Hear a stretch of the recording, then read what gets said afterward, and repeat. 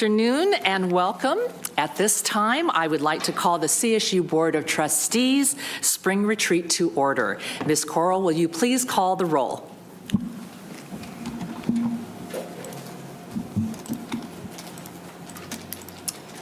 Trustee Adamson. Present. Trustee Aguilar Cruz. Trustee Arambula. Here. Trustee Brar. Here. Trustee Clark. Present. Trustee Fagan.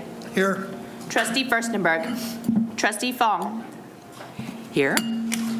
Chancellor Garcia. Here. Trustee Ghilarducci. Present. Trustee Gilbert Lori. Here. Trustee Kimbell. Here. Trustee Lopez. Trustee McGrory. Trustee Molina Mancio. Here. Trustee Ortiz Morfitt. Here. Trustee Rodriguez. Here. Trustee Simon. Trustee Steinhauser. Trustee Vargas. Here. Trustee Melikar. Here. Chair Fong, we have a quorum. Thank you, and again, good afternoon. I want to thank you all for being here today for the first ever CSU Board of Trustees Retreat Part 2, also known as our Spring Retreat. Thank you for investing your valuable time as we follow through on our shared commitment to building an even stronger, more effective, more proactive, and more strategic Board of Trustees. At the November retreat, we called for this spring convening to continue the work we started then so that we can sustain meaningful collaborative work by engaging the CSU's leadership. This board, Chancellor Garcia and her team, and our university presidents, in areas where the board's collective and individual efforts are most needed and most appropriate. This will include longer-term strategic planning and breaking down any and all existing silos so that we can use our collective strengths and remain unified in our shared vision for this university system.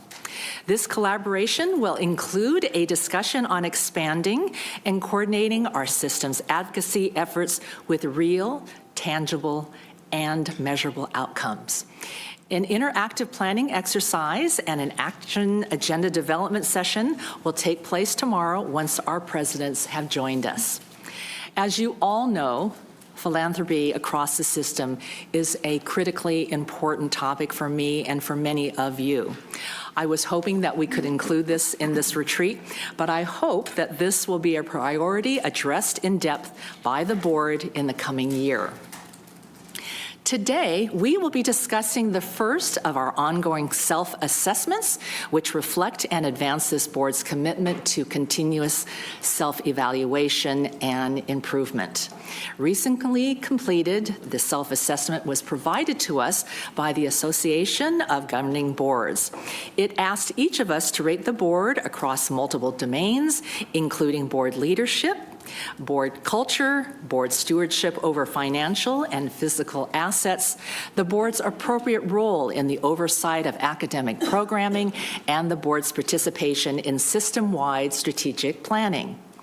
The results will be shared and placed in context with recommended action steps by our first presenter, Dr. Charles Chuck Welch, a former university system chancellor and the current president of the American Association of State Colleges and Universities. That session will be followed by Chancellor Garcia's report on the CSU's progress toward achieving our shared 6-month goals, as she first outlined during the November retreat. She will also share with us her process and timeline for structuring a system-level strategic plan and the action steps she will take over the next months to lead this critical effort. As I mentioned a moment ago, tomorrow we will meet with our presidents, who will be joining us tonight for dinner, to work on a collaborative advocacy plan for the system.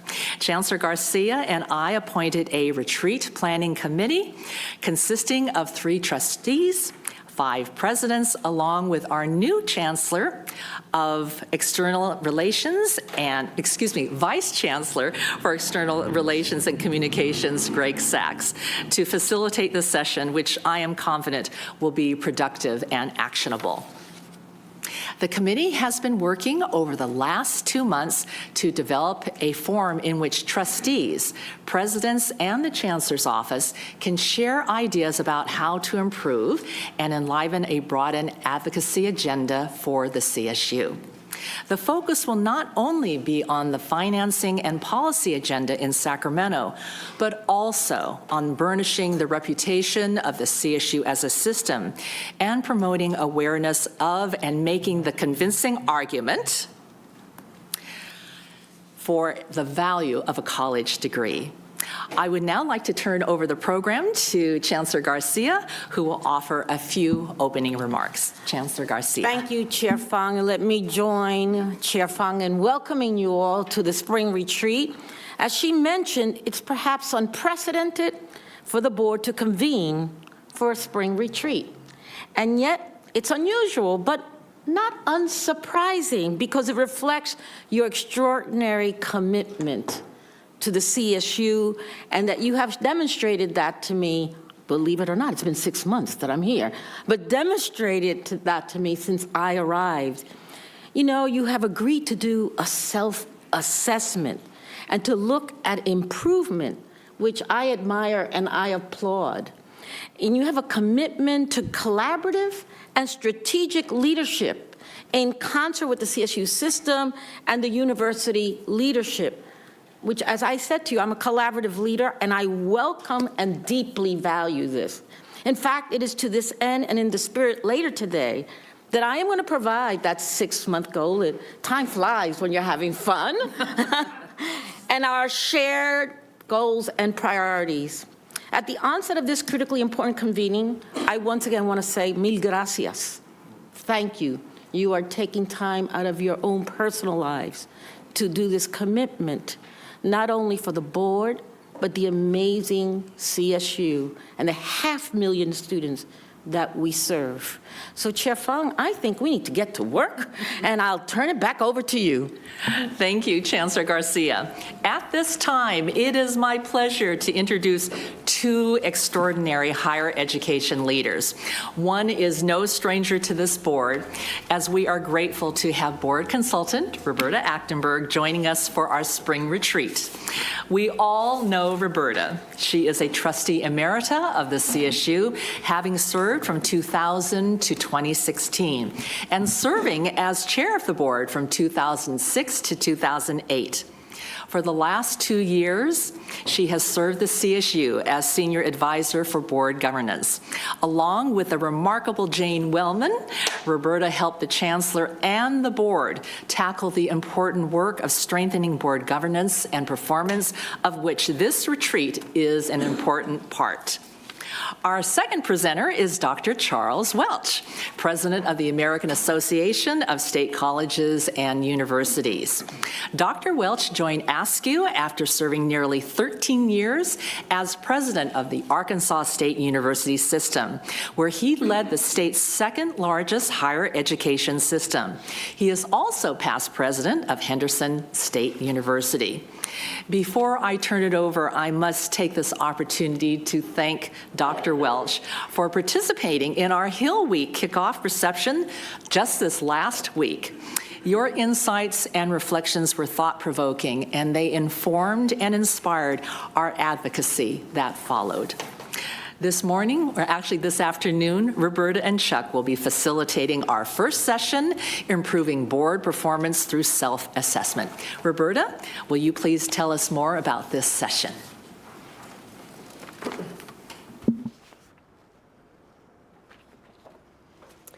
Thank you, Chair Fong.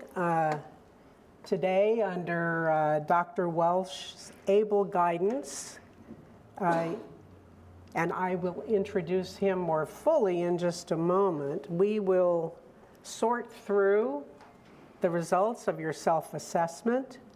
We will devise an action plan to address those results, and we will take stock to determine strengths and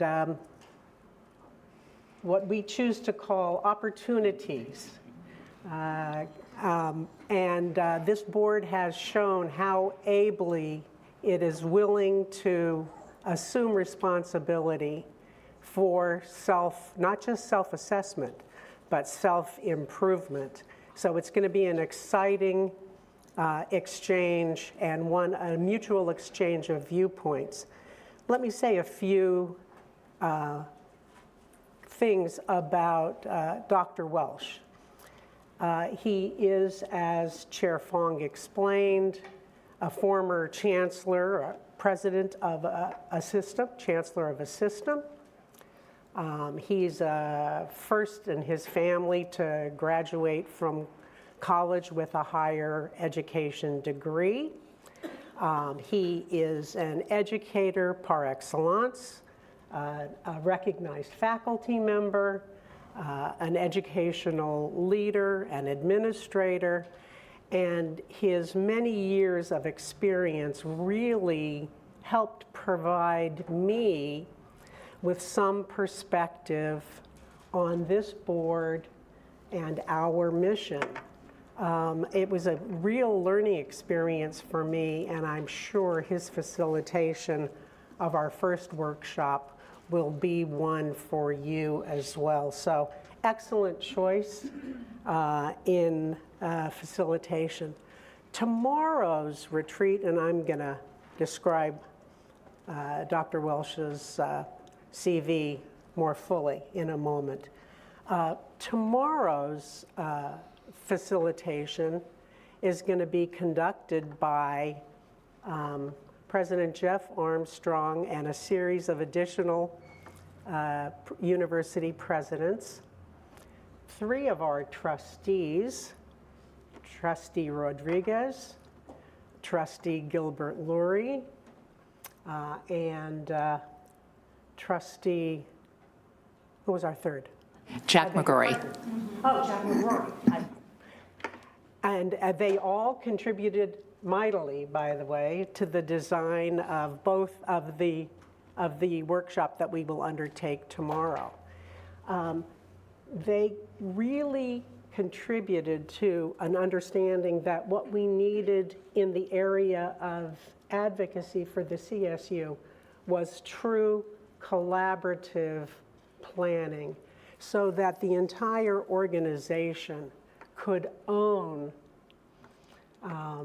the plan going forward. And their contribution to the design of tomorrow's exercise was really extraordinary, and you'll see it, and their leadership will be provided throughout. They too, post tomorrow's workshop, they too will help us design the action plan that will come from your brainstorming session tomorrow.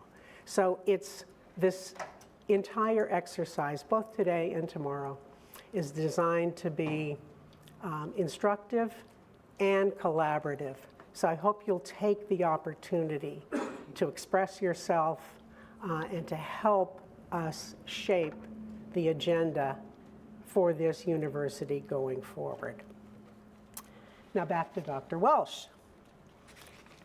As Trustee Fong said, he is the current president and CEO of ASCU, having formerly been a chancellor of the Arkansas system for more than 14 years. He was also a university president. He was also president of an association of community colleges, so he has that experience as well. He was a faculty member. He was an academic administrator, and he has paid a good bit of attention to developing academic leadership at the post-secondary level. So he's got it all, and I think it'll show. As I said, he's a first-generation college student. He was awarded the title of emeritus faculty and emeritus president of his system. And perhaps the highest honor of all was that a system was created, a presidential scholars program was created upon his retirement and was created in his name. So I know as people who serve the students of our precious systems, to have a student fellowship created in your name is the highest honor indeed. And I'm told he was most deserving of all of the accolades that he has been accorded. So without further ado, I'd like to ask him to facilitate our first workshop.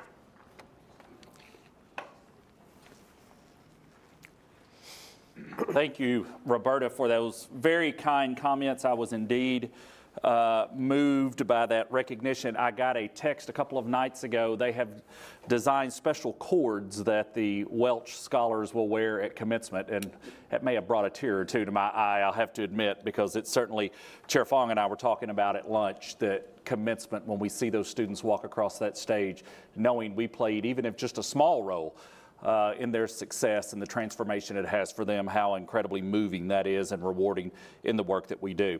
Let me start by thanking Roberta. What an incredible resource. Not only for me, but I know for each of you. She has her memory, institutional memory of this body, and her understanding and her very obvious commitment and love for the CSU is evident in everything that she does. So Roberta, thank you so much. It's been my pleasure and honor to be able to work with you. I'd also be remiss if I didn't thank Rachel and December and Danielle. I haven't been able to read anything other than CSU materials for the last few weeks because of you guys, but I'm deeply appreciative. You were always there, and anything I asked for came just like that, and really helped me gain some deeper perspective, so I want to thank you as well. To the board, let me say that I am a very informal person, and I want this to be an informal conversation today. I want you to feel free to engage, jump in there, because I think that makes the strongest presentation possible. I will afford some specific opportunities for discussion, but it's not limited to those. If you have a question, ask it. Jump in. I want it to be that way. And let me say before I start any of this that you are in a really good place. You really are. There are a number of systems across the country who I know would love to change places with you. Now, that's not to suggest you don't have your challenges. It's not to suggest that there aren't things that have to be addressed, but in terms of the composition of this board, the way that you work together, the structure that you have, even when we talk about opportunities today, and Roberta kind of laughed because we talked about that, how do you phrase these? They truly are. And in many of the instances, you are already addressing them just very much in the early stages, and so we'll talk about how you carry that on. Roberta mentioned that I had been a campus and/or system president for 20 years before I stepped into this. I got started, I was 31 when I got started, so probably jumped into it only because I didn't know what I was getting myself into, but have had the opportunity to work across multiple systems, as well as campuses that weren't in systems. And I will tell you, I am a massive proponent of systems and what they can afford the individual campuses, as well as the faculty and staff and students who make up those campuses. I'm going to share my opinions today. Let's keep in mind those are my opinions, and I would welcome you challenging those, but I'll tell you some things that I've noticed that I think are appropriate. The other thing is, and you noticed we've already stumbled on this, so in Arkansas, the system heads are presidents. The campus heads are chancellors. I'm going to try to use California terminology all day today and talk about, but if I mess that up in a little while, just kind of think of it in that respect, that's what I have lived through. The other thing that I want you to think about as we go through this today, during my most recent 13 years, we had 4 words that we always tried to abide by as a board, and then certainly as my role as the chancellor. I'm already getting started, Millie, here saying chancellor instead of president. Correct me if I get it. They were strategic, efficient, analytic, and accountable. And everything that we did, we tried to build around that, making sure that the limited resources we had, were used strategically to make sure that the processes we undertook, we understood why, that we were as efficient as we possibly could be in everything that we did, and I'm going to talk about both of those today. Analytic. Higher education administrators are probably the world's worst, myself included, about being anecdotal. And so we really wanted to get away from anecdote and get to data and facts and statistics to ensure that what we thought we knew was indeed what was occurring. And then certainly accountable. We're accountable to our students to ensure that they have a positive experience and can graduate. We are accountable to our faculty and staff to ensure that they have a working environment where they can pass that learning on to our students. We're accountable to the families of our students who are helping to ensure that they're able to attend. And then certainly we're accountable to our communities and to the state. And so those are areas that you'll hear those recurring themes also in this conversation today. But what's interesting is all four of those areas rose up during your self-evaluation and then some of the subsequent analysis that I have done. So let's start with just a general overview of the survey that you did. So, and first of all, let me commend you for doing this. I don't think enough boards do regular assessment of themselves and ask the questions, are we doing the right things? Are we focusing on the right things? Do we have the right structures in place? So I want to commend you. So we had 21 respondents to the survey. 57% of the trustees responding have 3 years or less service on this board. Now, I point that out, and that's not a negative at all. I think it can also be a positive, but it does in and of itself lend to some issues that need to be addressed. Perhaps in some instances, there hasn't been an opportunity to even for the full board to engage on some of the issues that were brought forward because of how youthful the particular board is. The greatest strength that shone through from this effort was board culture. And I'll be honest with you, if everything else was a negative, that needs to be the first thing where you're positive. If you don't have that strong board culture, it's hard to do a lot of the other things. So I want to commend you on that. It was across the board understood on the strength of the culture. The greatest opportunity came in the area of mission and strategy, and really just strategy. And I'll talk more about that as we go along here in moving. The key takeaways that I had. First is, as I said earlier, this board is in a very solid position. The results were overwhelmingly positive. It was clear that you all believe in what you're doing, understand why and the role of the board. Strong leadership and trust exist, and that's another key component. Now, trust does not mean agreement. It does not mean that you all have to think the same way, but it means that you trust that you're here to have the best perspective and approach on what you want to do. Also, strong leadership both at the chancellor's office level as well as in your board leadership, which also is critically important.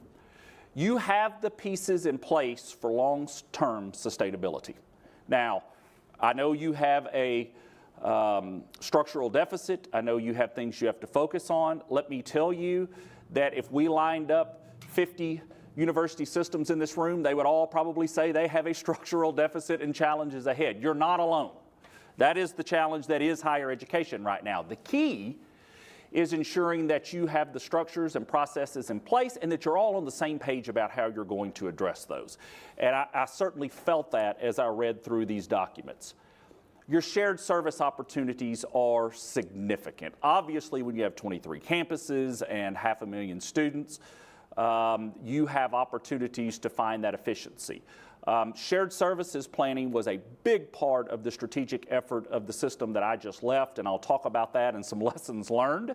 But I do, and I know you're already working on this. And I read the report, I think it was just in March maybe, the report that was released talking about your shared services strategies, but we'll talk about some ideas there. And then your greatest opportunity is strategic planning, or the need for strategic planning at the system level. And that'll be something that I'll really want to make sure that we leave here today having at least a basic understanding about the difference between system level strategic planning and campus level strategic planning. And it's hard. And I know that my former board would struggle with that sometimes. I would struggle with it sometimes as the system head. But we'll talk about that in a little bit greater detail because there is a real opportunity for this system that I think is probably the greatest opportunity that's before you.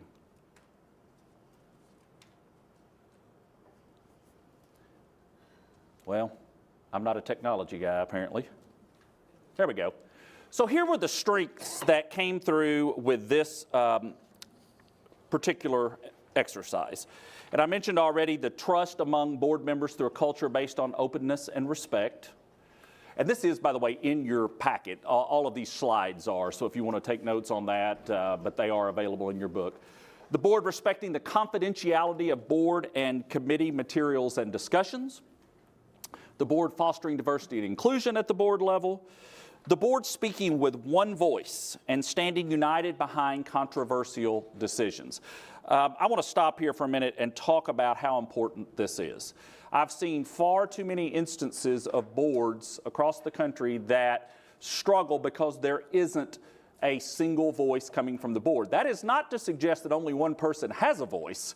That's crafted, obviously, when you're together like this. But once that is to go out into the public, it's important that that there is that one voice that continues to go through. It seems that you recognize that. You've been practicing that. And it's something I want to encourage you to absolutely stay on top of. The board elects a chair who can effectively lead the board and build a partnership with the system head. I want to compliment Chair Fong. It's obvious that she has done a tremendous job during a difficult transition period. It's obvious you recognize that. I mean, that was clearly evident coming through. And you also have a strong board chair structure. I looked at your structure, the way that you've set that up. I like it. I think it's one that works well across transitions and one that works well with the Chancellor's office, so I want to commend you that as well. And then the last was reviewing and approving compensation of the system head and campus chief executives, the full board. Really, I want to take that a little bit further than compensation, but also in the selection, because I know you have a new process there as well that supports the Chancellor in her efforts, and I want to commend you on that. And I will talk a little bit more about all of these as we move forward. And then in terms of opportunities, the first one is just what you just did. And I'll talk about this in greater detail, but regular assessment activities, not doing it once and saying, oh, well, we checked that box off, but continuing to do that as you move forward. The second is board stewardship. Chair Fong mentioned this actually in her introductory comments about your role as the fiduciary oversight entity of both educational quality and physical assets, as well as the financial health of the system. Strategic planning, I've already mentioned that. You're going to hear those words today till you don't want to hear them any longer. Shared services through interinstitutional cooperation and system efficiency. And then advocacy. And your role as advocates. Now, I know that this is going to be a topic of discussion tomorrow, but I'm going to kind of set it up for you, or maybe make a few of my comments and then lead that on in, because I do believe those are opportunities as you move forward as well. As I said, I will go through each one of these one by one and talk a little bit greater detail. But let me stop there, just take a pause for a minute. If you thought about these are the greatest strengths of our system, or these are the greatest weaknesses of our systems, or the greatest opportunities, any of this surprise you? Anything missing? Or is this about where you thought it would be? Yes, Leslie. I think the only thing that surprises me, I think this is a great summary of, this feels like where I think we're at, aside from being set up well for long-term sustainability. That surprises me that you see that as a strength rather than an opportunity today. Good.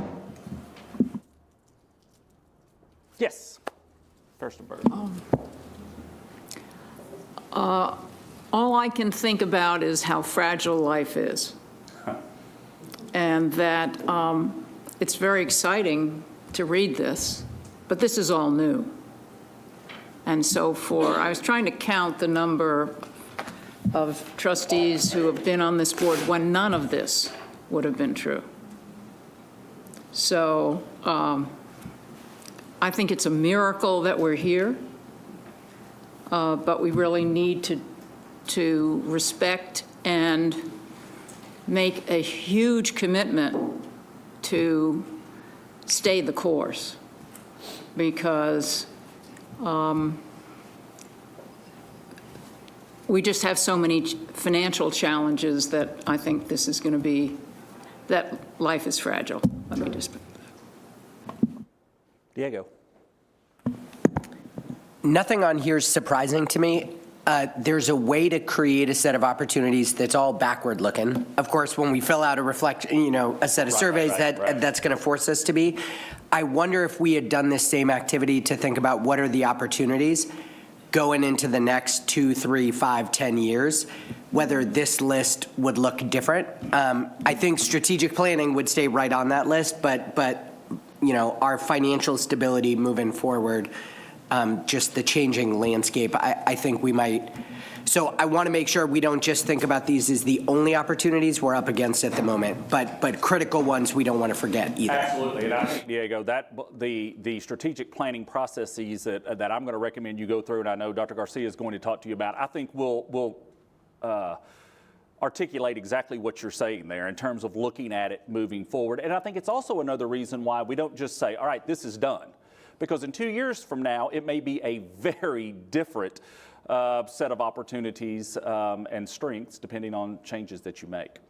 Thank you. Anybody else? Yes. As one of the new trustees, I'd just like to add to the strengths that you had listed for us and say that I think the onboarding process that the trustee secretariat office and Roberta and many of the people in the chancellor's office staff helped new trustees with is very important. I had 2 days of new trustee onboarding orientation, and I went through each of the sectors of what the chancellor's office does and the information and the regulations and the processes that went on with it. So I think that's really important context for any new trustee. But I also have to say that the board chair, linking me with other trustees, if I had questions, I would turn to them for help, was also very important. Good, thank you. Larry.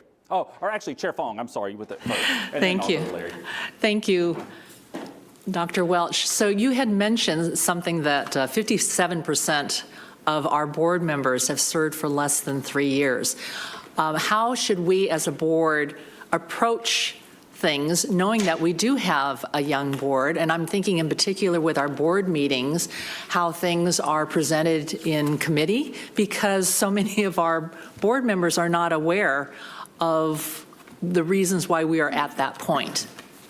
That's a great question. I mean, I think, let me start with, I think what Darlene's talking about, the onboarding piece is so critical right out of the gate. But one of the things that I was always tried to be very careful with our board was, and this kind of goes to Diego's point a little bit, was let's don't talk about the past, let's talk about the future. We can't change where that is or what's happened, with the understanding, though, that you do have to have some of that base understanding of why we do things a certain way. And so I think it's that fine line that I would encourage you as you go into board meetings or you go into committee discussions or you go into retreats like this, that perhaps when you do have an issue or there's some structure or thing put in place, that you do have that conversation about, let us give you a quick background. Let me give you an example. So one of the things that I didn't include on this was there were some odd scoring on the chancellor evaluation process. And I realized that 57% of you have never engaged in a chancellor evaluation process because of some of the unique situations you've had with an interim and with that sort of thing. And so I do think that when you get to that first time that you do that, it's going to be important to understand, how was this developed? What processes did we go through? What are the key pieces of it, so that you don't just launch right into that? I do think that would have probably been helpful with this survey, if perhaps there had been some more time to maybe think through some of the questions and perhaps have some background information provided, because it was clear on a few of the questions it was just a lack of understanding or knowledge. And again, that's no one's fault. It's just the nature of the youth of this board. And so I think and Roberta, I think, could be helpful from that standpoint as your consultant in saying, all right, we're getting ready to talk about X issue. Let's make sure that these have been the 3 most critical incidents, issues, happenings that led to the need to do this project. This is the way that we went about structuring it and determining how it happened, and maybe giving a general overview to those that weren't there. One of the questions I talked to Roberta about is how many members of the board have been here through all of these transitions, and she and I talked about that, because I think that is really important, that you don't just launch into it, that everybody has a common understanding of why, how, and the way that it has evolved over time. So I think your consultant can play a role in that. You're going to talk about legislative advocacy. What have been the historic processes? What have been the policies? What has been the role of engagement, if any? That's important, I think, to have those understandings. So I would, but don't get so far into it that everybody's looking backwards instead of looking forwards. Larry. I do believe that there is a immediate opportunity that this board needs to take some ownership moving forward, and that is the whole perspective of higher education in the public right now. And what is our role in addressing that? Now, it could fit under strategic planning or advocacy here. I just look at the way you define it, and I don't see that. But there is immediate need for boards like ours throughout the country to start speaking up and not being silent on this issue. The latest Gallup poll is 36% of people don't have confidence in higher education's value. I think that's a huge issue for us as we move forward in the immediate and an immediate need. I want to comment on that real quickly, if I might. You're going to make a comment to that, and I'll. So one thing, Larry, that we are going to do tomorrow is address that, hopefully in our breakout sessions. You told me that's why I brought this up. Thank you. Thank you so much for that soft pitch. Absolutely. And Larry, I want to commend you. You're spot on. This is something that I have literally spent, so I've been at ASCII for 2.5 months, and I've talked about this issue more than anything. The valuation of higher education, or lack thereof, among such a huge piece of the populace. And here's the problem. People are basing their valuation on a handful of institutions that look nothing like any of the 23 that are in the CSU. There was I'm going to have an op-ed coming out in the next few days about cost, because there's a publication called Inside Higher Education that I would suspect Dr. Garcia reads first thing in the morning, just like I do. It pops up in your email. And there was an article about how we've crossed the $100,000 cost threshold, right, at Vanderbilt. One institution, right? I had a call with a reporter from CNBC a couple of weeks ago talking about FAFSA, and I'm sorry I brought that up. We talked about it at lunch and depressed ourselves, but she was saying to me, aren't you worried about your students at ASCII institutions? Aren't you worried about your students? Which, by the way, 22 of the 23 CSU campuses are ASCII members. So when I talk about ASCII campuses, it is the CSU. But she said to me, aren't you worried about your students and this FAFSA problem not being able to figure out where they're going to go because they don't know what their offers are going to look like at multiple institutions? And I said, first of all, that's a fundamental misunderstanding of who most of our students are. I said, most of our students are less concerned about where they're going to go and whether they can go at all, right? So we've got to change the narrative in this country that we're all elitist, that we are all woke, that we, whatever that term means, that we are all focused on, we're not focused on student success, that we're not, addressing the needs of our business and industry or of our states. That's not our institutions. And so, but I will say this, I can say it till I'm blue in the face. Dr. Garcia can say it all day long. We're paid to do that. Each of you have a much more powerful voice, and I know you're going to talk about this in the advocacy efforts, but I think to your point, Larry, it's not just about saying it to policymakers either. It's about talking about it to the general public and having a greater understanding. Dr. Garcia? I couldn't agree with you more, Dr. Welsh. One of the things we did last week, Washington, D.C., we had a whole day of meeting with media, talking about exactly this. And we do need the board to speak up, because they paint us all with the same paintbrush with the elite institutions. They don't see the difference. They don't know the CSU in the way, or ASCU institutions, which is one of the things I did for 6 years. It's talking about the value of who we serve. Yep.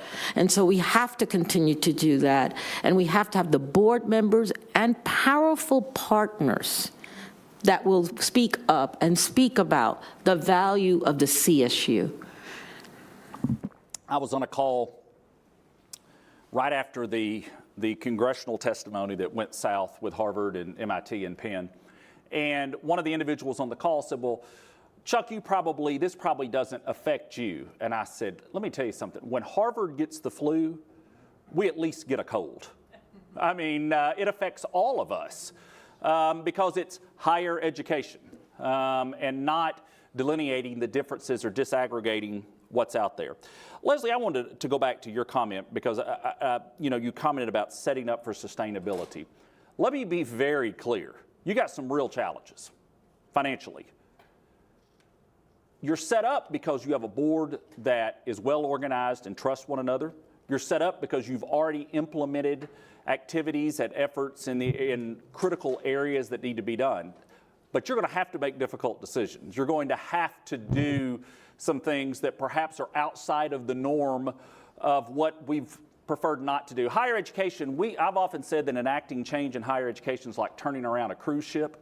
It takes a long time and it's hard to do. We don't have that luxury any longer. And so when I say you're primed for sustainability, please don't misunderstand. There's still tough decisions and difficult days ahead. Check one. But it's also difficult for all of higher education, not just for the CSU. Drew? We all right over there?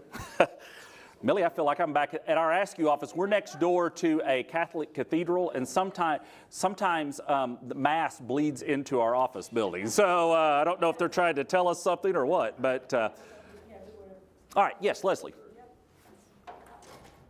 One other thought as we were, in this last part of the conversation triggered one thing, another opportunity, which is reestablishing trust. And I do think, particularly within the state, our state has changed a lot over, in the time that the CSU has come into being. And, and we live in a world where there is a lack of trust and a lack of trust on the part of anyone who is in authority. So, and we hear this a lot from students at our public comments, and they look at us and just think we do not understand. Yeah.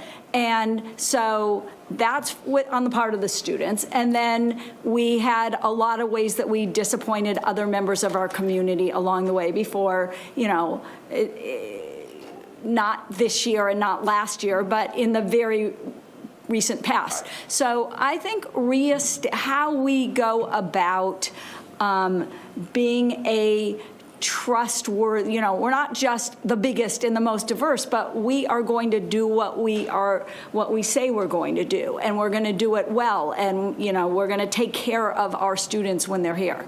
So that seems like an opportunity also, and and we use the word collaborate a lot, but with whom do we collaborate, and how do we work with them? Great one. All right, anyone else? Yes. I feel like this is something that I've been hearing from my fellow trustees about. We've talked several times, and our chair's been holding this issue of communication and strategic communication as being such an important aspect of it. The value of education, the trust factor, those all fall under like a strategic communication component. And so I'm wondering if that needs to go under our opportunities too, because it does, strategic communication also goes along with advocacy as we're building our making sure our message is getting clear across, not just to our legislators, but across the board. So I really think that needs to be a part of this, and we need to keep it top of mind is how are we delivering this message? It's also critical for enrollment. Great point. Okay, let's move in then, and we'll have many more opportunities to talk about these issues. So if you come up with other things, we will jump to that. But let's get into one of the things that Roberta told me is this board loves action steps. Which is great, because I can also tell you that I've been in organizations or seen boards that love to sit around and talk for a couple hours and then leave, and guess what? A year later, they were sitting around talking about the same issues all over again. So I do think that's very important that you have action steps and that you take those. So the first action step, and this again goes back to the opportunities that I had listed, has to do with regular board assessment activity. I will tell you that now this is anecdotal, here I go again, but I don't believe that there are as many boards, particularly public boards, that go through the exercise you just went through in terms of self-assessment, reflection, and understanding. And I think that it's something that would be very valuable, but it can't be a one-time occurrence, because you may have 5 new members 3 years from now. You may go through a very difficult set of circumstances. There could be, God forbid, another pandemic, any of those different kinds of things that could create different dynamics for the board. So you have to do it regularly. So what does this look like? What is the frequency? And what is the assessment tool and topic areas that you look at? So let me kind of get out of order here and talk about frequency first. You don't want to do it every year. But you don't want to let it go too long. My recommendation on this is going to be that you develop a process and an instrument every 3 years to look at yourself and determine where you are and what you're doing. My recommendation is that the Office of the Board, in conjunction with the Office of the Chancellor, so that you're all on the same page and there's mutual understanding, develop that process and develop that instrument. Now, in terms of what does it look like, there is no one-size-fits-all, no one perfect way to do that. This was obviously a strictly quantitative survey of 32-ish questions, I think, something like that, that you took directly from AGB, Association of Governing Boards. It can be another quantitative survey. You could have a retreat where there's a qualitative component. You could have some individual interviews. You could do focus groups. There's a number of different ways you can go about that. If you wanted to dive deeper into some of these issues, perhaps, than what a quantitative survey will allow.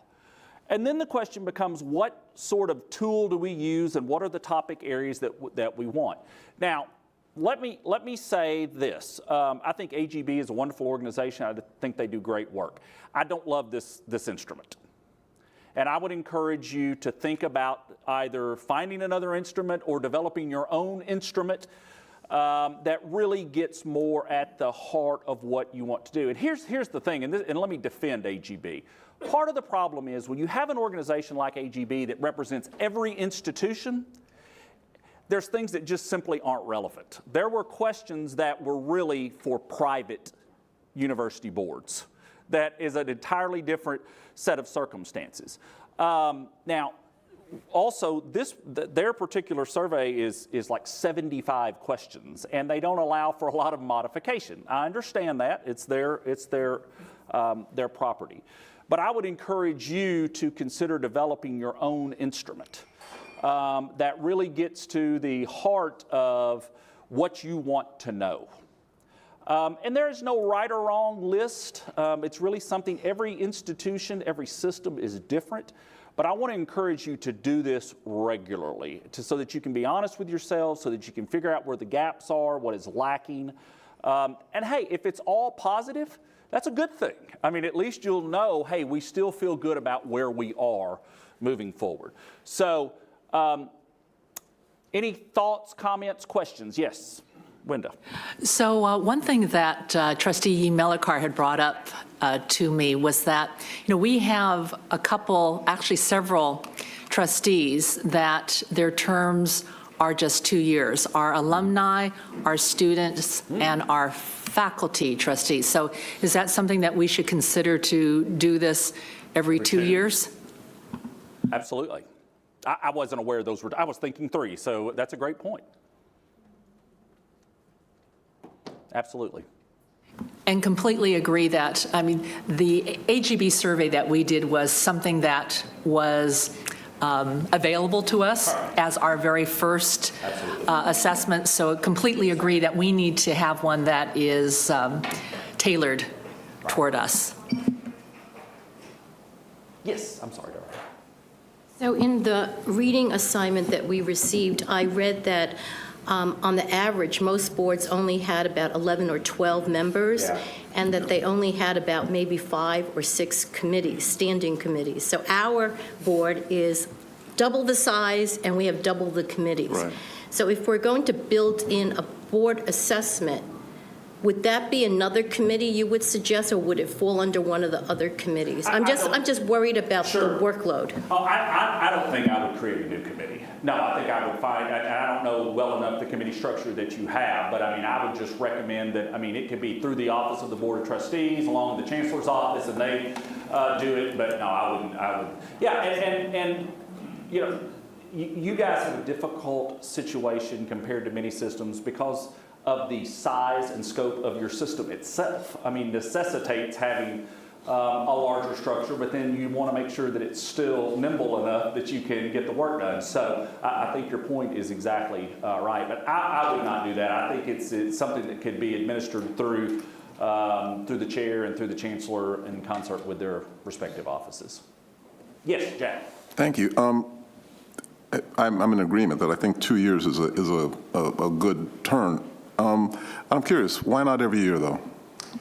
I think if you get it every year, I'm not a big fan of doing anything every year, quite frankly. I think that sometimes people just start to they just think, oh, we just did this not too long ago, and they don't put as much time and thought and effort into it, whereas if you have it every couple of years, I think it gives you a little bit better perspective. And also in a year, even if you implement processes, it's going to take probably a year to get those implemented, and you may skew your results a little bit in terms of what's out there. By 2 years, I think 2 years is fine. And I think by 2 years, you probably lessen that just a little bit. Now, that's not to say that you shouldn't be looking at data and reports and trends annually, and we'll talk about that a little bit more when we get over to the fiduciary oversight and strategic planning. But on the actual assessment, I would do it every couple of years just because I think you'll begin checking out on the process if you do it that frequently. Good.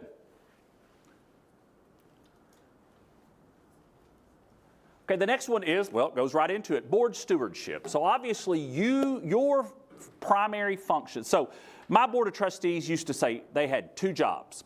One was to determine whether or not I remained employed, and 2 was to provide fiduciary oversight of the system. Those were their 2 primary job functions, and everything else fell up underneath that. Obviously, this is a big piece of that puzzle. Now, physical assets stood out in your results. Fiduciary responsibility in terms of financial reporting and such did not necessarily come out in this survey as large, but I put it in here because I think both of them go in there very well. And then obviously educational outcomes and student success. I thought it was interesting. Your last strategic plan was in 2008. The chair of this board was Roberta Achtenberg in 2008 that did that last strategic plan. And as I was reading through that strategic plan, it was interesting. Many of the items that were listed in 2008, I would fully expect to be listed in 2024 or 25 when you release your next plan, including these areas.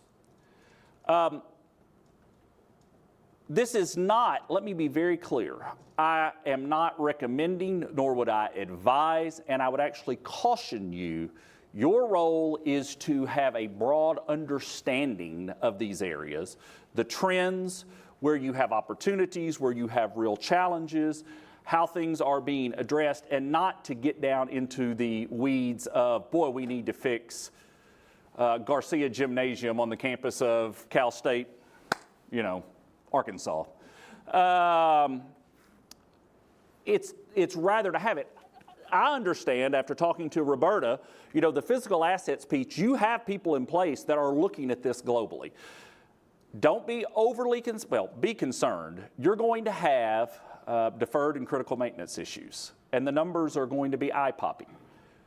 Every state in this country has critical and deferred maintenance issues, and the numbers are eye-popping, all right? Particularly those that have more campuses and older campuses. But it's important for you as a board to know because some campuses will be in better shape than others because of the nature of the campus, where it's located, the age of the campus, the types of buildings that they have. I mean, there's a whole different host of issues. But what I always did with our board is, so the state of Arkansas actually conducted something called a facilities audit program, where they would come in every 2 years and look at all of our facilities, and there was a scoring system, and they had estimates based on how much we owed and such. And we would provide all of that data to our trustees. Now, we did not break that down into every building, and this one's worse than the other or any of that, but we asked the campuses to develop plans for how they were addressing that, both from a priority standpoint as well as from a funding standpoint. What are the strategic plans that you have, so that we could share that with the board on an annual basis to look at it. Same thing with finances. And when we talk about strategic planning here in a minute, you're going to see some specific examples. But again, making sure that you understand the trends, where the opportunities are, the gaps are. You may think you have all of this, and if you do, that's great. It's making sure, though, on a regular basis that you still believe you have the information you need to make a good decision.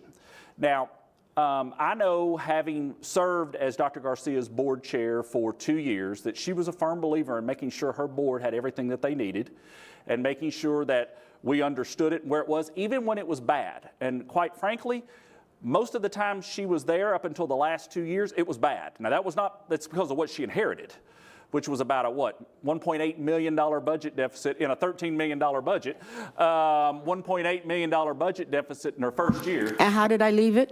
She left it with, we're going to have a $1.8 million budget surplus this year, Dr. Garcia. So, absolutely.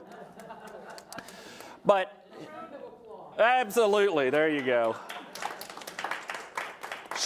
She was always good to say, look, this isn't pretty, but this is reality. And I think that's so important that you have that trust.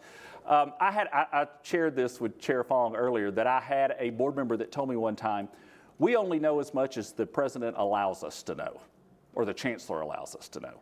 And that's why I think it is important to have that strong board chair relationship and with the chancellor's office to ensure that that information is flowing in both directions and that you have these reports. And the other thing is, our board required reports that also weren't created by us. So perhaps it's through Moody's, or perhaps it's through some other third-party entity that is reviewing your finances, so that you have, obviously you have audits too that you can look at, but there are other ways to do that to ensure that you have all of the information that you need. And then certainly educational outcomes and student success. How are we doing with graduation rates? How are we doing with retention rates? How are we doing with student mental health issues that we're addressing? Disaggregate the data. That's the one piece of advice that I will give you, because graduation rates may look okay, but if it's only white males that are graduating, you've got a problem. So make sure that when you look at that data, it's fully disaggregated as well, to ensure that you're seeing that success across the board in every area. That was actually one of the chief recommendations of the Gates, Bill and Melinda Gates Foundation Post-Secondary Value Commission, which was co-chaired by former ASCU President Mildred Garcia, that tried to look at how do we start addressing some of this valuation, and how do we rebuild trust. And one of the things was that disaggregation of data, because we know that there are areas that we have real challenges, and other areas that it's not so great. So my recommendation here is that the Office of the Chancellor work with the leadership to develop the appropriate data monitoring and reporting processes. Now, you may say, we really like what we have right now, and that's okay, but it's important to look at that, make sure you're getting the information that you need, and make sure you're getting it in these 3 areas. You can do annual dashboards, you can do, and so we went through a process in our system of developing an annual dashboard that included let's say 20 data points that were the most important to the board. All right? The board said, we don't want to see 200 data points. We want to develop what we think are the 20 most important. And we narrowed that down. It took a lot of time and discussion among the board. And then every year, once a year, the board would review, and we showed them 1 year, 3 year, and 5 year performance results, so that they would get a sense. And it went from everything from enrollment to graduation rates, retention rates, days cash on hand. That was an issue our board really wanted to see. That was a figure that was calculated by Moody's. They looked at our composite financial index. Is CFI part of your accrediting group, Millie? Did they do a CFI? Y'all are in, yeah. So we were in the Higher Learning Commission.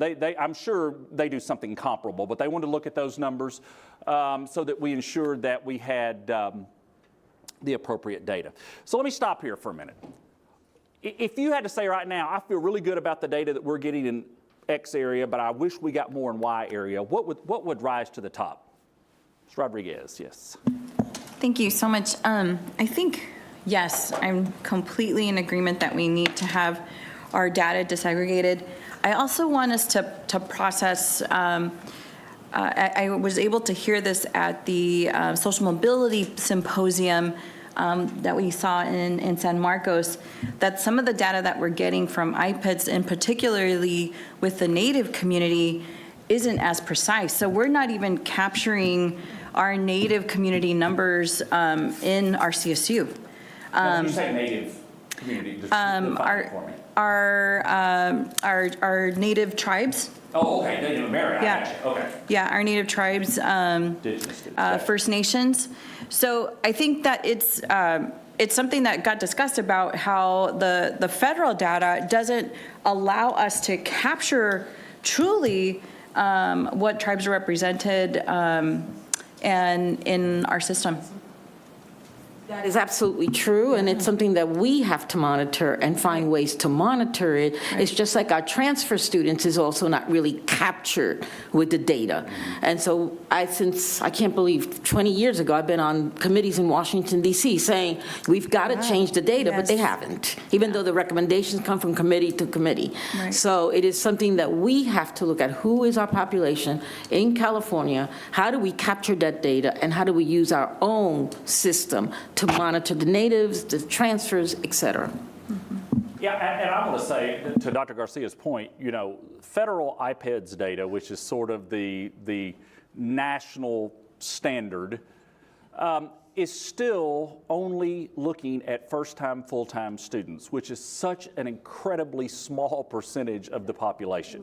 If it takes a student, so 6-year graduation rates is the norm, 150%, right? If it takes a student 7 years to graduate, they're deemed a failure in a lot of these reporting structures. That is certainly not a failure, particularly when you consider the patterns. One of the challenges that we have, too, with the valuation of higher ed is too many policymakers and the general public still think every student is 18 to 22 and going full-time. And that is clearly not what is happening anywhere right now, and it skews the data as well. So Dr. Garcia is right. Just looking at graduation rates on that IPEDS data is not telling you much, and it's probably telling you a story that is just factually not even correct for the CSU. And then certainly when you get into specific categories, I think that's a great point. Who we got? Oh, I'm sorry, Arlene, excuse me.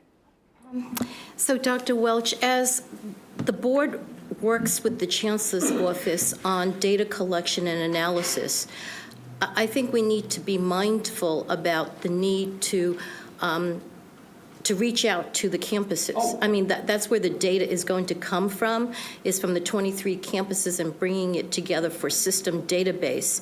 So in doing so, I think we need to focus on what I would call the 3 C's, the communication that goes out, the consultation that needs to take place, and then the collaboration in bringing that data together. And I think all of that is underscored by time management. And so what would your advice be for the board in working together with the Chancellor's Office and involving not only the campuses, but also the faculty, the staff, and the student consultation that sometimes needs to take place too? That is a fabulous point. Thank you for making that. That was in my notes, and I skipped over it. So one of the things that we did at our system level, we did a system-wide efficiency study.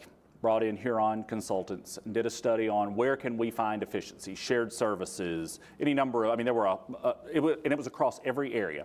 And the number one deliverable that came back was data and research. And one of the things that Huron said to us was, you are really good at producing data, and you're even better at producing data. You're not doing anything with it. You're reporting it, right? You're not analyzing it. You're not really looking at it across the spectrum. So we hired our first ever personnel for a system office of research, which I'm sure you have something in place. And then that group put together a committee that worked with members from each of the campuses.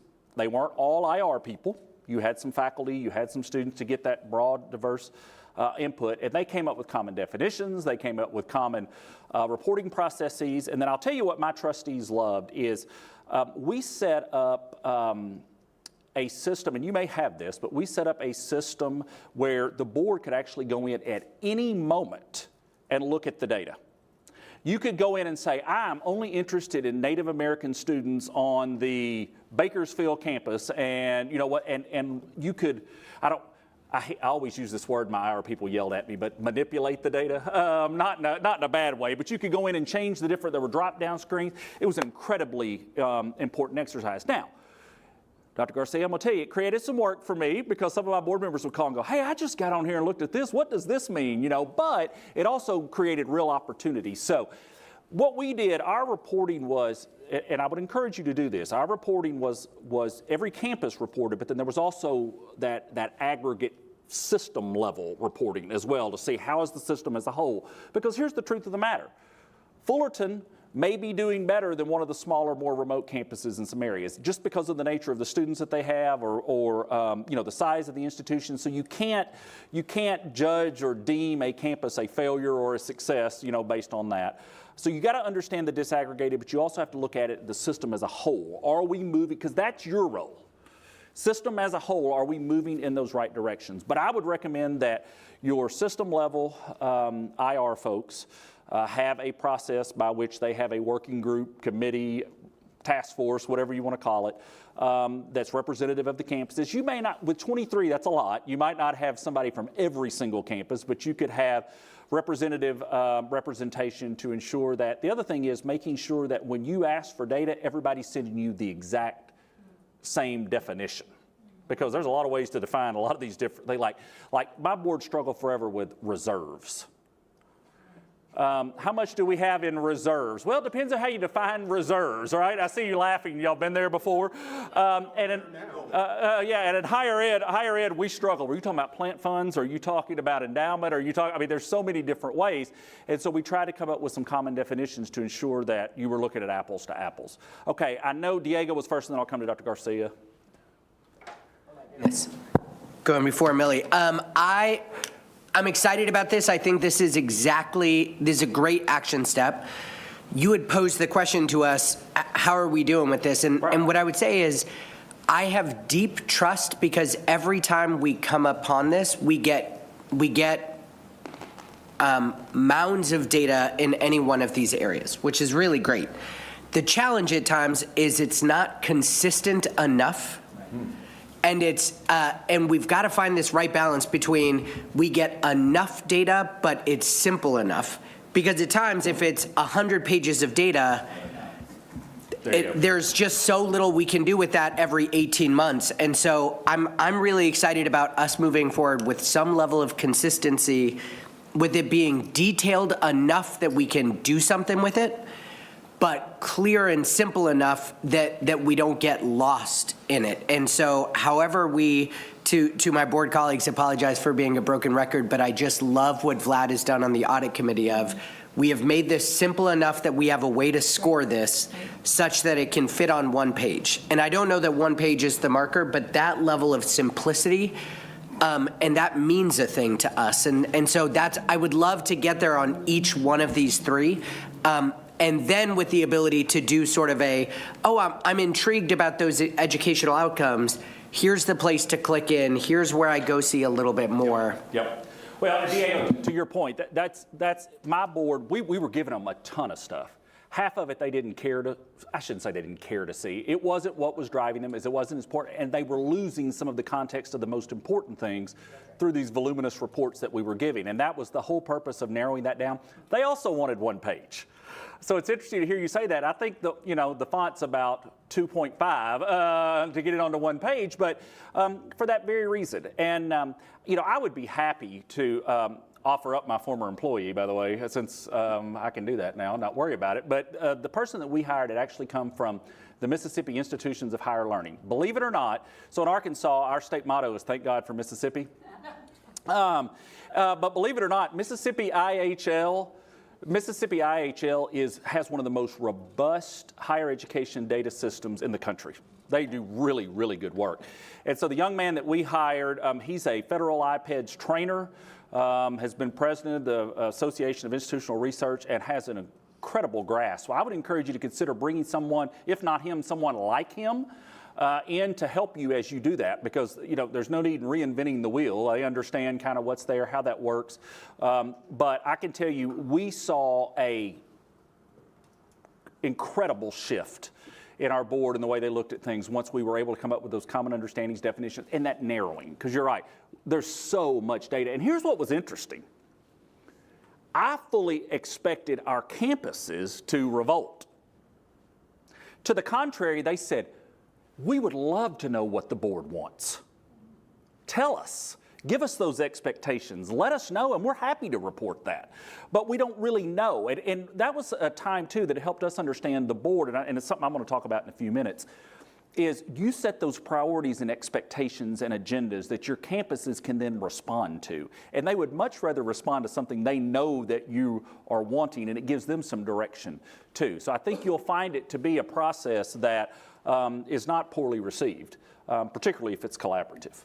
Okay, I don't know if it was who we had. Leslie, okay, we're going to go over here. I just want to add one thing to all of this. This has been on my list. Good. And the opportunity that we have is not only simplicity and giving the data, it's the trends that the data is saying. Mm-hmm. That is there is our opportunity. Having been a president here for 12 years, what we need is, what are the trends that are coming from this data and national data that is going to hit California? And that, too, is what we need with this data. Go ahead, Leslie, and then we'll come back to Linda. Just to add to that, so this conversation is something that we as a board really need to balance, because we're talking about board stewardship. A lot of the things that we can fall into is the actual getting into the weeds. No question. So we need the data, much like what Diego is saying. We need it simplified. It needs to be able to answer our questions, but not get into the actual weeds. And I'm really happy to hear what the Chancellor just said. Thank you. Absolutely. You're going to hear me talk about that quite a bit here in a few minutes, Linda. That's a great point. So I had 3 comments, and a lot of them I think might be just stating a little bit differently. But first of all, I think having a good strategic plan helps us stay out of the weeds, because it helps us gear our questions and the data we want to achieving our goals. So it's not, so much, it's not a matter of we want this building fixed instead of this building on this campus, but it's that we have a goal that we don't have dilapidated buildings, or we have a goal, and so our questions are directed toward those goals. And my other 2 points were and I think that also helps us collect data and ask for it ahead of the problem. Right now, it seems that a lot of our most detailed reports came after someone else came to us and said, you have a major problem here or here or here. And so I think having the strategic plan helps us ask for the information we need before the state's asking us for that information, or, reporters are asking us for that information. And then finally, this is sort of my restatement, but I think we could use more help having data presented clearly and concisely, and then here's what it means for you. And then again, taking that back to strategic planning, it's not only here's what that means in terms of trends, but also here's what it means in terms of your strategic goals. And so I think that would help us read it, because there are issues, including ones that we're very focused on, that sometimes we have so much data, we just don't know how to process it.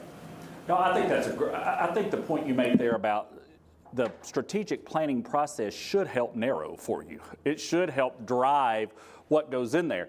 If you look at these campuses that have recently been in the news with their massive challenges and having to cut programs or having to close their doors, a common refrain you've heard from many of their trustees was, "We didn't know," right? That's the purpose of this, so that you know. It's not to be a punitive process. It's not so that you can pick on a campus, but it's for you to go, "Dr. Garcia, we're worried that, or we're really interested in seeing X. Can you make that part of your goals for next year, priorities?" And then helping her as she leads the system. But it's that making sure you're being proactive and out in front and have the information that you need to ensure that that oversight exists. Okay, over here, yes, Lily. So, Chuck, it occurs to me as we're having this discussion, and we often come back and say, the issue of the trustees getting too much in the weeds, right? And I think it would be helpful at some point, because weeds are very subjective. It's like one person's weeds might be, another trustee might think, well, that's absolutely what we should be focused on. So I don't know that, it might be helpful in in sometime in the future to actually discuss, this would be an example of something trustees should not be getting terribly involved in. Because sometimes I think we throw terms around and it means different things to different trustees. So, physical assets. In the weeds is when you start getting into individual buildings, or why certain things are prioritized over others, or why aren't we building this? Why aren't we doing that? It's more of the physical assets reporting is more about, here's the valuation of what we have, here's how much we have in critical maintenance, here's how much we have in deferred maintenance, here are the budgets that we're setting aside or the processes that we're using to try to address those issues. Period. That's what you need, right? You don't need Magruder Hall over here, we're going to put $5,000 in it, but well, why aren't you doing something to, Fong Hall and all that? That's what you have to do. So I think it's simple. On fiduciary responsibility, it's more, and again, this is when you go to these high level, days cash on hand,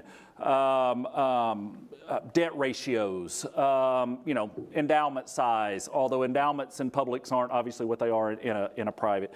Any number of different, looking at those high level figures, or maybe it's structural deficit. It's not getting into, well, why is this person only making $170,000 a year? Or why aren't you investing over here with Goldman Sachs instead of it's not that stuff. That's campus level management and operations. Yours is the high level. Where are we? How are we doing? What are the trends? What is our operating margin? Are we ending the year in the red? Are we having to spend down reserves? Those kinds of things. Again, keeping it at that very high level. And then educational outcomes and student success is graduation rates, persistence rates, retention rates, those kinds of key issues that are, and possibly, I'm going to open up a whole other can of worms here, possibly academic program review and performance as well in that educational outcomes. And we can talk about that more in strategic planning, but understanding your programming, your mix of programming, which of your programming is still relevant, which of your programming is still in the right direction. But again, keeping it at that upper level, not getting down into specifics, and really trying to stay away from campus specifics. Really trying to look at it globally. Now, that's not to say if you have a campus that's having a real challenge, you're not going to say to Dr. Garcia, help us understand what we're doing there. But really trying to look at these things more globally to make sure across the board that you're where you need to be. Are you rated by Moody's, Steve? Is that who? I think Jack also has it. Yeah, both Moody's and Standard & Poor's. Yeah, okay. So you've got those external review agencies. Yes, I'm sorry, Jack. Yeah, I think this is a good discussion. What's the balance between what the chancellor's, what's the chancellor is supposed to be doing vis-a-vis the trustees, and how detailed should we get in the discussion at the chancellor level. And we always seem to get dragged into the weeds somehow, no matter what happens. But we need to have confidence that the data that is coming to us is simple, but it is accurate. And there's this, and I know Steve struggles with this all the time, and that is, okay, we don't want to be too directive with the 23 campuses, but if we're not too directive, the data we get is just mumble jumble because it's not consistent from one campus to the next. And of course, we discovered this with reserves, right? It never seems to go away. The campuses were treating their reserves differently in terms of the numbers. And we need to have confidence that if we get data, that we can rely on it. And I'm not going to Sacramento and testifying on something that I really don't have confidence in. And that's a problem. But I think we need to figure out the line between the chancellor's office and the trustees. And I know for me in San Diego, I get sucked into San Diego State issues every day, it seems like, or San Marcos issues. And I think the Central Valley trustees are probably getting the same kind of pressure from outside the campus. I mean, we need to rely on the presidents to do their job. But you do get, you get a lot of lobbying as a trustee and to get involved in things. And I'll call Millie and say, I'm not going to get involved in this, but here's the issue. So, right. So I agree with you 1,000%, but we do have to be directive with the presidents on what is it that we need and have a consistent definition of what we need. That's where we have to be directive. No, you do not have a choice. If we say this is how you calculate reserves, then we have to share that definition to all 23 and have them submit that. Absolutely. Jack, and then I'll come back to Leslie. So I really appreciate this discussion. I really appreciate what the other Jack said. I really. Handsome Jack. Oh, yeah.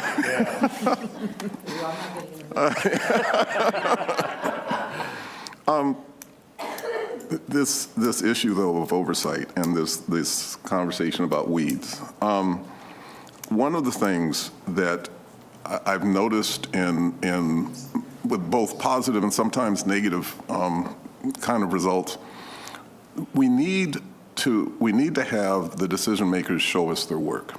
In other words, not just get the data together, but to explain the implications of it in a way that gives us the confidence to know it's being taken care of. And one of the things that I don't have the solution for it, but this has been said in this conversation multiple times, and I think it bears underlining. One of our functions is oversight. And we can't do oversight unless we understand the reasoning behind things. And it goes farther than that to me, because our meetings are open to the community. And it's an opportunity for the community to hear the reasoning behind what CSU is doing. So trying to walk in that space, on that narrow path of, we're going to give you what we're recommending, why we're recommending it, our thought processes in terms of how we got there. And then, board, if you, as a deliberative body, go along with us, then we can move forward in a positive way. And quite frankly, navigating that path is hard. Yeah. No. But I think that, Jack, your comments right there scream the need for strategic planning and having that common understanding and approach of the whys and the hows. And I mean, I couldn't agree more. Leslie. Just one other thought that occurs as I listen to this, which is there's a difference between weeds and micromanaging. And weeds, as Lily said, weeds are not necessarily bad. If we want a diverse board with diverse experiences, we're going to have diverse weeds and things that we're interested in. What is problematic is a board micromanaging. And that, to me, is about whom do we talk to. So if we have a concern with a weed, we go to the chancellor, and she deals with it in the way that she considers appropriate. And to me, that's not a problem. So I don't think weeds are problems. I think micromanaging is a problem. 100%. Your chancellor is the key in all of this. You go to the chancellor, you have a question? That's great. I got questions all the time from my trustees. Why is X campus doing Y? And that's okay. Talk about it with me. It's making sure that as a group collectively, we don't start delving into that. That's a great point. Thank you. Okay, let's move into the next, so we can stay on schedule here. So strategic planning. EAB, in March, you got a report from EAB talking about sort of the critical issues facing higher education. They gave you 4. Public perception of higher education value, which we've already talked about. Enrollment and demographics, which we've already talked about. Student readiness and well-being, which we've already talked about. And sustainable business models, which we've already talked about. So the 4 things that EAB listed. Now, the one thing that EAB broke out that I mentioned just briefly earlier was student mental health. And I want to make sure I say that a couple more times today. That's an entirely, it's not new, but there's a lot more focus today on student mental health, both post-COVID and in the social media age, that is impacting student success. That 20 years ago, we weren't having those conversations, that I want you to make sure you keep in mind. And then AGB actually just released their top strategic issues for boards. This just came out in the last couple of weeks. The first one's board independence and leadership, which you have already shown to be very strong. I think this is one of your great strength areas. Second was student success, the student experience, and campus inclusion, which I think would have to be part of any strategic plan, and obviously something we've talked about. Leadership, succession, and support, which we talked about. You've reformed the way that you go about that and looking at that. And then innovation and digital transformation, ensuring that all of your campuses have the appropriate infrastructure, they're utilizing technology, doing the things, and preparing for, you know, AI and all of these things that are so new and so different. You know, when we talk about board independence and leadership, I think the key words here that I would say to you are board culture, which we mentioned earlier. That's that understanding of your role. That's that trust among one another. It's managing risks, which is really the whole point of that stewardship conversation, is ensuring that you're managing risks, and assessing structure, which was the first opportunity we talked about today, assessing yourselves in the way that you do your work. The second one was about student success and student experience and campus inclusion. Again, at the system level, that's looking at holistically, are your campuses providing students with the experience that's expected for them to be successful? Staying at that high level. Leadership, succession, and support. I'm going to give another weed example here.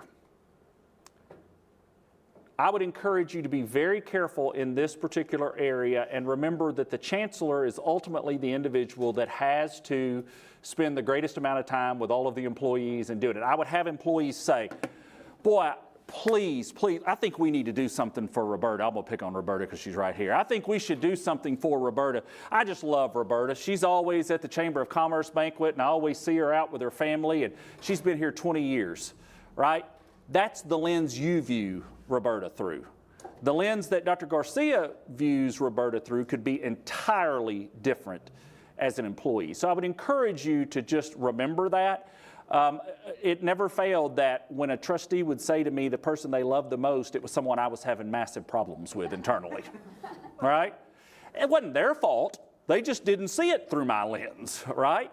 So when you talk about leadership, succession, and support, it's supporting your chancellor and supporting those processes that you have in place to make sure you get the best people, retain the best people, and that you are competitively situated so that you can ensure that you got the most talent possible to have there.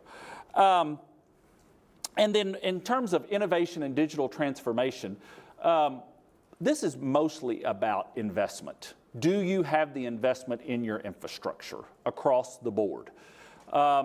We had campuses in our system, and I'll talk about this in shared services. We went to a common ERP, CMS system. We had one campus that was their ERP system. What ERP is everybody has a different thing. ERP, as I'm describing it, sort of your backbone, where you do admissions, you do financial aid, you do business services. It was a DOS-based system that was 7 updates behind. all right? You can imagine, I mean, the manual amount of work that was occurring to do that.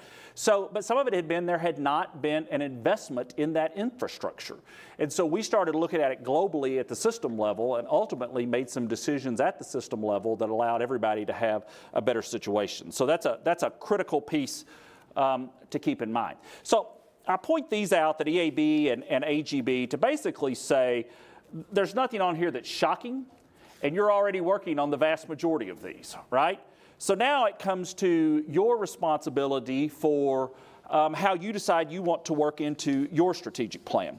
So the last strategic plan that you had, as I said, was completed in 2008. That's my oldest daughter, who's a sophomore in college, was in kindergarten, Roberta. So that tells us there, right? I think you should have a strategic planning exercise every 3 years to 5 years max. Because I'm going to tell you, what was going on in higher education 3 years ago is very different than what's happening today, and it's going to be very different 3 years from now.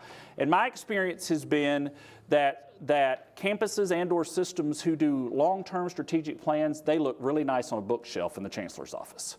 But they become antiquated quickly, and they just move on to something else, and it largely gets ignored until you hit that date of, oh, we got to do another one, all right? Now, that's not to say that you can't have long-term goals. That's not to say that you can't say, boy, we'd really like to double the number of graduates by the year 2050 or whatever. You can do that. But from a strategic planning is really understanding what are your priorities, where do you want, sending signals to the campuses that this is what's important to this board, these are the priorities that we have, and these are the expectations we're setting for each of the 23 campuses to work towards so that we have a stronger, healthier system as a whole, right? Now, your campuses are going to have their own strategic plans, and they may have some things that aren't in your system strategic plan, and that's okay. But yours is to set the agenda and the understanding of mutual expectations of what it is that you want the campuses to focus on and where you want them to put their resources and their attention. You know, when we go back to that 2008, you had 8 primary areas. Can you tick them off real quick, Roberta, or do you want me to read them for you here? Reduce existing achievement gaps.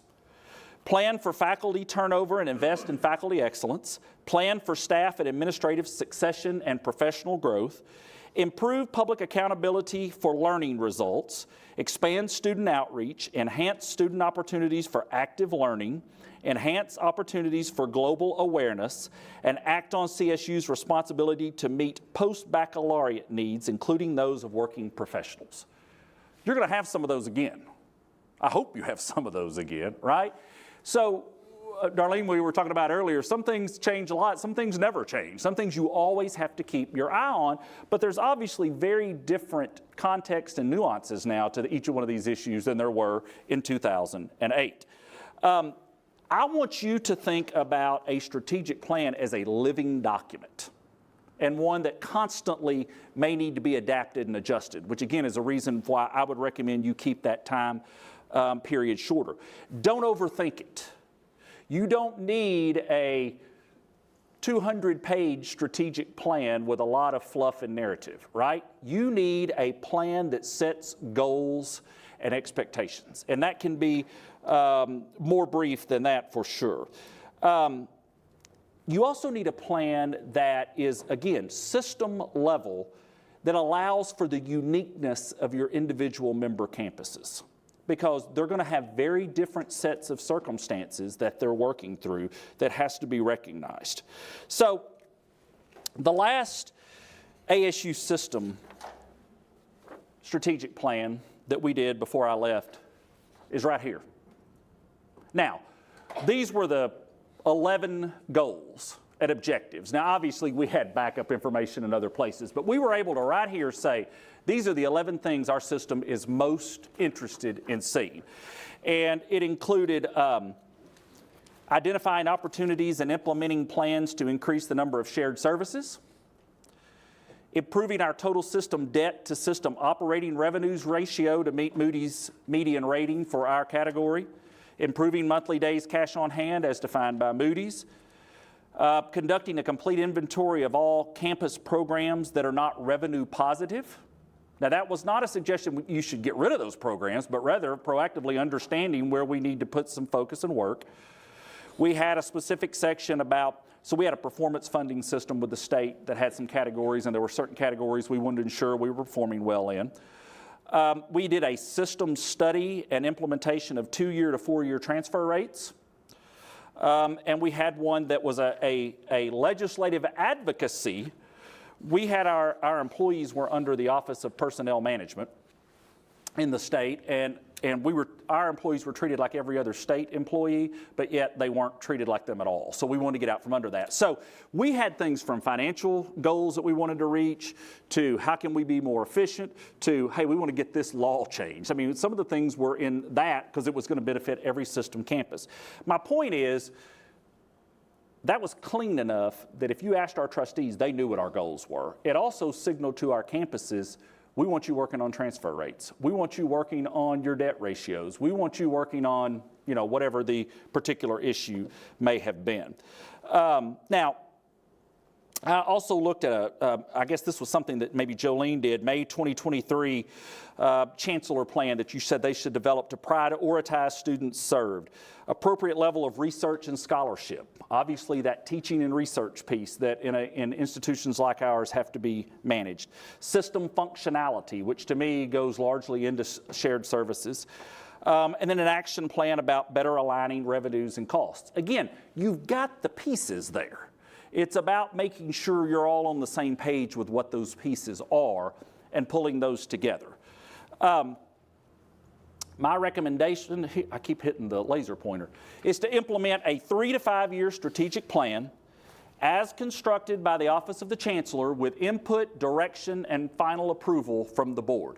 Your chancellor should be driving the process with you telling them these are the things we're interested in and coming back to you with drafts of here's what we want to look at.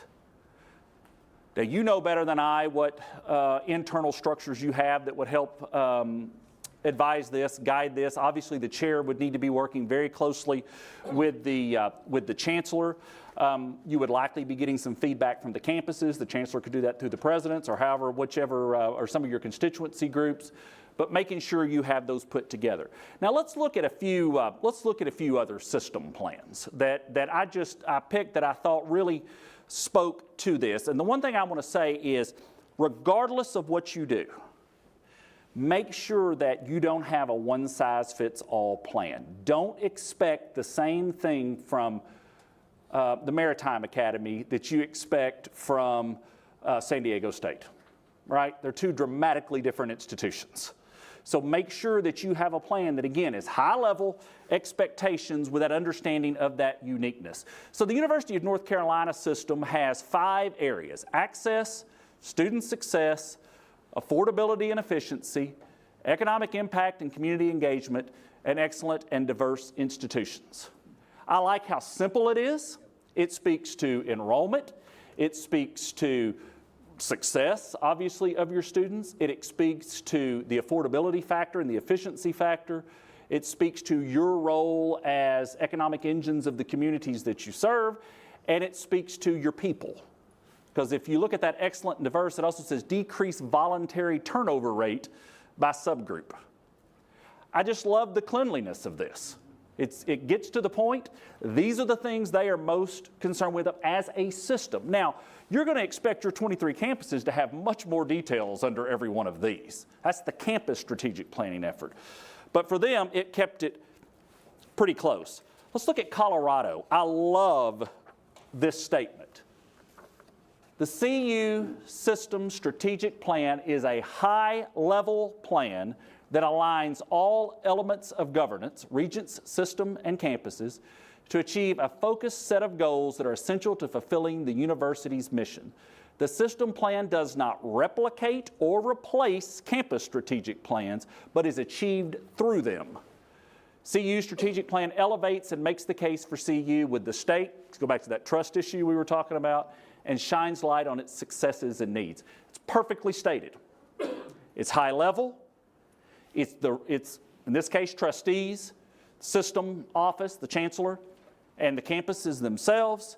It does not replicate, but is achieved through them.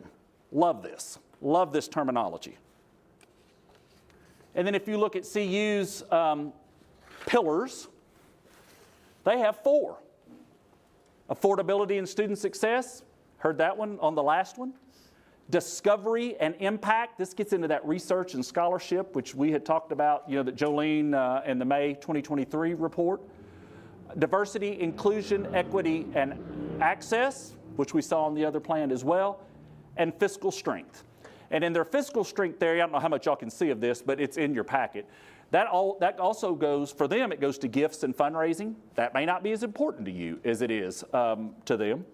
It also goes to facilities condition index, which that is the physical assets.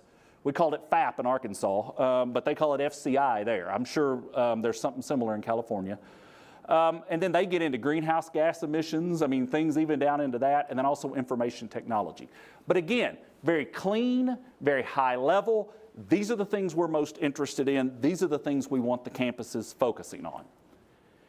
And then lastly, I had Texas A&M system. And they've got 6. You'll see that 6 is the most. We had 4, 5, and 6 in terms of topic areas of these 3 systems, large systems. And this one is qualified students will find a place in the A&M system and we'll have an array of pathways. So this gets into yield, how many students they have, remain affordable and accessible. You've heard that in every one of these plans. They'll leave as responsible and engaged citizens. So this gets into persistence rates, graduation rates, as well as placement rates after graduation, which goes back to Roberta's, the strategic plan you guys did in 2008. Robust and targeted research portfolio. Again, that may not be one that is as important to the system, but it could be. Services that respond to the needs of the people of Texas. This is, again, that direct role that we play in serving our communities. And then standards of excellence. Composite Financial Index, that's the one I was talking about earlier. That's what our accrediting body that Texas and Arkansas had was Composite Financial Index, reserve ratios, administrative cost ratio, return on investable assets, state appropriations, tuition and fees, and expansion of donor base. But again, you can see that once you set these priority areas, these areas then start falling into some of that stewardship that we were talking about and gives you that, and it kind of helps, Diego, to your point, it kind of helps define what you should be looking at. And you should be looking at the things that are most responsive to what your overarching strategic plan says that you feel like is most important.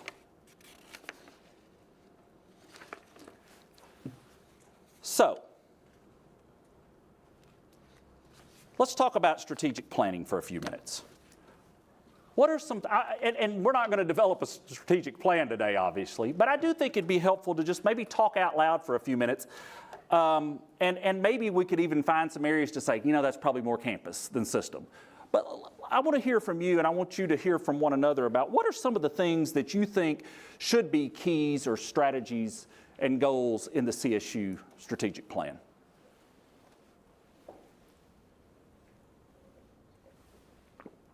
Now, I know you guys aren't shy. Yes, Wenda. So this was something that I had mentioned in my opening remarks, and this is something that can be campus and has not really been a part of the system, philanthropy. So I'd like us to think about that. We are in the baby stages of this, certainly for the system. We are not really part of campus philanthropy, but I think this is something that, again, as Yami was mentioning about communications, that we need to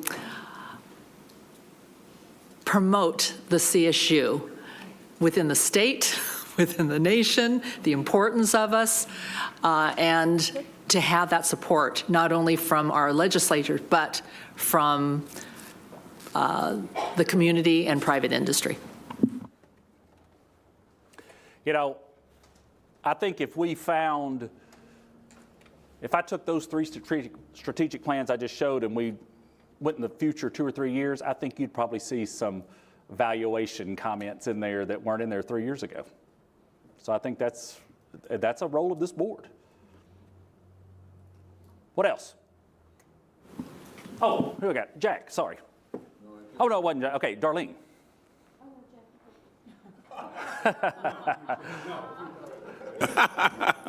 I just want to follow up on what Wenda said is the issue that we face at a campus level was what we had to do at San Diego State. And I was on the foundation board for 9 years.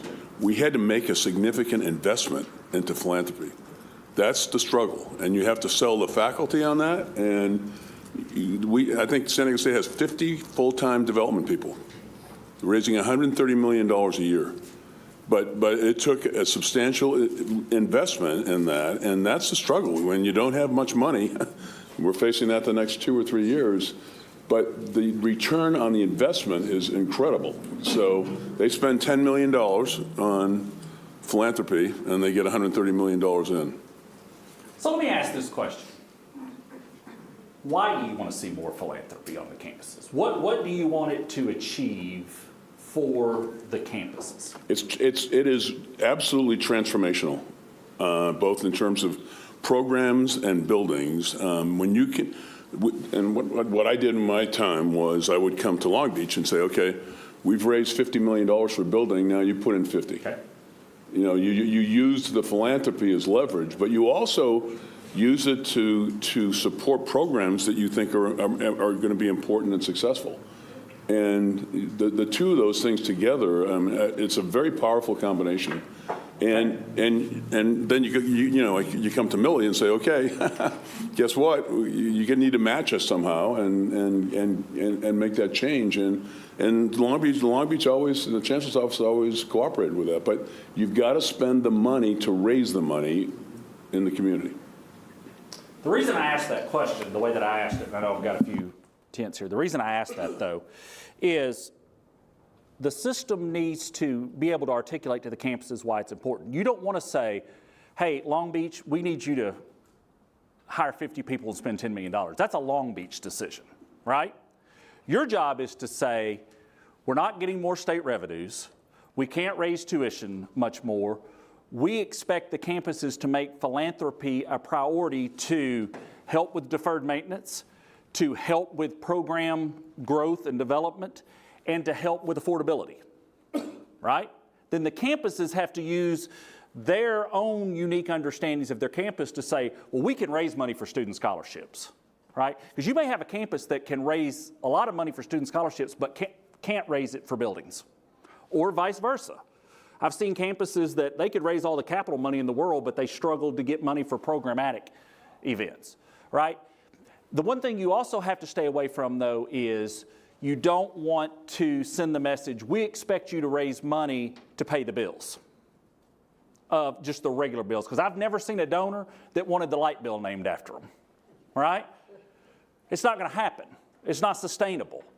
But if you say as a system, our priority is a recognition and understanding that governmental resources and student tuition and fees are going to have limited growth over the future, you're going to have to come up with some private money, make that a priority for the campus. You've sent them the message, right? So make sure you keep it at that level. But I think it's a great point. I mean, because the truth of the matter is you're probably not going to get a lot more governmental money. You can't raise tuition that much more and still be an affordable entity and the heart of the mission of who the CSU is, all right? Leslie, you were going to make a point on that, and then I'll come over. Yeah, I was just... I mean, I think you were clarifying why you asked the question, but I was just to say that, I think it's, to stick with our weeds metaphor, I think it's a higher level, even strategic goal, which is that from this top level, we need to model philanthropy for, it's not so directive even to the campuses as that we want to facilitate philanthropy at every level of this university, because we look at other entities in the state who seem much more facile and have created a culture of philanthropy and fundraising that we haven't asked for and therefore we haven't seen in our campuses. So I think it's a matter of stating that what our goal is in terms of increasing the philanthropy that we have sought and generated, and that would be what the strategic initiative would look like. Absolutely. Okay, let me go to Jose here first, since he hasn't said anything yet. I'm actually not ready to make that comment. Okay, all right. Darlene, Marinate on it I'm more. going to come back to you, though. So. Okay, I'll jump in here and say that I think as the board moves forward on strategic planning, I think we need to be mindful about the national and state population demographic changes and its impact on student enrollment management. I think that's first and foremost.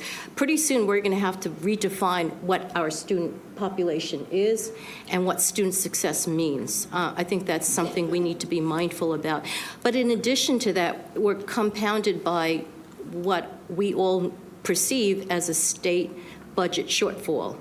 And the need, as we look to the Sacramento and the legislature for funding for the CSU, that we're funded at the system level. And so I really see us, I mean, I'm kind of like envisioning as we move forward a hub and the spokes for a wheel, where the hub, the center is the CSU system, and each of the spokes coming out might be the 23 campuses. And as we move forward, the wheel moving forward, I really see us looking to see how we can coordinate our efforts and collaborate on our efforts. You know, the synergy that might be produced if the 23 campuses work together to make the story for the CSU system, not only what we shine as a system, but how each of the campuses can also shine. Yeah. Yeah. No, I agree. Feel free to call me Yami. Yami. There you go. Just right on it. Exactly what you said, Darlene, about the forecasting information is going to be so crucial to this strategic plan, because we already know that the deficit's going to be even more for the state. And so one of the pieces that I would love for us to make sure that we highlight in strategic plan is how we as a system are going to help that economic impact. You know, for every single student that comes out of our system, it's $7 into the state. And how, you know, that goes along with the communication piece, but so important for us to make sure that that's crucial, that's top of mind, that we're walking alongside our incredible, beautiful state to help us get out of this deficit.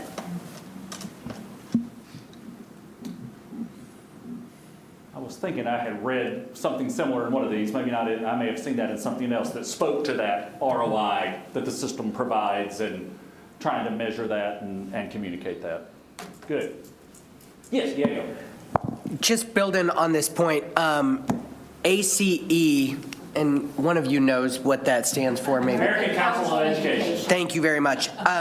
They are updating the Carnegie classifications to now include social and economic mobility. Right. Yep.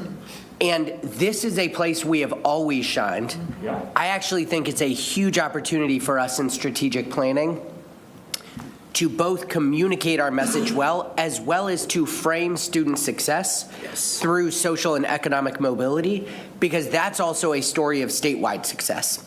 And so I think the more we can get at that and really ensure that we're actually moving the needle for young people in not just getting college degrees, but in transforming their lives, that is a story that helps us continue to paint this picture of not every university is the same, and there are universities and degrees, and we are one of them, that are truly transforming lives and thus creating mobility on the back end. So that's one thought. The second thought is, and I've shared this with Jack before, as we build out this strategic plan, the UC did something recently called UC 2050, in which they sort of looked at what is the world going to look like in 2050 and where do we want to be heading. I absolutely agree with your push that we should not be setting strategic plans that are 10, 20 years in the making. But I think we need a better collective picture as a board of what is the world we're walking into and where might we want the CSU to be in that world, such that as we're setting our next 3 to 5 year plan, we are actually also driving towards that world. Otherwise, I fear that we could keep being incredibly powerful and intentional and then get 10 years down the line, 2 strategic plans later, and be wildly caught up in, oh my gosh, we just didn't see that coming. No, I agree. I think you can have long-term goals like that, and your strategic plan builds into that. The reason I push for the shorter term is in 2019, none of us thought we'd be dealing with what we're dealing with today because of the pandemic, right? That's why you have to have those, you know, you can still have the 2050 goals, but you got to have those incremental, knowing you may have to adjust and plan. The first comment you made, Diego, you killed about 8 birds with 1 stone. Communications, and the communications of value, rebuilding trust, student success. That's a big piece of, you know, you can set social and economic mobility, and that can go for both students as well as communities, all right, as a primary piece of what you do, and then have those pieces within that. We're going to communicate this, we're going to show ROI, we're going to do those things. And I think you're exactly right. It's the most critical thing that we do. There was a report that Strada Education Foundation released last week in D.C. that I was there for, and I read. They had all these charts, but one of them screamed at me. And it was a chart that, for every state in the country, and it had the percentage of students who had received a baccalaureate degree that were currently employed in college-level jobs. Maryland and the District of Columbia were the only 2 out of the 51 listed that were above 60%. Now, that suggests that perhaps we've got some academic programming and curricular matters that maybe aren't as relevant as they were 20 years ago, that we've got to rethink. That placement on social and economic mobility speaks to that in an indirect way, right? That's a piece of all of that, looking at our curricular programming to make sure that, you know, the degrees, because just handing out a degree is not necessarily mean success, right? You got to make sure they're still there. So I think I would absolutely encourage you to push that. And here's the other thing. Knowing the students that the CSU serves, that's the greatest opportunity for social mobility of any institutional type in the country, quite frankly. Yep. Period. You know, community colleges, and I was a community college president once, all right? So this isn't anti-community colleges. But that number I just showed y'all was worse for community colleges. The return numbers were on other categories were worse for community colleges. It's these institutions that are going to drive what happens in this country. Period, in terms of that social and economic mobility. So I would absolutely encourage you to have that as a topic area. Okay, let's go, Raji. Let's hear from you. Hi, thank you. Taking from Diego's comments, absolutely, and looking at curriculum like AI, what does that look like? What's that going to do to us? Engineering, civil engineering, are they going to be even necessary or relevant? To what point are we getting those degrees out? And the financial sector, finance degrees, there's so many degrees that's already changing the landscape. So I think that's absolutely crucial. I think we're already behind on that because in a year you're going to see such rapid change. And look at what's happening in the movie industry and AI, and you know, I think that really needs to be discussed, whether that's its own subcommittee or subtopic about how AI is going to affect the degrees of the future. That is so critical. I know this is a different country, but Singapore, they are now, because how they fund and how they pay for higher ed, is sending folks back to school to help them prepare for the new careers that AI is going to get rid of and also create. That's happening now. So that's my concern. I think that's something we really have to get ahead of. You know, that's an agenda setting for systems I think is so important. If you've read lately about some of the University of Arizona having massive financial problems because of the online university they bought, several states toying with the idea of buying University of Phoenix, including Idaho, and catching a lot of issues. You know why they're failing? Because they're 20 years behind when it started, right? So 20 years from now, if you say, ooh, we need to think about AI, it's too late. Ship has sailed. So I think that to your point, it's getting out in front of these emerging technologies. You saw it, HEB has it listed as one of the strategic planning efforts. Again, that's not for you to go to, San Francisco State and say, hey, what are you doing in this program? It's to say to the campuses and to Dr. Garcia, hey, we want infrastructure and proactivity in some of these emerging technologies to be important, and we're going to want some reports on what we're doing. Setting that agenda and expectation. I was amazed how often I would hear from my campus presidents saying, we would have an annual board retreat every summer. And we would ask them for agenda items, and it never failed. Every year one would say, we want a list of expectations from the trustees on what they want to see. They want that. So I asked for it. Okay, Jack.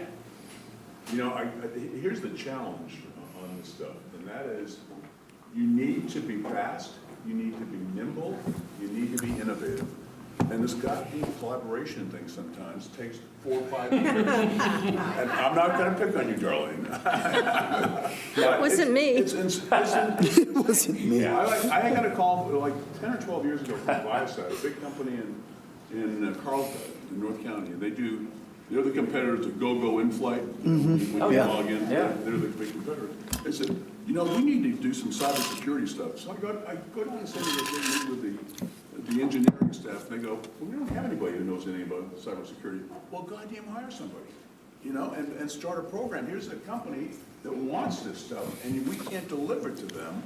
And it gets into this whole faculty discussion, and finally I said, okay, I'm going to San Marcos. San Marcos took the deal. They gave them $3 million a year, and they're producing cybersecurity engineers. And we are so slow sometimes. I mean, it just goes on and on. And you've heard me say this a million times. I mean, the process takes over the substance of the issue. And we aren't ahead of the curve. And to be ahead of the curve, you've got to make tough calls, tough decisions, and you've got to drive it. And collaboration, we should put a time limit on it, okay? You got 6 months to collaborate, goddammit, and then you come back and we're going to get it done. You going to write it like that in the plan, Jack? I mean, that would get the message across, I think. So. That's what I said in my company. Hey, you got 6 months and you got to move. I mean, we got to make a call one way or the other. We don't. We just let the process dangle out there forever. And there's no accountability for making change. And we have to drive, we are the CSU. We are the university that's producing all of this labor force in California, not UC, CSU, and we have to be ahead of it. We can't be behind it. And I always feel like we're behind it, that the process takes too damn long, and we need to be leaders. And too often we're not. That's a strategic planning topic. It really is. In that we expect our campuses to be more responsive, nimble, and timely. And you set that message to Dr. Garcia, you go find one of those campuses that's going to do this, right? And let's find it. I mean, you can be nimble and quick and still have appropriate shared governance processes. You can.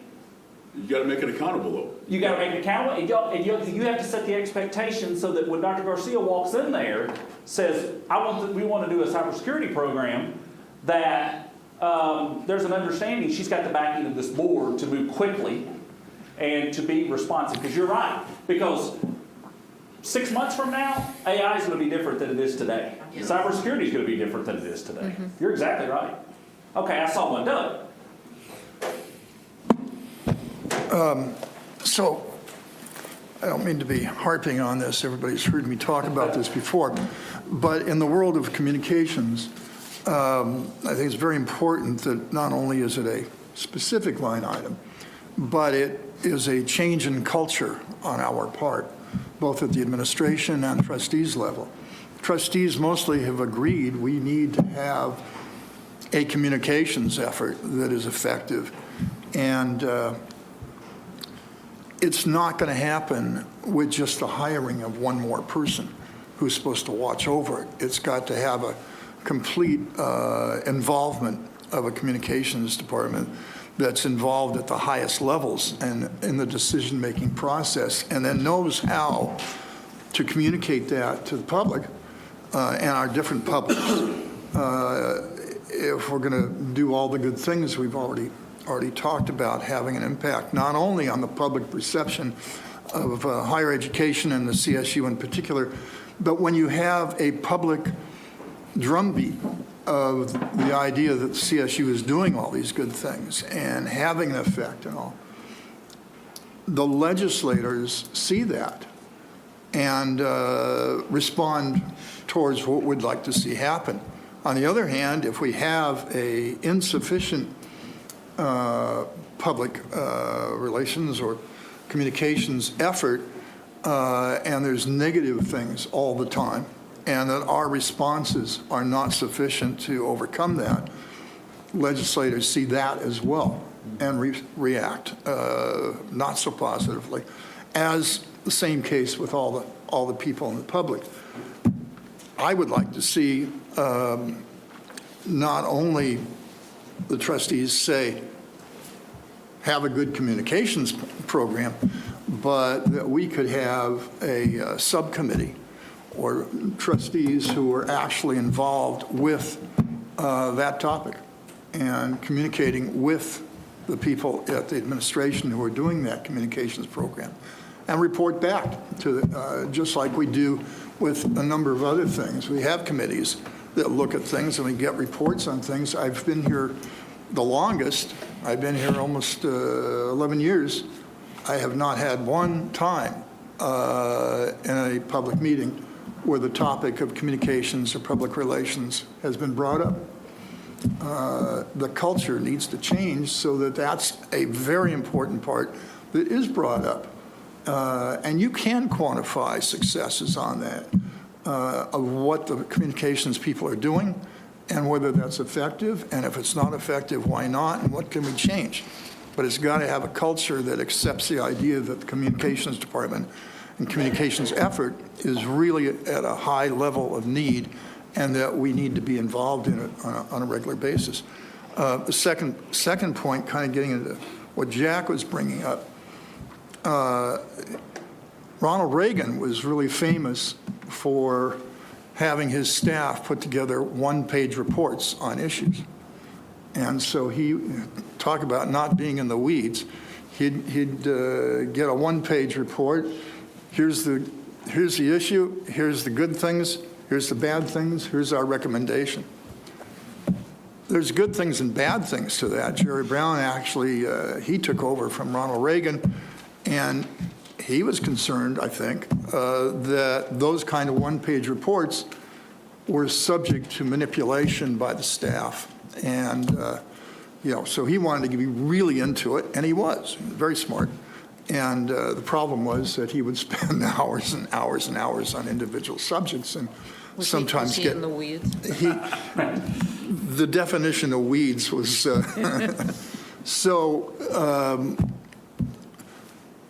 one thing of caution when Jack brings up, are we getting accurate information? It's not just accurate, but is it information that reflects reality and isn't trying to push us in one direction or another? Traditionally, this is not just an issue for us, but for every board and board staff relation ever. So I don't know how you deal with that, because I think it is the case. We want to have simplicity so we can have the time and effort to understand what's going on, but at the same time, we don't want to be manipulated. And that's a very tough thing to do. I think to your point, Doug, that comes through in those common definitions process, so that you know what you're getting is exactly what you want. I mean, because you're right. I mean, you can make numbers say a lot of things. So there's that making sure that you've got those common definitions of this is what we want. We don't want a lot of commentary to go along with that. We want it reported in this way, and then that's what you get. But I think that's a key part of that process when you set up those reporting structures, that you have a glossary. We just finished the glossary at ASCU. of when I come and ask for something, this is what I want, this is the number, you know, I don't, and there's not a lot of that uncertainty, because you're right. It can skew it. Lily? I love that idea, common understanding of what definitions are. I just wanted to go back to that statistic that was pretty devastating, and I would like to write it down, or about how many students graduating from the universities, only 60% at 2 were in jobs that were considered college, you know, I guess you would, probably it boils down to what they're getting paid, college level jobs. Or that requires, probably what requires a right. college So they're degree to get working it. at Starbucks. Right. We had a social mobility symposium last year at San Marcos, and we had we had panelists, and then we had several, I think they were professors, say, I have students who are graduated and are now working at Starbucks. Right. And I don't know if some of you were there.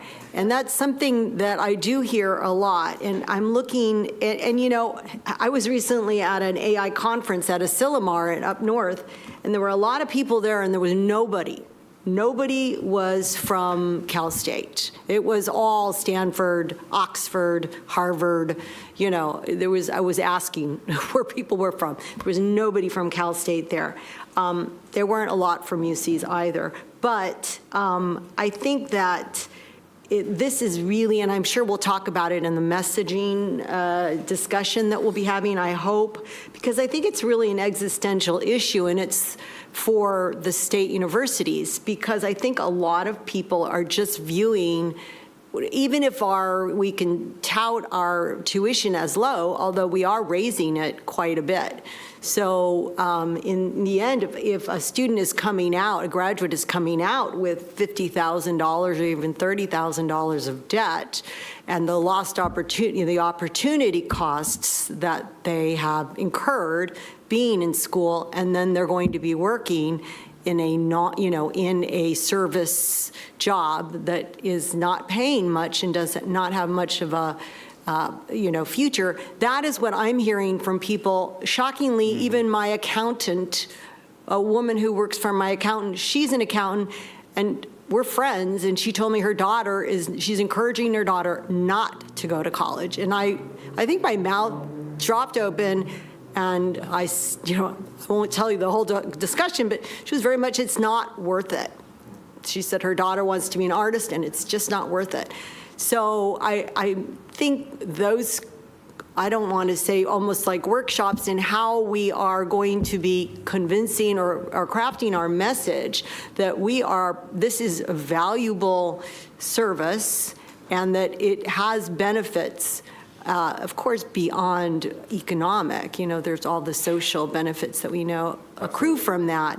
But I see the Texas system, they actually have here placement rates after graduation, and I've seen that in how much graduates are earning, after 1 year or 5 year. I mean, I think that's the kind of data that can really speak to those people who have doubts about the value of higher education. So, the percentage of recent bachelor's degree completers with college-level jobs by state, California was 55%. Now, we're going to say that's because of the UC skewing the data in a bad way. But positive ROI, so this, which is defined as percentage of graduates with a positive 10-year ROI. In other words, they've earned back more than what college cost them, right? California's 82%. That's good, right? For a bachelor's degree. Associate's degree, 65%, right? But 82%. So, and that is, just to give you an idea, like, let me find my charts here. Oregon, 70. Nevada, 71. Arizona's 80. So, I mean, but you're let's see. DC is 88%, but most of them weren't. Yeah, exactly. Maryland's 82, which is tied with California. you're tied with Maryland, 82%. I think we should scream that to the. There you go. There you go. I'll make sure, Bill, you might want to share that report of the board. It's really interesting. please. Danielle, you got that over there? I can mean- give you the link too, Danielle. But it's really important. Now, let me say something. You mentioned something about the benefits. Many policymakers want to see us strip out all the gen ed stuff and teach only what I call widget making 101, right? A lot. Hear it all the time. If you talk to business and industry, that is not what they want. They will tell you, we'll teach them how to make the widget. We need them to know how to write, how to communicate, how to problem solve, how to work with teams, how to show up on time, all of those critical things.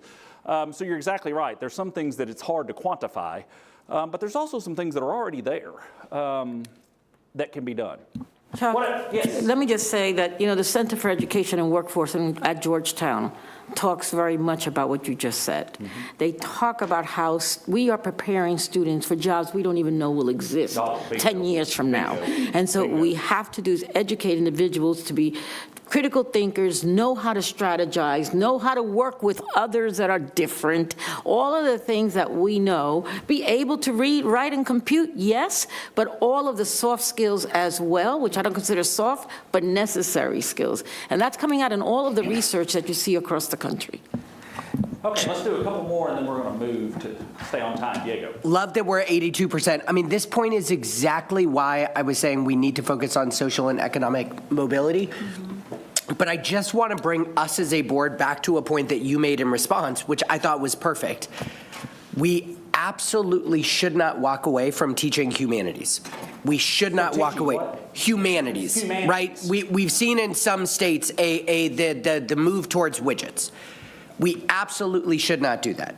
We are both driving towards social and economic mobility. We are also a thriving democracy. And we will not be if we don't actually teach toward these things and engage people in diverse settings and all the things.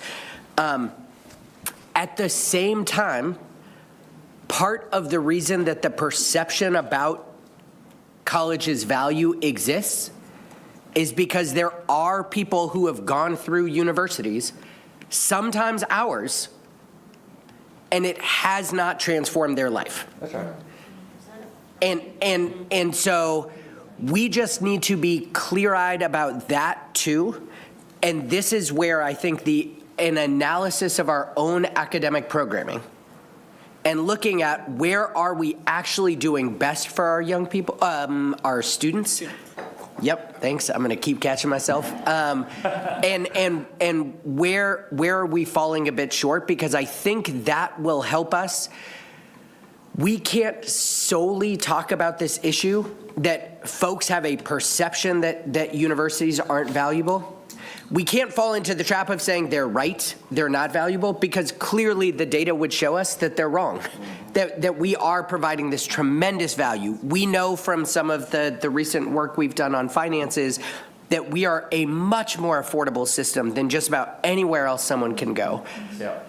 And we know that there are times where it's right, even in our own institutions. And if we're not clear-eyed and honest about that, I think sometimes we can come off as tone deaf. And so we've got to find a way to be both shouting our successes from the mountaintops while also recognizing there are ways we can get better at doing exactly this. And how are we looking at and adjusting our own systems to do that? First of all, I want to start clapping because I agree with you completely.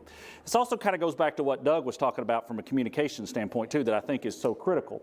So back in 2019, our governor called me with a wonderful opportunity. Now I'm being sarcastic here, right? There was a campus that had 7 days cash on hand. Steve, you want one of those? 7 days. It was an independent campus. It wasn't in a system, okay? And the governor said, Chuck, they're going to have to close their doors unless you help them. So we stepped in to help this campus. We got them kind of shored up. Then, of course, COVID hit and the world fell apart. Bottom line is, it was so bad in so many different places and trustees said we didn't know, that we got to a point of declaring financial exigency, cutting a number of academic programs. We went through a comprehensive academic program review. looking at cost and return and performance and demand, and had to cut a bunch of programs to literally keep their doors open, right? It was ugly, it was bad, but it was the only option other than closure. Then we decided, this would be a great exercise to do for all of our campuses, to just look and see, even though none of the rest of them were anywhere even remotely, they were all in great financial condition, right? When we said that, though, to them, that meant they're going to start cutting our programs. That was not our intent. The intent was to try to be proactive and understand where are we coming up short so that we could reallocate resources. Maybe that campus is 5 miles down the road we could partner with to have some efficiencies. So I absolutely would encourage you to do it. This is coming, folks. I'm going to tell you, Millie and I have both been on the board of the National Center for Higher Education Management Systems, NCHIMS, that does a lot of state-level work. And in our last board meeting that Dr. Garcia didn't show up for because she thought she couldn't because she'd only been here a month. Because it's the board's fault. I'm kidding. They said the thing they keep hearing from states is we got to look at program review. Strata talked about it last week. The Lumina Foundation talked to me about it a few weeks ago. They're talking about ASCU possibly participating in a national effort to do this. It's important. It's where our biggest cost categories are. But we have to effectively communicate that this is a proactive effort to get out in front of and not wake up one day and go, oh God, we're in trouble, right?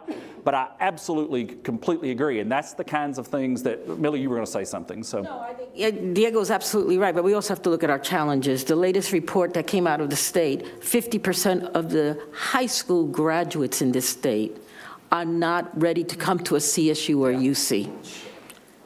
That's 50? Telling us something. 50%. What does that mean for us? What do we need to do? Right. If we are educating the new majority of this country, who's in those public schools, and how are we going to combat that? Yep. And so I just wanted to also talk about, yes, absolutely, but we also have to look at the challenges we are facing so that we too can contribute to the ROI of this state. Yep. So for 4 years, we debated on the Board of Trustees the requirement for quantitative reasoning in high school. Oops. And also we have... in high school, and then dropped it because of opposition. And okay, two more. Oh, I'm sorry, Jack. I thought... Two more before we move on to the next one so we can stay on topic. And I'm going to go to Jose before he turns this back over again. He's done it to me a couple of times. Yeah. So. Okay, I'm going to try to connect some dots that may not be connected. But Good. Let me actually speak to what the Chancellor just said. I'm one of these mentors in this scholarship fund, and I was aghast that 4 of the top students who were graduating top of their class from high school didn't know how to write. I was just aghast. I was like, you're writing captions on Instagram all day and you can't figure out how to craft a paragraph? Like, what's a paragraph, This is a real crisis. After I went through this 2 weeks ago, I was just stunned. Okay, so I just wanted to say that. Jack, your comment about we are so slow sometimes and the process takes over the substance. In my relatively short time on this board, one of the things I've been wrapping my head around as someone who thinks in headlines and subheadlines is we are at a crisis point. Like, this system is at a total crisis point. And yet, when you look at the stakeholders, all the stakeholders, how do we get on the same page about what that means and what that's going to require, right?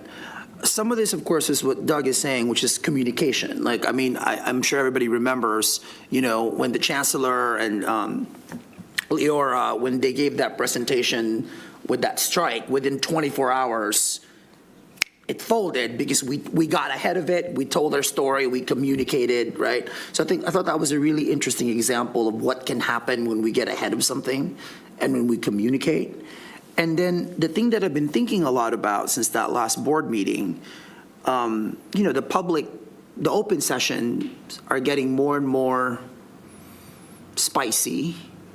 But there was that young student, Leslie and I both talked about her, who said, I want a relationship with the board.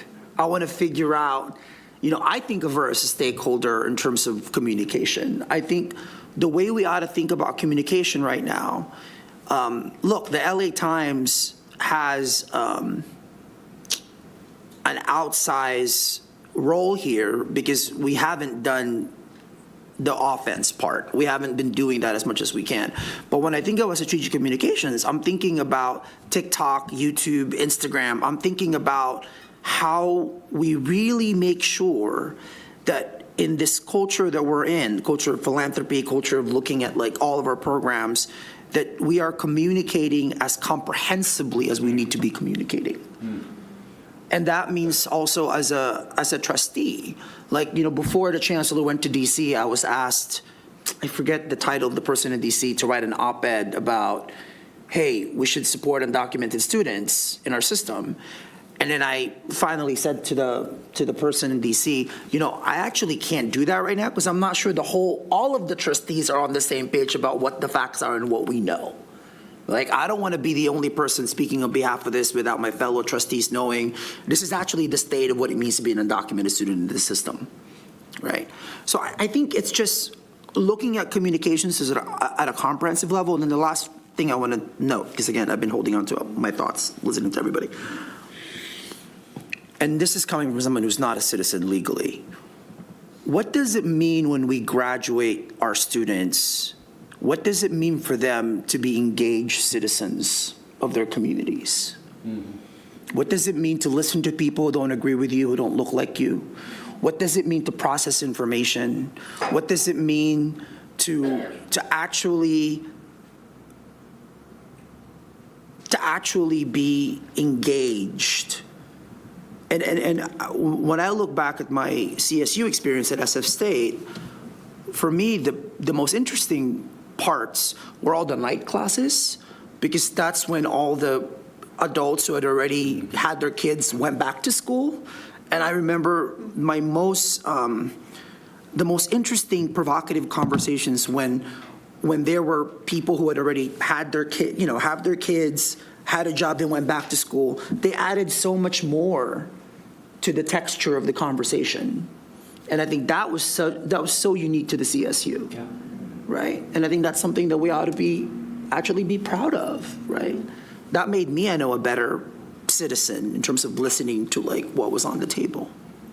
Those are great comments. I mean, I think I'm clearly hearing across multiple areas that defining and communicating who the CSU is, or conversely, who the CSU isn't, needs to be a critical part moving forward. I think that helps. And there's multiple categories. Interesting, Jose, you mentioned TikTok and those, Roberto, back in 2008, there was a student outreach section of the strategic plan.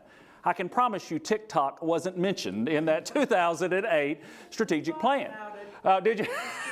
Could have started. Yeah, the point is, you can have enrollment and demographics and student outreach, and that communications is a key part of that. All of that. I'm going to tell you, my daughter, I've got a high school senior, and she gets about 50 pieces of mail, it feels like, every day. And you know where they go?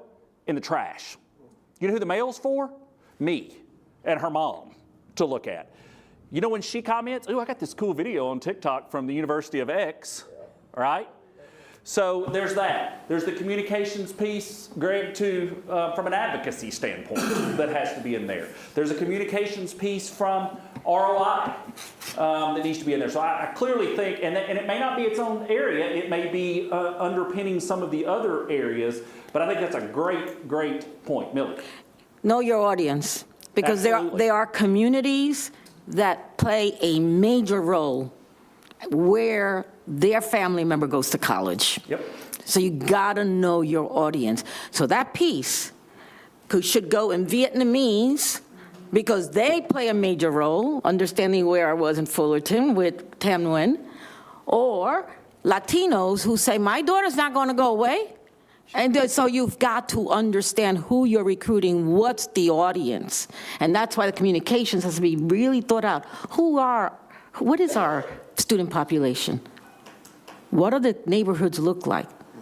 What are the new communities that have come into our neighborhoods. All of that is important. Yeah, and your role is not to call up Fullerton and say, we want you to do this, and it's to say, we expect our communications plans to be diverse, relevant, timely, whatever the case may be. Set that agenda. All right, Rajia, you had it up, and then we'll do Leslie, and then I'm going to move to the next one real quick. Chancellor Garcia, I really appreciate your comments because that is so absolutely spot on. There's so many new emerging communities. As a Sikh American, we have a Fresno State full of Sikh students, CSUB full of Sikh students, and I can guarantee you a lot of our trustees, you all know me, that's great, but there's a lot of communities who might not understand, but these are large emerging communities in certain schools, and we have to be able to reach out to them, communicate with them, and be effective, not going, 5 years down the road, we should have done that 5 years ago, we're behind the ball. So when we were talking about data as well, and I keep hearing the issue with the Fed and how we track data and the state data, I'll say it, I don't have a box. I can't check a box that says Sikh American. I don't have one. It's Asian. And I get it. I love I love my Asians, but I mean, there's such a huge difference. There's such a huge difference in how we communicate, and we can put men on the moon, but we can't make a box to identify what I am, and that's a problem. Quite frankly, that's a problem. And then how do we create programming and put resources towards things that can make our students successful? So we have to get to the beginnings have to be in. We can't have garbage in, garbage out. Okay, and thank you. Thank you. Leslie, last comment, and then we'll move on. Okay, so just 4 kind of bullet points that... No. Thank you. These are just a few bullet points in terms of strategic goals, but the first, I think, pulls from our mission statement, which is we need a strategic goal on that we provide an affordable education to every student who's qualified to attend. So just addressing affordability in our goals, I think, is important. And I think in terms of communications, I sum it up that the CSU tells its story in a way that makes us understandable, accessible, and attractive. And then I think that there is a goal that goes to a student who has had a CSU education graduates with, and we can think through the strengths, like the minimums, qualities that we think, the takeaways that anyone who has been through a CSU system leaves the system with. And I think those would all be interesting to think about. I'm intrigued by the 50%, comment. And, one of the things that I think about is that UCLA, the UCs, still are not having as much of a challenge attracting students as we are. And so, I think there might be a way to think about meeting students in the state where they're at and then educating them and, like taking what looks like a challenge and bringing them into the tent and giving them that education. I agree with you wholeheartedly, except the UC has a national recruitment that we don't have. Our national is about 3%. Yet. Right. Larry, I'm going to let you jump in there. You have I just want to get back to strategic planning and a strategic plan. I would suggest to you that with some modification, the plan that Texas A&M has put forward is very similar to exactly what we ought to be looking at the high-level strategic statements that we want. One's on affordability, one's on access pathways. And under that, some of these, their bullet points may change from ours, but in perhaps number 4, which is very much on research, and maybe that isn't really at the same level, that could be replaced with effective communication. These 6, or this 6 kind of focus, you could change Texas A&M and put CSU, and it would absolutely apply. I agree. Thank you. No, I think it's very, very good. Thank you. Okay, let's, and I'll sum all this up here in a few minutes. Shared services, I'm not going to go into a lot of detail because I know you had a report on this in March, which you called multi-university collaboration and cost reduction initiatives. That's that interinstitutional cooperation and system efficiency. I listed out some examples even before I had read the actual document, but it aligned closely: purchasing, contracting, payroll, HR, on down the line. My recommendation to you is do this, okay? It's not going away.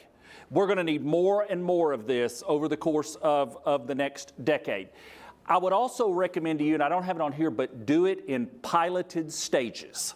We tried to bite off too much at once and about killed ourselves and the campuses in the process. And I think I read on one of those charts, Roberta, that maybe Stanislaus and Channel Islands and was it Maritime maybe we're already doing some HR collaboration. Was that the one?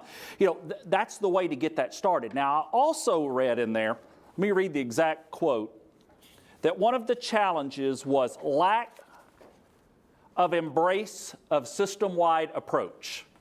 Lack of embrace of system-wide approach. You're never going to get to the point of the campuses embracing a system-wide approach. You're just not. You're going to have to set it as an expectation in the agenda. This is what we're doing. Now, I'll tell you, some of mine spit nails. Then when we did it, they were like, this is really helpful, right? I'll tell you something else. We didn't eliminate positions by doing this. We redirected existing staff into higher need areas. So if we no longer had 7 payroll people on one campus, then maybe 5 of those payroll people moved over and were working in student advising or student support or accounts payable or whatever the case may be, right? This is critical, and with the size you have and the number of campuses, the ability to scale that and find true cost savings is tremendous. And you can do this. Don't just think back of the house. Think about academic programs.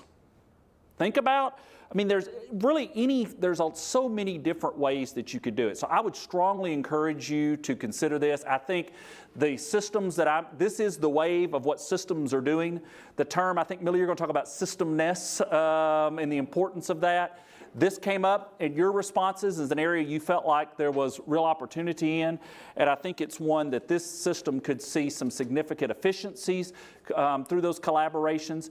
Definitely work with your campuses, because the other thing is some of your campuses are much better positioned to just launch right into this than others are based on size and situation and all that. So you want to be collaborative, but you have to set that message. This is what we're going to do. Now let's figure out how to get it done. And then finally, legislative advocacy, and I mentioned earlier, I'm not going to go into this in great detail because I know you're going to talk about it tomorrow, but you have those natural relationships and connections. Now, I've seen a lot of boards that presidents did not want the board engaged in legislative advocacy, and I've never understood that, right? Because as I said, when I walk into that policymaker's office or Dr. Garcia walks in, we're paid to walk in there and talk to him, or Greg walks in, you have unique perspectives and circumstances, and you're not getting paid to come in there and talk to them about why this should happen, Jack, for San Diego, right? You can bring a different piece to that. Your voice is strong, you're not viewed, but it's got to be coordinated. And we give them campaign contributions. There you go, and you give them campaign contributions. Absolutely, right. But it's got to be coordinated. It's got to be coordinated with the Chancellor's office. It's got to be coordinated through governmental relations. You said it earlier, so that you can make sure when you go in there and have that data that you can trust it and rely upon it, and it's all from the same song sheet. Jose, I loved your comment about I didn't want to speak without knowing the rest of my colleagues at least had some understanding. That's so important. But I love to hear that. It's refreshing, and it came out that you do understand that need.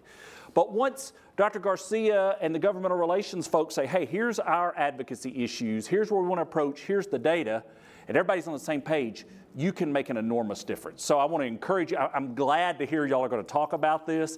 I don't get it. I think way too many systems don't do it enough, and campuses that I think you can do a lot with. So we've talked about a lot of things today, and obviously the big deliverable, I think, out of all of this, that your opportunity is strategic planning. I think that's the one key piece you're missing. Everything else we talked about, you're in process. You're in process on shared services. You're in process on assessment. You're in process on these things that EAB and AGB and others have identified as the key issues. You are well positioned. You got difficult decisions to make, but you've got the right mindset and synergy to move forward with that. But what's missing? We got about 5 minutes. What's missing?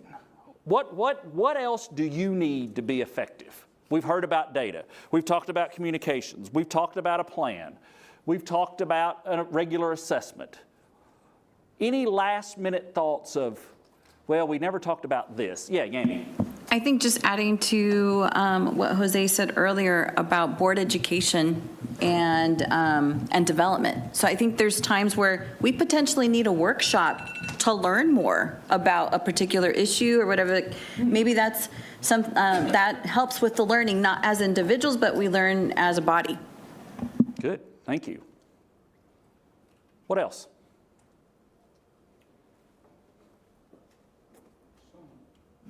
I think somehow more, and we talked about this one, more quality time for the board at board meetings to talk about issues. We get fed a lot of stuff by the staff, and some of these, you know, I went crazy when I was city manager, and I had these city planners who like to do 40-page reports. They drove me nuts, and we have an agenda. We'll get an agenda that's 2 inches thick with reports, and it's not stuff that sometimes is helpful to us. It's more helpful to the staff, and somehow redirect that a little, that energy a little bit, so that, you know, we are discussing issues that are important as trustees, and we're leaving the chancellor to handle some of these staff issues. And I just see these reports and I go, man, this is really like an inside the ballpark kind of issue, and it's not one that we need to really discuss or be involved in. And so I think we need to clarify somehow the role of us as trustees, what we need to talk about, what we need to decide, and make sure the agenda reflects what's inside the chancellor's reign of responsibility. Jack just perfectly laid out what happens when the board doesn't have common strategic plan and priorities. This is what happens. You get stuff, if you have a strategic plan that these are the 6 things, maybe you use Texas A&M's, you're going to start getting reports on those 6 things. And I think that's a perfect, thank you for that, because I think that's what happens. You haven't set the expectation or agenda for the things you want to talk about that are most important to you. Therefore, you get things that maybe aren't.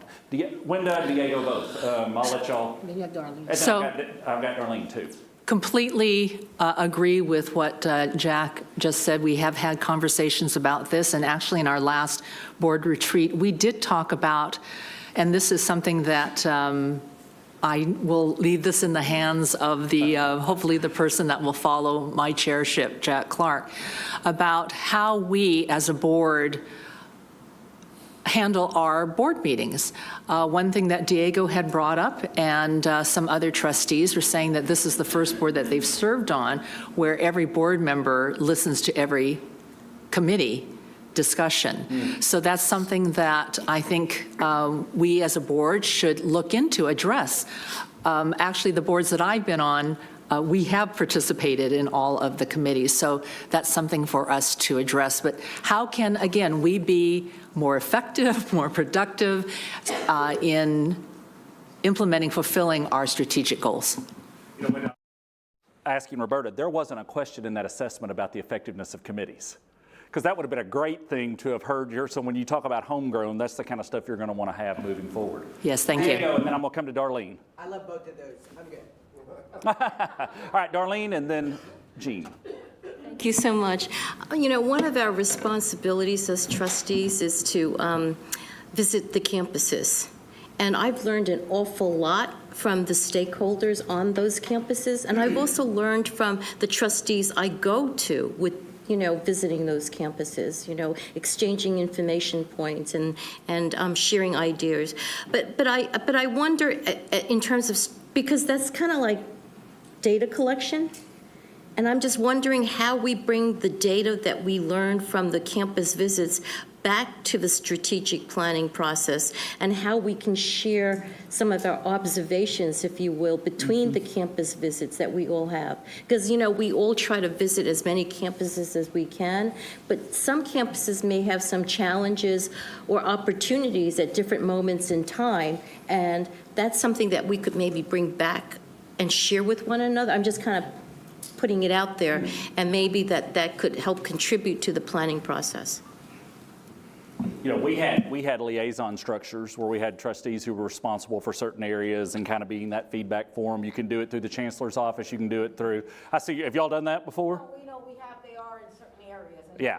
It's geographic. Geographic, yeah. So, but I think that's a good point as you work on this. It's something to take into account. Make sure the structure's there. Jean. I think committees is a misnomer. Think what now? The committees is a misnomer. The Bagley-Keene doesn't allow the committees to meet. So, you know, when I joined the board, they said, what committees would you like to be on? And I said, it was a matter of time at that moment in my life. And I said, well, how often do they meet? They don't meet. Okay? And I think Wendy's question is really brilliant. You know, what should the board meetings include or not include, Jack? That's a really good question to ask. I certainly don't know the answer. And I think you've addressed the point I want to make already. The presidents are an incredible resource for this system, and we don't have enough access to them, and they're not prominent enough in our board meetings. We have 23 brilliant individuals, and we have to utilize them some way within, and again, I don't know how, but, you know, I'm proud of them. And that's our responsibility. We select them, and we should have much more interaction with them, I think. Any last comments? You know, you do have a very strong set of presidents, many of whom are friends of mine and I admire and think they do tremendous work. You have a strong chancellor. You have a strong board structure. You have a comprehensive mission that, regardless of what you do, and I didn't hear this one time today. I'm sorry, but I want to add. Yeah, please. She also has. And staff. Incredibly important staff. Absolutely, Larry. Thank you. The system office, absolutely. You know, celebrate that uniqueness of your campuses. The one thing that you don't want to do in any, one of the pushbacks will be the system doesn't understand our unique circumstances, right? That's why you have to keep these things at 30,000 feet. That's why the chancellor has to go through. She has that understanding that's unique. But it's also ensuring that this group, and I've said this 10 times and I'm going to say it again, but this group sets the priorities for this is what we want the CSU to be, this is where we want to go, this is where we want to place focus. It's not an exclusive list. The campuses will still focus on other things that aren't part of that strategic plan because of their unique circumstance, but they'll all understand, hey, it's important that we talk about making sure we have relevant and timely communication strategies. It's important that we're talking to our local communities about the ROI that we're providing. It's important to talk about, and then on down through the list. I won't go through all those things that we said. Committees clearly needs to be a piece of the next instrument when we look at assessing the board, right? But like Linda said, we needed something, we got one from HEB and we ran with it. You're in a good place. You really are. And I think you're to be commended for what you've done over the last few years in difficult times. COVID, leadership challenges, things that you've had to work through, but you're in the right spot. Now it's a matter of beginning to fine-tune that, get that focus more strategically narrowed, and pushing it down the road. Thank you for what you do. You're a huge part of this country and of the students that we educate. And you're universally seen as one of, if not the leader in the way higher education should be carried out. Leslie. One thing that came up in passing, but in terms of being more effective is, and the chair and I have talked about this, we've all talked about this in different ways, but public comments, I think we start out every meeting almost in a negative position, in a sense. And it seems that in terms of branding, reputation,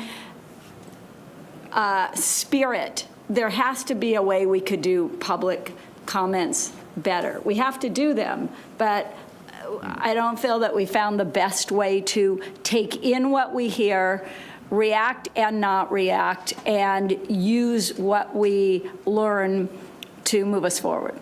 Good. particular agenda.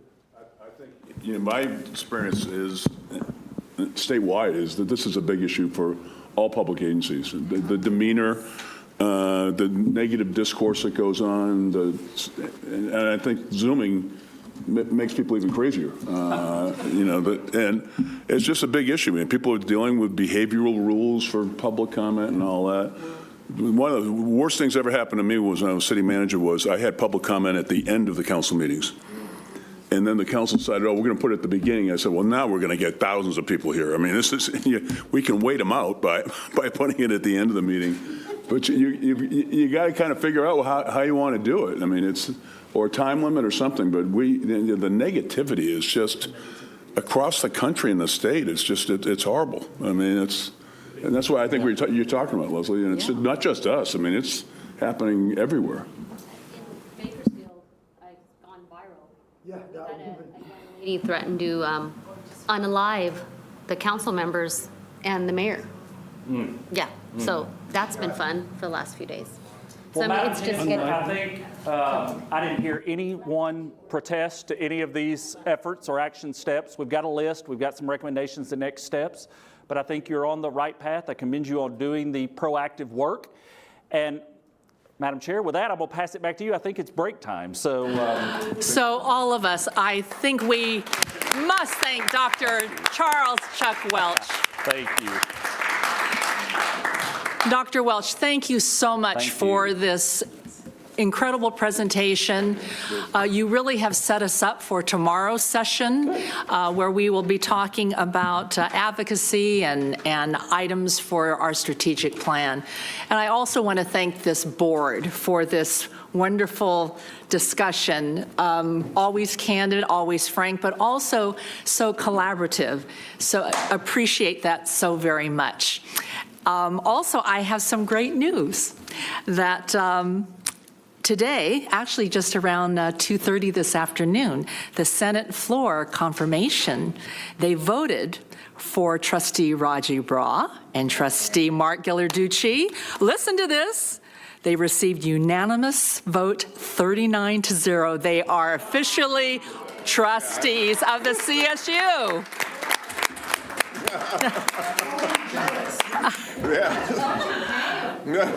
That's because of all Raji. I just was the eye kid. Mark, what did you say? I didn't hear that. Said lowered expectations. Oh. Well, again, thank you so much, and thank you, Dr. Welch. And we are absolutely thrilled that officially Trustee Raji Bra and Trustee Mark Ghilarducci, that you are part of this, as Dr. Welch said, a very strong collaborative board. So with that, we are going to take a break. We will return at 3:15, please. 3:15. Thank you.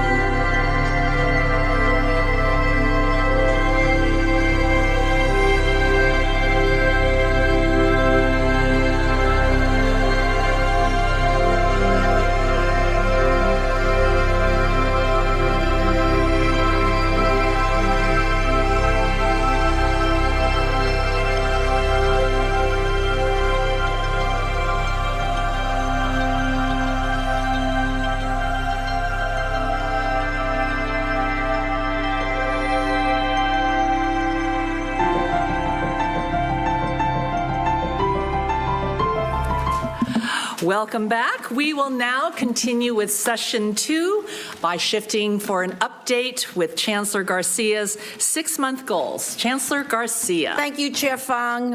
When I outlined my 6-month goals to you in our last retreat last November, I mentioned that I was sharing them with you not for your information, but for your participation and collaboration. I shared them, and I will emphasize again, for the CSU to maintain and strengthen its position as the preeminent public four-year university educating America's new majority, and as a national model for inclusive excellence and social mobility. Trustee Arembala, I'm using that word. It requires the coordinated and strategic collaboration among the CSU leadership, the Chancellor, and the Chancellor's Office leadership team. And of course, the CSU amazing 23 presidents, and of course, this board. For that collaboration to be meaningful, and it must be authentic, we must also be transparent and accountable with one another. And I know everyone in this room shares a commitment to that core value. So it is in this spirit of transparency and accountability and authentic collaboration that today I will review our progress toward our 6-month shared goals so that together we can use this information to continue to refine and define our priorities and tactics for meeting the significant challenges facing the CSU and higher education more broadly. So we're going to begin with these goals, and I'm going to say to you that goal 1, we started talking about right away. Leslie talked about trust. And goal 1 was to continue to strengthen trust within key constituencies who are integral to CSU's administrative and governance leadership. And all of these goals, let me say, is not done by one person. I have an amazing team in the Chancellor's office, an amazing team with 23 presidents, an amazing team with all of you. So in goal 1, this appears as number 1 because of the very good reasons that we spoke about in our conversation previously, building trust with our constituencies. It's foundational to everything that we are doing and will continue to do in the future. It overlaps this goal with so many other things that we have to do, and we have to walk the talk of trust to earn it and to strengthen it. So in board communications, I am pleased with the candor, depth, and respect demonstrated in our work during our meetings and convenings, such as the one we just had. And as I've mentioned on more than a few occasions, I am committed to following the no surprises rule. It is my intention to call, I always call the board chair at least once a week, yes, if not more, making sure that she is aware of anything that may be on the horizon. I also try to call many of you on the phone. I catch you by surprises. So outside of the formal meetings, I try to reach out to you to ensure if you have any questions, if you have any concerns, or anything that I can keep you up to date with. And I will continue to reach out with those surprise calls, informal and regular, and sometimes intentional, which I consider invaluable to our individual relationship and to the collective health of this board. And I welcome any feedback that you may have about how we continue to strengthen our relationship as your new chancellor as we move forward. In the area of the Academic Senate, I have attended every Academic Senate plenary since the beginning of my tenure. I have been joined by staff who provides updates on topics in this area. May they be Vice Chancellor Friedman, where she provides satellite and discrimination, harassment, and retaliation work, or Vice Chancellor Nathan Evans and Dilcy Perez, who also go and are always there at the Academic Senate meetings, and they go on and bring in their presentations. As far as you know, you've seen this at the last board meeting, we had lots of conversations about AB 928, which is an indication of the powerful example of our commitment to shared governance and to ensuring that there were meetings, thank you, Chair Arembala, to lead that committee and to make sure that they saw us sitting and discussing the AB 928 issue. With student communications, regular and informal meetings with students, but more importantly, I like seeing these students informally. When I walked in, for example, when we were in Sacramento, they were all sitting, about 300 students in the lobby, preparing to go advocate in the state, some of them even in their pajamas, advocating for the CSU, but studying and taking pictures together. It is about getting to know our students on a more personal level. And I also is another example, is the fireside chat that I had the honor to share with Trustee Wong, sharing with the students our personal stories so that students would understand who we are. In campus leadership, I hold regularly scheduled Chancellor's Council meetings with the Vice Chancellors. And in addition to my near daily communication with our campus presidents, I have attended the joint meetings of our university provost and vice presidents of student affairs, and have meetings scheduled with chief diversity officers, chief administrative business operators, CABO, as they call it, and other campus leaders over the coming months. Also, our Deputy Vice Chancellors complement ELT meetings with coverage of similar topics during senior campus student affairs and academic affairs meetings. In the area of external leaders, I continue to meet monthly with the other system heads, including the president of the University of California and the chancellor of the community colleges, where we discuss matters impacting our students' state and systems while strengthening relationships and talking about how we can collaborate on issues. I've also participated in 2 panels where our system heads and I discussed issues like at the Campaign for College Opportunity. Also, I want to talk a little bit about how important it is with external partners to deal with issues that we are working with today, which is NACPRA and CalNACPRA. In the fall, I met with Assemblyman Ramos to share our commitment to repatriation. In early spring at the board meeting and at ELT, we met with Executive Secretary Raymond Hitchcock of the Native American Heritage Commission. In addition to those leader-to-leader meetings, the CSU is building an authentic partnership with the Commission. CSU staff meet with the Commission every 2 weeks. And Associate Vice Chancellor Dietrich addresses their board at each of their meetings. A system-wide policy is also currently under development, is being guided and informed by 9 listening sessions with tribes across the state, which began in Long Beach, the very first one, early this month. Earlier this month, I attended that first listening session at Cal State Long Beach and reiterated our commitment, this board's commitment, the system's commitment to repatriation and a system-wide update on our progress.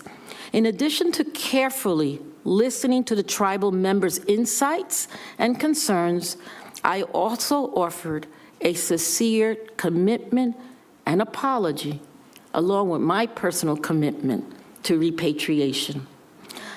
16 of our 21 universities that must have a full-time repatriation coordinator now either have one or an active recruitment going on, and I will continue to keep you appraised of our work in this area. Relationships with elected officials. Of course, I work to build trust and strengthen relationships with elected officials in Sacramento and Washington, D.C. is a top priority, and I will address this specifically a bit later. So let's move on to Goal 2. Lead, ensure, and monitor implementation of the Cozen O'Connor Title IX report. As you know, we are committed to and making great strides in turning weaknesses into strengths, including bolstering our university's Title IX and other anti-discrimination, harassment, and retaliation programming. We are working diligently in addressing more than 150 individual recommendations made by Cozen O'Connor, as well as the California State Auditor. While we have made much work ahead of us, but we have so much more work to do. As we undertake these efforts on behalf of our students, faculty, and staff, we are forging a path that many other institutions will follow. I told this board earlier when I was appointed that Cozen O'Connor report is a model. And as we implement that model, we will be a model for the nation on how to deal with Title IX across this country. We welcome the opportunity to set new standards for excellence while reinforcing the unique values of the CSU. To transparently continue to share our progress, Vice Chancellor Friedman has committed to providing a status report at every board meeting. We have continued this spring to build a centralized team that provides critical oversight of our system-wide efforts. As Vice Chancellor Friedman shared at the March board meeting, we are pleased to have welcomed our new Associate Vice Chancellor, Haley Schwarzkopf, for Civil Rights Programs and Services in February, whose impact has already been felt as she establishes priorities for the Civil Rights Unit, meets with CSU's constituencies, strategizes on-campus implementation plans, and continues our work with the Audit Division to assure that we are on track to fulfill the responses that are due to the California State Auditor in July and beyond. Recruitment efforts are well underway for 2 system-wide director candidates, 5 civil rights attorneys, and 2 administrative support team members. With guidance from our civil rights team, all 23 universities submitted their implementation plan to Vice Chancellor Friedman in December. I have just received recommendations of the final reports, and they will be reviewed for approval later this month. At that time, each university will create a final report to post online using a consistent template, which is anticipated to be completed this summer.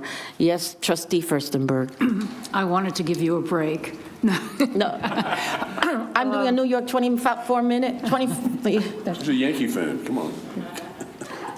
I forgive you. I forgive you.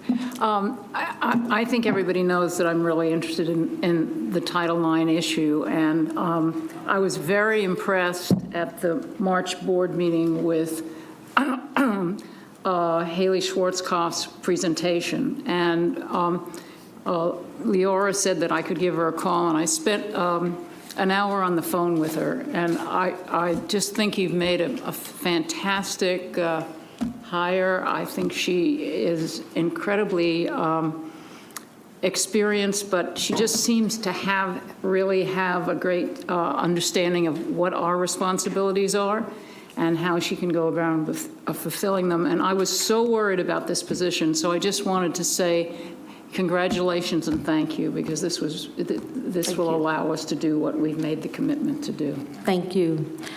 You should also know the presidents will be held accountable for ensuring that COSIN recommendations are addressed.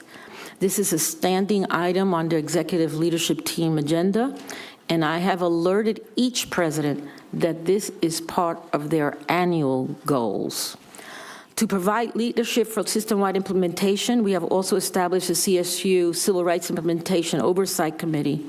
The committee has met 4 times to date, arriving at a shared definition of what it means to provide effective oversight for a system as large and as complex as the CSU. Deep dive meetings related to the system-wide action and communication plans are scheduled for this month and next. In collaboration with our new Vice Chancellor for External Relations and Communications, Greg Sachs, the Civil Rights Unit is also developing a comprehensive communication strategy for our Civil Rights Initiative with the overarching goal of rebuilding trust within our campus community.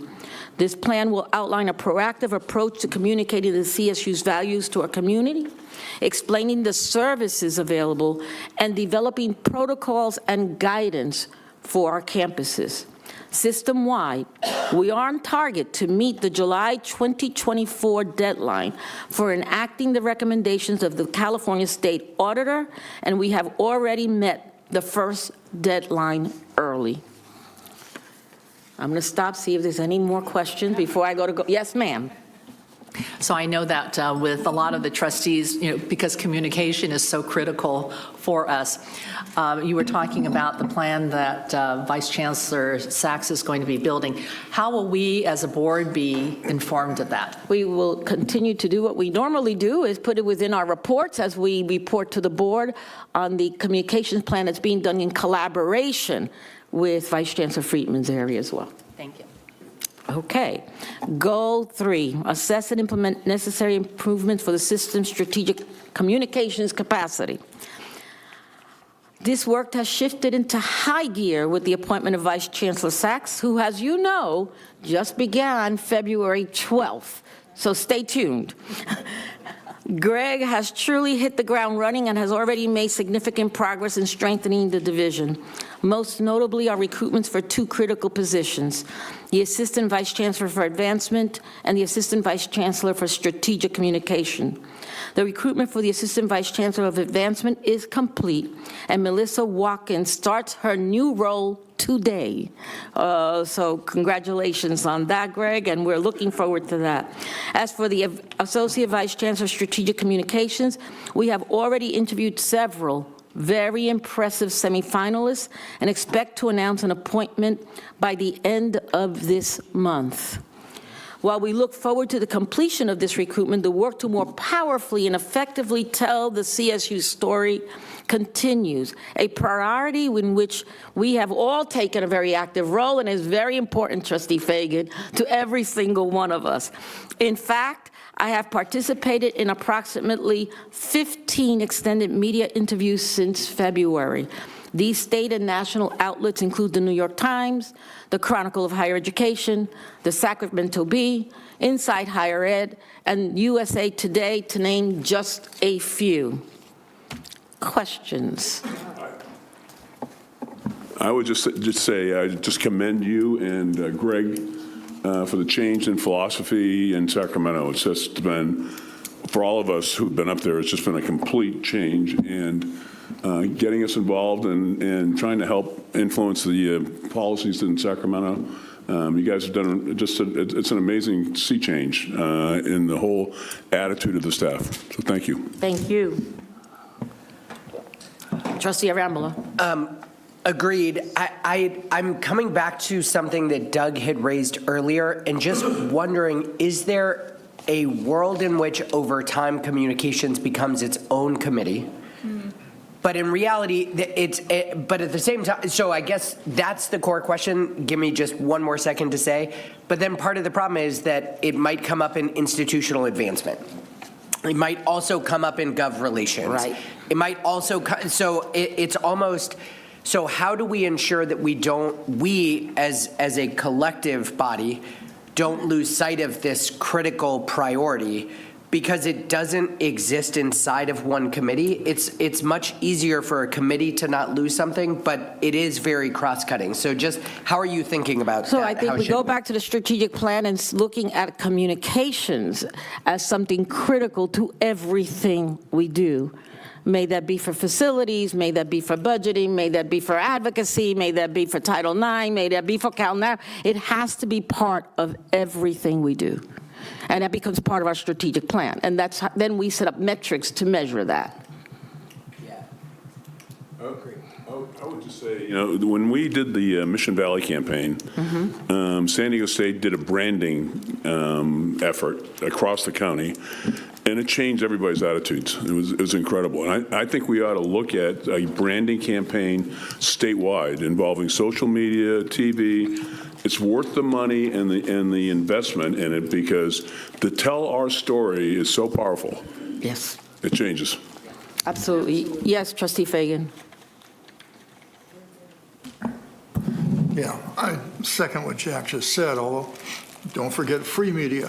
That's Oh, no, TikTok and, yeah. The one thing that Jack just mentioned about the change in culture and philosophy of engaging with the legislature by the trustees and all, I want to second that, because I'd been chair of the Governmental Relations Committee over a period of time, and in past years had suggested making use of our experts on the trustees, and often, or every time, was met with blank stares.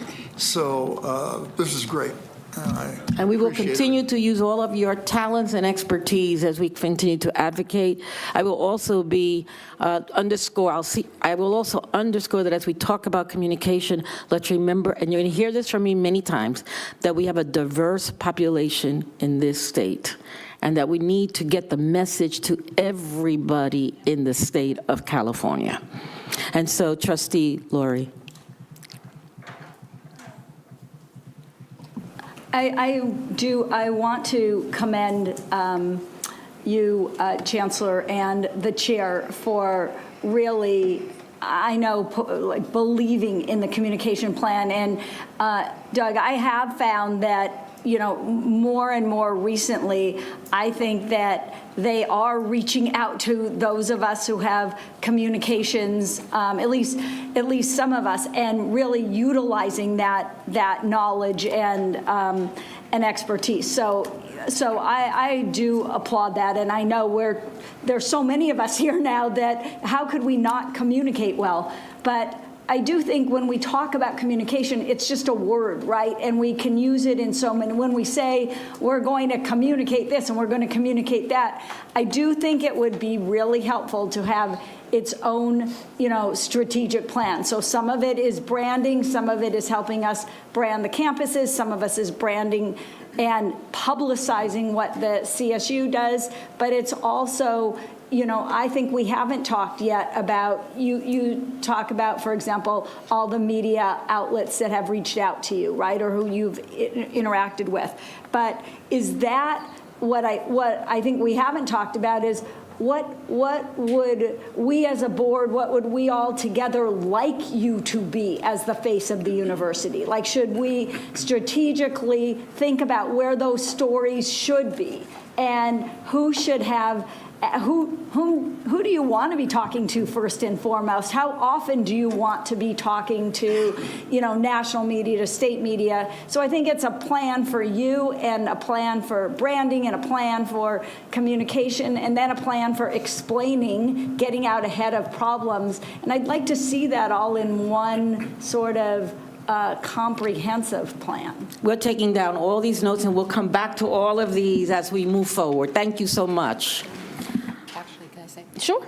So this is something that actually Vice Chancellor Sachs and the new AVC will be developing. It's something that was on his list of priorities for him to address. So absolutely. Let me go on to goal 4, and I will be quick here because it's an area in which you are all very, very familiar with, and because his goal for this year has largely been achieved. And it was a long and challenging process. As you know, we have reached agreement with all of 8 of the CSU labor unions and with minimal disruption to campus and university operations due to strike or other concerted activities. I really do want to offer my gratitude and appreciation to our union partners and labor relations team for their tireless work, for stretching and ultimately reaching agreements that successfully balance the CSU's priority of fairly compensating our faculty and staff with our fiduciary imperative of protecting our university's long-term financial stability.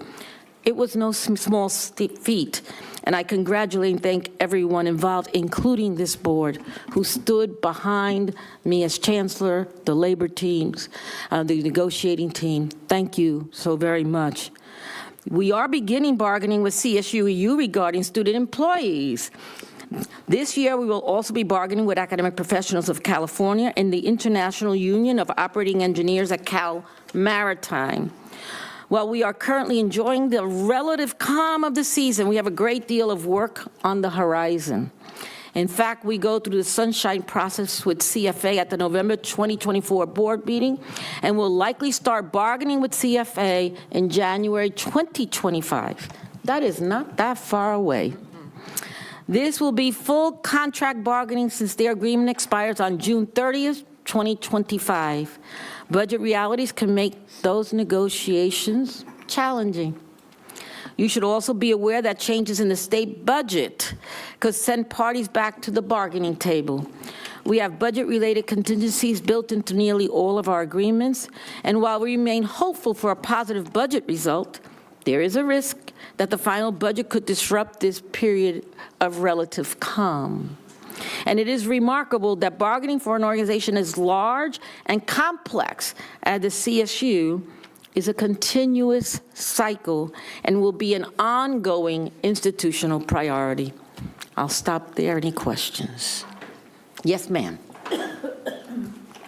I guess this is just my day to say thank you, but the institution I spent number of decades with had a labor issue. And so I called Leora, and she made our negotiating team available. And I just, again, their generous spirit and willingness to help other institutions is just really, I think, exemplifies what we all want at the CSU. So I just want to thank all of them. Thank you very much. Goal 5, guide the creation of a system-wide enrollment management advisory group. Along with the universities across the country, the CSU recently experienced a decline in enrollment. We continue to work together as a system to counteract these forces, to meet state goals for growth, and to maximize state resources. After enrolling more California residents than funded by the state for 12 years through 2022, the CSU has seen just 2 years below the overarching target. The impacts of the pandemic and the demographic cliff that just finally has hit California, it hit everybody else before it got to us, has disrupted that over-enrollment trajectory. But the CSU system and campuses have responded intentionally for both the short and long term. For the long term, we are launching a system-wide enrollment management advisory council to provide leadership and oversight in this critical area. With Trustee Steinhauser and President Neufeld in place as co-chairs, we have reviewed and approved the council's strategic charge and identified and appointed the group's inaugural 13 members. An initial meeting with the co-chairs was held in January, and 4 meetings of the council have been scheduled for this year. The group expects to deliver a preliminary system report in late summer, with a final report issued in December 2024. In addition to providing system-wide oversight, the council will simultaneously support regional and campus strategic planning with the assistance of an external consulting partner. This spring, we completed the search for not 1 but 2 expert firms to assist them with this work. Based on 2 exceptional proposals and sufficient funding with the Division of Academic and Student Affairs to support enrollment planning and development, we have elected to move forward 2 strategic partner organizations to accelerate our progress. They are the Education Strategy Group, or ESG, has been selected to provide council facilitation and strategic enrollment plan development. An Education Advisory Board, EAB, who you heard from at our last board meeting, has been selected to engage in regional strategic enrollment planning for enrollment with our 23 universities, beginning with our under-enrolled campuses. Questions? What is the number of the under-enrolled campuses now? It's 7. I think it's 7. Still 7? 7. And they're all in Northern California?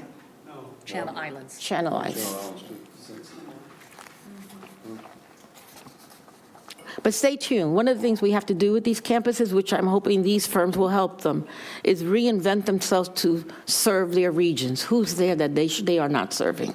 It's branding again. Yeah, it's branding, and who can they serve best, and who's in their communities, because our campuses are anchor institutions. They are stewards of place. Okay, goal 6. Provide leadership in real time of the system's 23-24 enrollment and preparation for 24-25. With immediate and comprehensive action on multiple fronts, the CSU is working to reverse the recent decline in enrollment and to employ data to better align resources with demand for the long term. CSU is incrementally closing the gap toward the state's long-range enrollment targets. Contrary to recent media stories that focus on CSU enrollment outcomes during the pandemic, enrollment for the current college year, 23-24, increased by 2%, more than 7,500 FTE students over last college year. 15 campuses increased their enrollment from 22-23 to 24-25. This was achieved through intentional work to retain and support continuing students, returning to higher unit loads, retaining students during summer sessions, and re-engaging students who stop out for a term. And proudly, the CSU enrolled the largest freshman class of California residents in the CSU's history, more than 64,000 Californians. That new class mirrors the diversity of California today. 56% of those new students identify as Latinx, and a half of those students will be the first in their family to earn a college degree. We have worked diligently to keep state leaders thoroughly apprised of our enrollment circumstances and actions. Deputy Vice Chancellor Nathan Evans, Assistant Vice Chancellor for Budget Ryan Storm, and Assistant Vice Chancellor for Advocacy and State Relations Nathan Dietrich met this winter with the Department of Finance, the Legislative Analyst's Office, the Governor's Office, and Legislative Budget Committee staff to review progress on achieving the state's enrollment goals. Building upon this momentum with an eye toward the future, we have also worked diligently with our campuses to recruit and remove any barriers for incoming first-year and transfer students for fall 24 and beyond.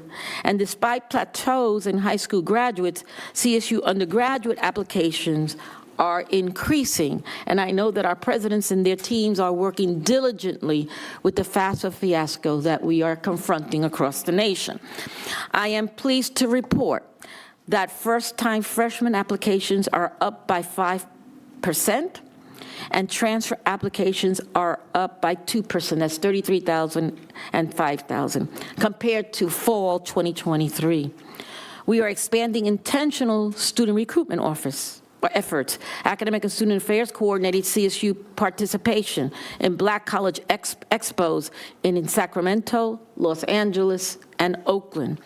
The CSU also signed a system-wide MOU with the Los Angeles Unified School District to support increasing college going in the district, including a new district-wide event at SoFi Stadium. And going back to FAFSA, we are doing well. However, confounding our efforts to recruit new students, FAFSA simplification has been much delayed and a problem plagued, requiring the Chancellor's Office to take a system-wide leadership role in helping our universities navigate changes and delays.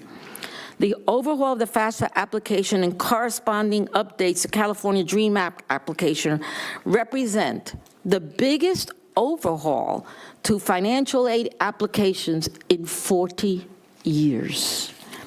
The simplified FAFSA, as you know, has had a rough start, and the Department of Education only began sending FAFSA information to our universities starting in the middle of the month.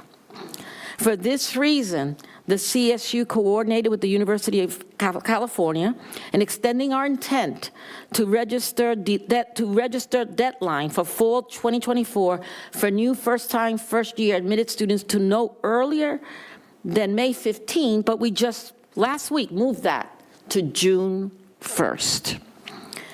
We have also advocated for a bill, which was recently passed by California state legislators, which has pushed back the deadline for Cal Grant and other state aid programs from April 2nd to May 2nd. I and leaders from our Academic and Student Affairs team have met regularly with the U.S. Department of Education leaders and staff to press for a solution, as well as we have reached out to our colleagues at ASCU and work collaboratively to pressure the department for immediate solutions. Our Chancellor's Office Enrollment Management Team and financial aid teams have provided regular updates to key leadership and constituents, including our university presidents, provosts, and vice presidents for student affairs. We have also established a tiger team of campus and system leaders in enrollment, financial aid, and information technology to address and escalate real-time communication and technical issues related to FAFSA changes. And our university financial aid teams have worked heroically to communicate with applicants and their families. At least 2 campuses delivered preliminary packages on April 5th, and all CSU campuses intend to deliver preliminary financial aid packages to admitted students by today, April 15th, a feat no UC campus has yet to accomplish. These extraordinary efforts caught the eyes of University Undersecretary of Education James Cavall, who recently requested a virtual meeting with the campus financial aid team at San Marcos to better understand their work and their impact. You know, as we work to recruit and remove barriers for new students, the CSU advocacy team, including many of you, has impressed upon state legislators the need to preserve the CSU's base enrollment funding, as well as 1% enrollment growth. I and other members have presented at the Assembly and Senate state budget hearings on this topic during legislative testimony and meetings with state legislators. This was a recurring message this year at Advocacy Day event, and it will remain so as we await the May revision and the final state budget. To ensure the best use of limited funding in consultation with our university presidents, we have laid the groundwork for implementation of a multi-year enrollment and budget reallocation plan that will better align CSU resources with student demand. We initially reviewed this plan with our presidents and solicited their input on any potential adjustments in December 2023. In light of additional budget pressures, reallocation percentages were adjusted for the first year of the plan from a 5% FTE to 3% FTE. Following these adjustments, our Chancellor's Office team issued preliminary budget allocation members for our 23 universities, reflecting the first year implementation of the multi-year plan. For campuses that did not grow in 23-24, despite receiving target and funding increases, consequently, enrollment target and funding will be reallocated for Dominguez Hills, Los Angeles, Pomona, and Sacramento. 8 campuses that were more than 10% below their funded target at the conclusion of college year 23-24 will have 3% of their base FTEs reallocated. Channel Islands, Chico, East Bay, Humboldt, Maritime, San Francisco, Sonoma, and Monterey Bay. 9 campuses will receive the reallocations in 24-25. Fullerton, Long Beach, Los Angeles, Northridge, Pomona, San Diego, San Jose, San Luis Obispo, and San Marcos. You heard that right. In 23-24, Pomona and LA had the allocations pulled back because they failed to increase the enrollment over the previous college year, but because they are still above their resident target, they are eligible for new growth for 24-25. Pending final state budget outcomes, all system-level decisions regarding 24-25 enrollment and funding impacts have been communicated. In addition, the reallocation plan for 25-26 was communicated in December 2023, well in advance of university-level admissions decisions. Our staff from academic and student affairs and business and finance continue to work directly with our university leaders, attending campus enrollment and planning sessions. Beyond enrollment, our presidents know that retention is key to achieving this goal. We must continue to look at enrolling more students, but just as importantly, we must focus on getting each student to the finish line. And as we look at enrollment, this is where you see the power of a system, because the numbers that they give us regarding our budget is about the system, and that when one person cannot increase enrollment on a campus and another can increase it, then that helps the entire system in moving forward. Questions? And I always say no student comes to college to fail, so we have to make sure they pass that finish line. Yes, ma'am. So I'd like to thank you so much for that really comprehensive report and giving us an overview of our individual campuses, but also of the system. I do want to go back to FAFSA. So it was really interesting to hear that our application numbers are up, but I would like Dr. Welch to just tell us in terms of FAFSA, the number the number that has dropped in applications, and from that, how many have succeeded? Thank you. We were talking about this at lunch today, and as you can imagine, we have a group called the Six, which are the 6 large higher education associations in Washington, and the presidents of those membership organizations meet regularly and also meet with the Secretary of Education. And To date, the latest numbers as of last week, that we only currently nationally have about 40% of the expected FAFSA applications have been filed that we'd ordinarily have at this time of year. So we're 60% behind. But of those 40%, of the ones that have been filed, 30% have errors. Some of the errors are coming from the actual new system itself. Some of the errors are coming from the IRS. So now all of the information is automatically transferred from the IRS. Now that option existed before. So it prompted me to ask the question, well, did we have those errors before when people were automatically sending it? And they said, no, it has to do with the new system and the way that they aren't talking to one another. Now, this isn't final yet, but there's been some discussion that we may be encouraged to go ahead and award away without concern about over or under awarding, and that it would be taken into account by the federal government and possibly covered for us. The challenge with that is we have an election coming up, and we don't know what that would look like post-November. So it's a very difficult situation. The entire intent of the new FAFSA was to simplify it. It was very difficult before, as you well know. And the intended results were for 600,000 additional students to be Pell eligible, and for 1.5 million students to receive, 1.5 million additional students to receive full Pell.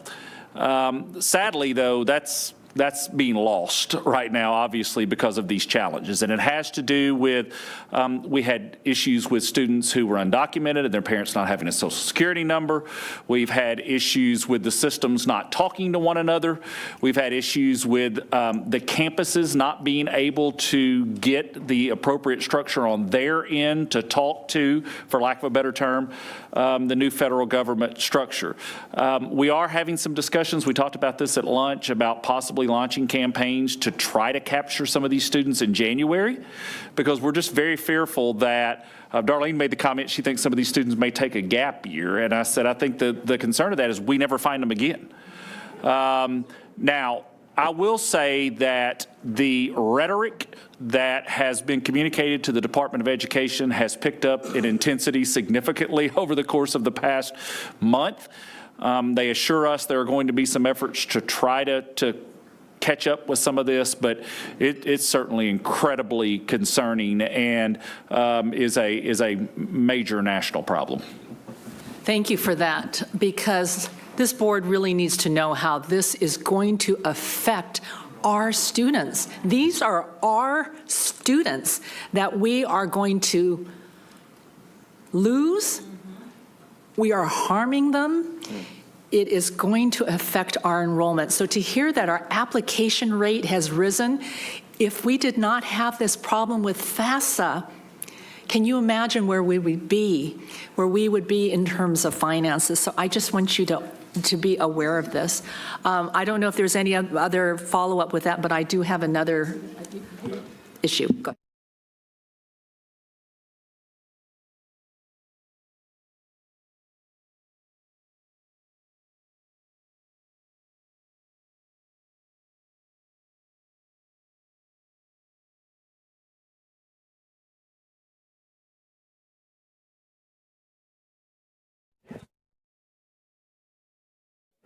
I just don't know how a student,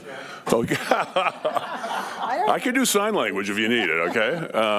I just don't know how a student can make a decision to go to college. Well, I mean, that would have been impossible for me without knowing what your financial aid's gonna be. I mean, my dad couldn't have paid a nickel.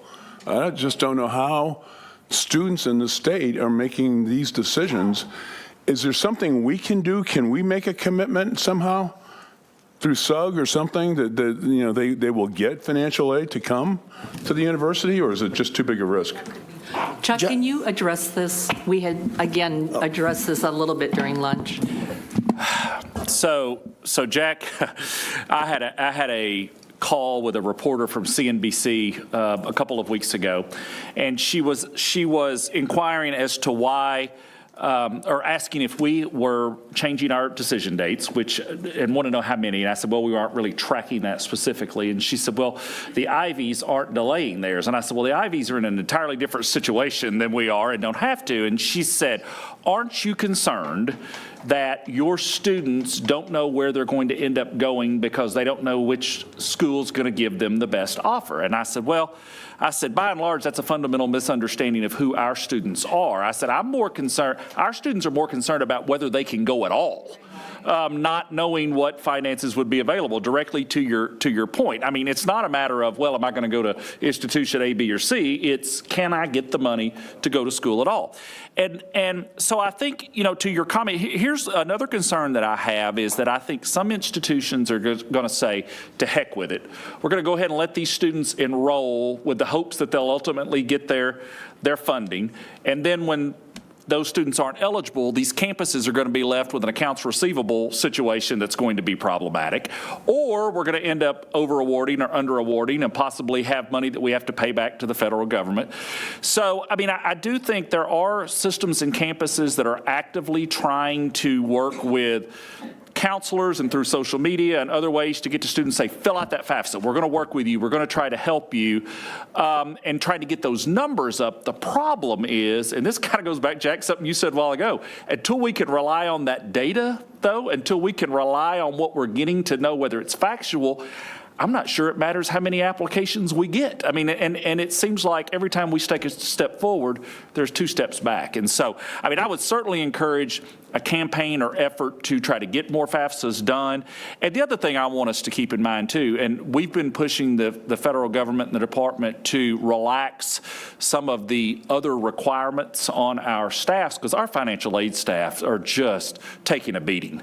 And the other part of it is the students in these families, they're not blaming the federal government, they're blaming that person standing right in front of them. So we've also got to think about how do we assist our staff in working through this. But, campaigns, trying to message that and get that word out there. But even then, I worry about how accurate that data is and what we're going to be able to do with it. So there's no good answer. And you're a student, and you have to make a decision that you're going to start school in university in August. And you're not going to you can't make that decision unless you know you're going to have the money to support it. So there's got to be something we can do to bridge this because this is a statewide issue. We're going to have a real problem in terms of actual acceptance rates on the campuses in August because if they don't know they're getting the money, they're not going. Huge. I think Nathan back there is trying to. Okay, Nathan, please. No, thank you very much. This is such a obviously timely topic that we're engaged in hearing from campuses daily. In some of our meetings with the Vice Presidents of Student Affairs and the Provost, Trustee McGrory, to your point, one of the strategies that some campuses are looking at is if the student financial situations of families are fairly constant from year to year. Yes, there are individual variations in individual situations, but holding harmless those students who did have tuition covered, for example, in the past, and communicating to them that it's likely that they'll be able to do that and putting in place the steps to do that. The most challenging population are first-time students that are coming to us for whom we don't have data, and so many of the strategies that have been mentioned, significant communication campaigns for new applicants from our individual universities and from the system continuously through social media, through email, through text if students signed up for that.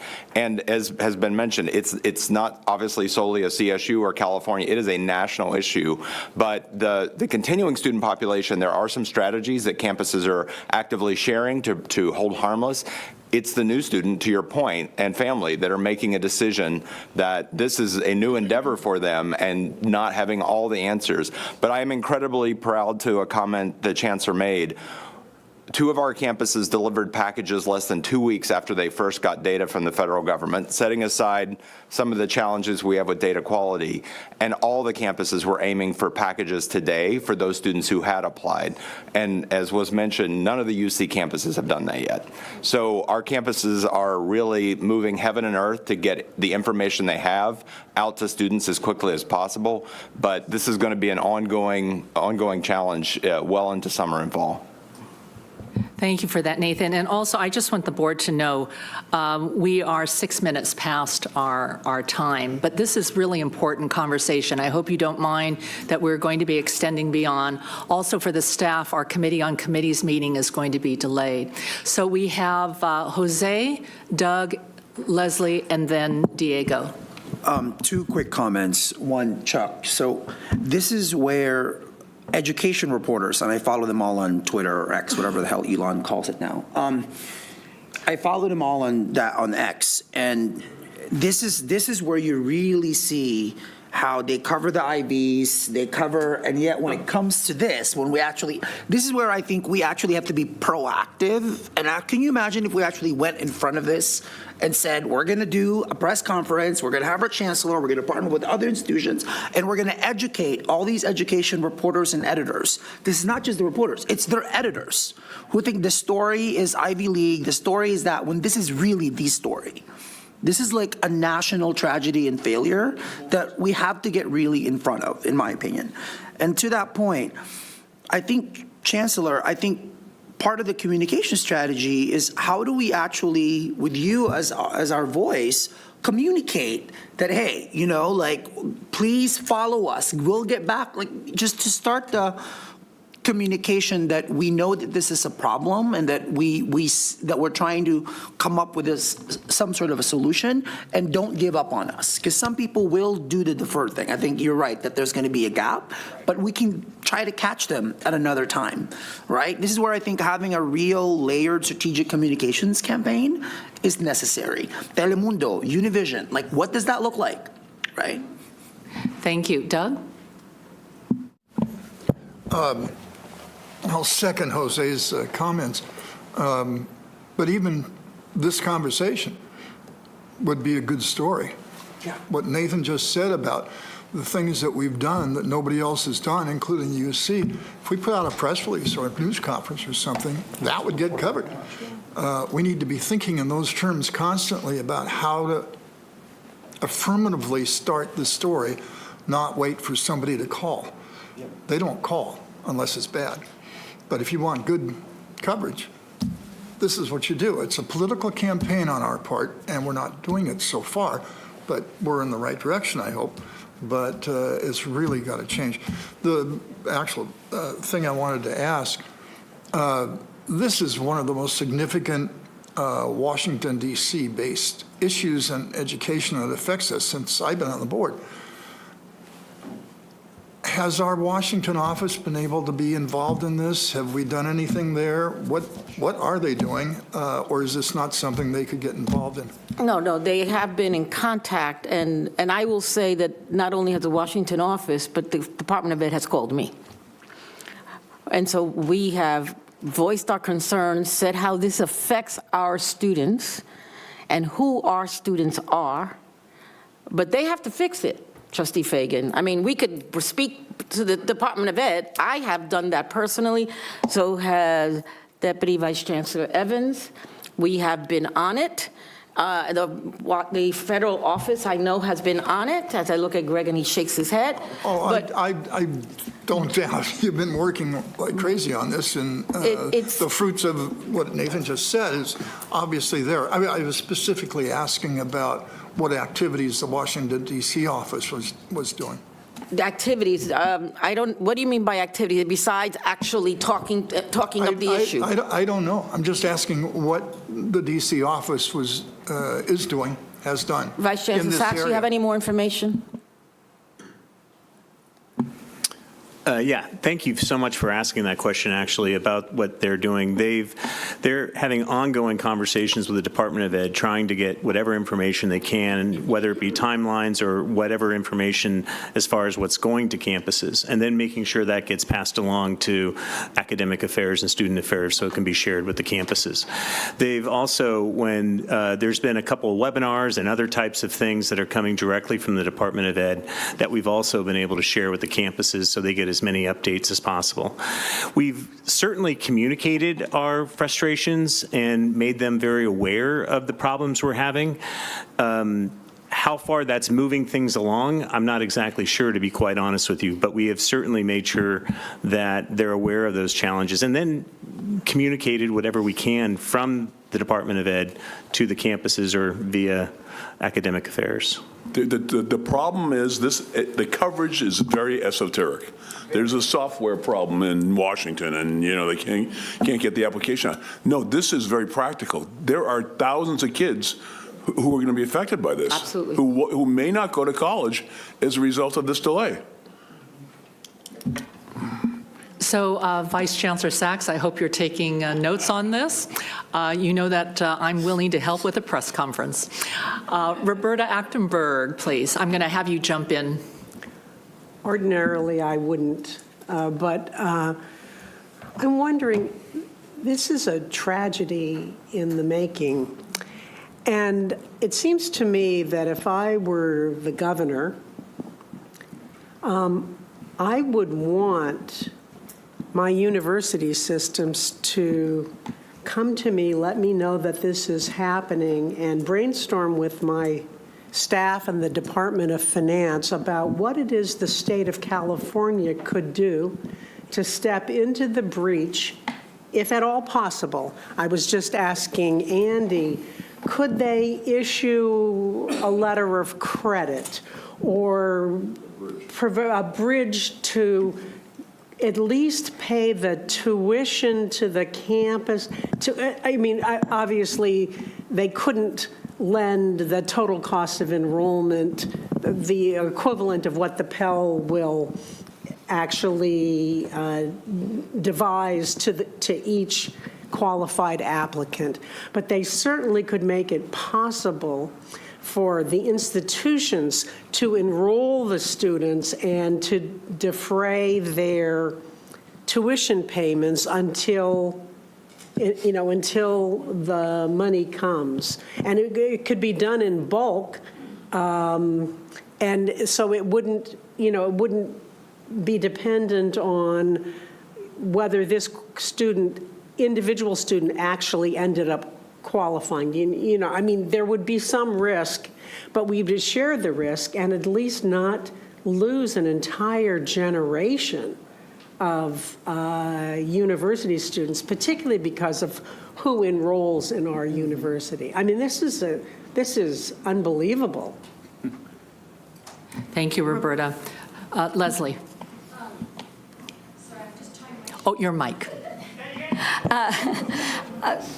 Well, I think obviously what we're hearing on so many, from so many voices is this, that none of us want to sit here, first and foremost, the chancellor and the chair, but none of us want to watch an impending tragedy, and know that at least unless we've exhausted every opportunity. So, and I'm feeling like this is a hard conversation to have on the fly because I'm not feeling that we have all the information we need here today to have the most thoughtful conversation. For example, I don't have a sense of the implications of the dollars that could possibly be lost if all those students were deferred a semester and some of those never enrolled as a result. And so those dollars would be worth knowing when we talk either to the state or look at our own reserves in terms of even at what point do we take a risk because the money we would lose on the other side is so extensive. And so I think we really need to have a good analysis of this. But the second issue I don't know is even when we talk about the packages that have gone out and that I'm not clear exactly what that is. Is that like, in other words, because our students still don't have all the information they need. Is that correct? So, okay, so in other words, and my point, and then I'd like the answer to that question, but to the extent that, you know, we have been more proactive. I mean, I would love, in the same way that President Biden, for example, talks to college students who have previous college students who have graduated with all this debt and says this is unacceptable. You know, even a message that would go from you out on YouTube saying, for all of those of you in our state who are dreaming of coming to the CSU next year, we want you and we have a plan for you. Here's what you need to do today. You know, like, in other words, a step-by-step from you as the leader, like a welcoming step, if we could get to that, you know, that point. I know Greg is taking copious notes back there as we are speaking and see what is our possibilities. And I really like the idea of talking to the governor and seeing what we can do in that area. And you're monitoring? There's still people that want to speak. Yes, so again, time-wise, we'll have Darlene and then Yami, please. Well, thanks to our chancellor and our chair for this conversation. It's such an important issue for our system. And I really appreciated the information update from DVC Evans. It's important to know that our campuses are working hard to try to accommodate our students as best they can. I really think that most of the faculty on campuses are looking for fall admissions applications primarily in the past. But I think given this glitch in financial aid, if they haven't already begun to think about doing so, I really think that our campuses should be encouraged to really give another push for spring admissions applications. I mean, that would be an opportunity for the data to catch up with the students. They'll know what their financial aid hopefully will be by then, and they could probably join us for the spring, if not for the fall. Yami, please. I just want us to remember also the most vulnerable populations that we serve, one of them being the undocumented students who I just found out because of my friend Jose, who gave me this data point, that only 14% of eligible students who are undocumented do the California DREAM Act application. So, I mean, I think there's also, barriers there. Only 14% of those who are eligible for the California DREAM Act application apply. So that's another barrier there.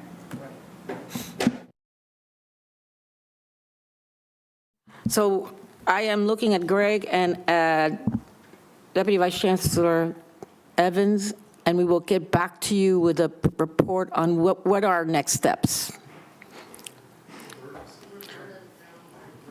That's part of it. Yeah, definitely part of it. That is definitely the part of it, and I think I said that earlier. And let me go on to, Darlene, did you have your, okay. Okay, I'm gonna move on to goal 7, and we have 12 guys, so I'm trying to move this. Go fast. I am going fast. Transform graduation in 2025 into a new student success framework. The CSU's flagship Student Success Effort Graduation Initiative 2025 has led to all-time highs in graduation rates and for students from all backgrounds. Our 4-year graduation rate has nearly doubled since 2015, increasing from 19% to 35%. In fact, the CSU has produced a cumulative total of more than 150,000 additional degree holders, 150,000 more than we would have celebrated otherwise since the initiative was launched. As we near the finish line of Graduation Initiative 2025, we are redoubling our efforts to achieve its ambitious student success and equity goals, which I truly believe is attainable. Of course, student success has no finish line, so we have launched a strategic engagement and consultation campaign to bring together and solicit input from the stakeholders who will be key to reimagining what student success looks like in today's higher education landscape and to charting a new and innovative path to get there. So we have a program called Finish Strong. To build upon our strengths across the system, the Chancellor's Office has teamed up with Cal State Fullerton to create a Finish Strong community of practice. We are thrilled that 18 of the 23 universities are currently participating. And the names are Bakersfield, Channel Islands, Chico, Dominguez Hills, East Bay, Fresno, Fullerton, Humboldt, Long Beach, Los Angeles, Monterey Bay, Northridge, Pomona, Sacramento, San Francisco, San Luis Obispo, San Marcos, Sonoma, and Stanislaus. This is an extension of the Finish Strong activity facilitated during the fall 2023 Graduation Initiative 2025 Symposium. This activity had university teams engaged in conversation and evaluation of disaggregated data focused on students who take on additional terms to graduate. The Community of Practice offers a forum to collaborate on the work of student success, close educational achievement gaps, resolve chronic barriers, and refine a culture centered on better student outcomes.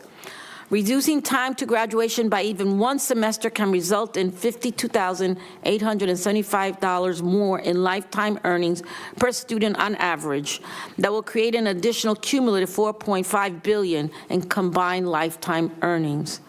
The intended outcome is to carry the collaborative, innovative discussions from the symposium to each university to identify potential solutions to help this student population earn their degrees sooner by incorporating ongoing Finish Strong community of practice efforts with real-time, actionable data. Of particular interest is its Graduate 365 data analyst tool, first developed at Cal State Fullerton and now available to all campuses.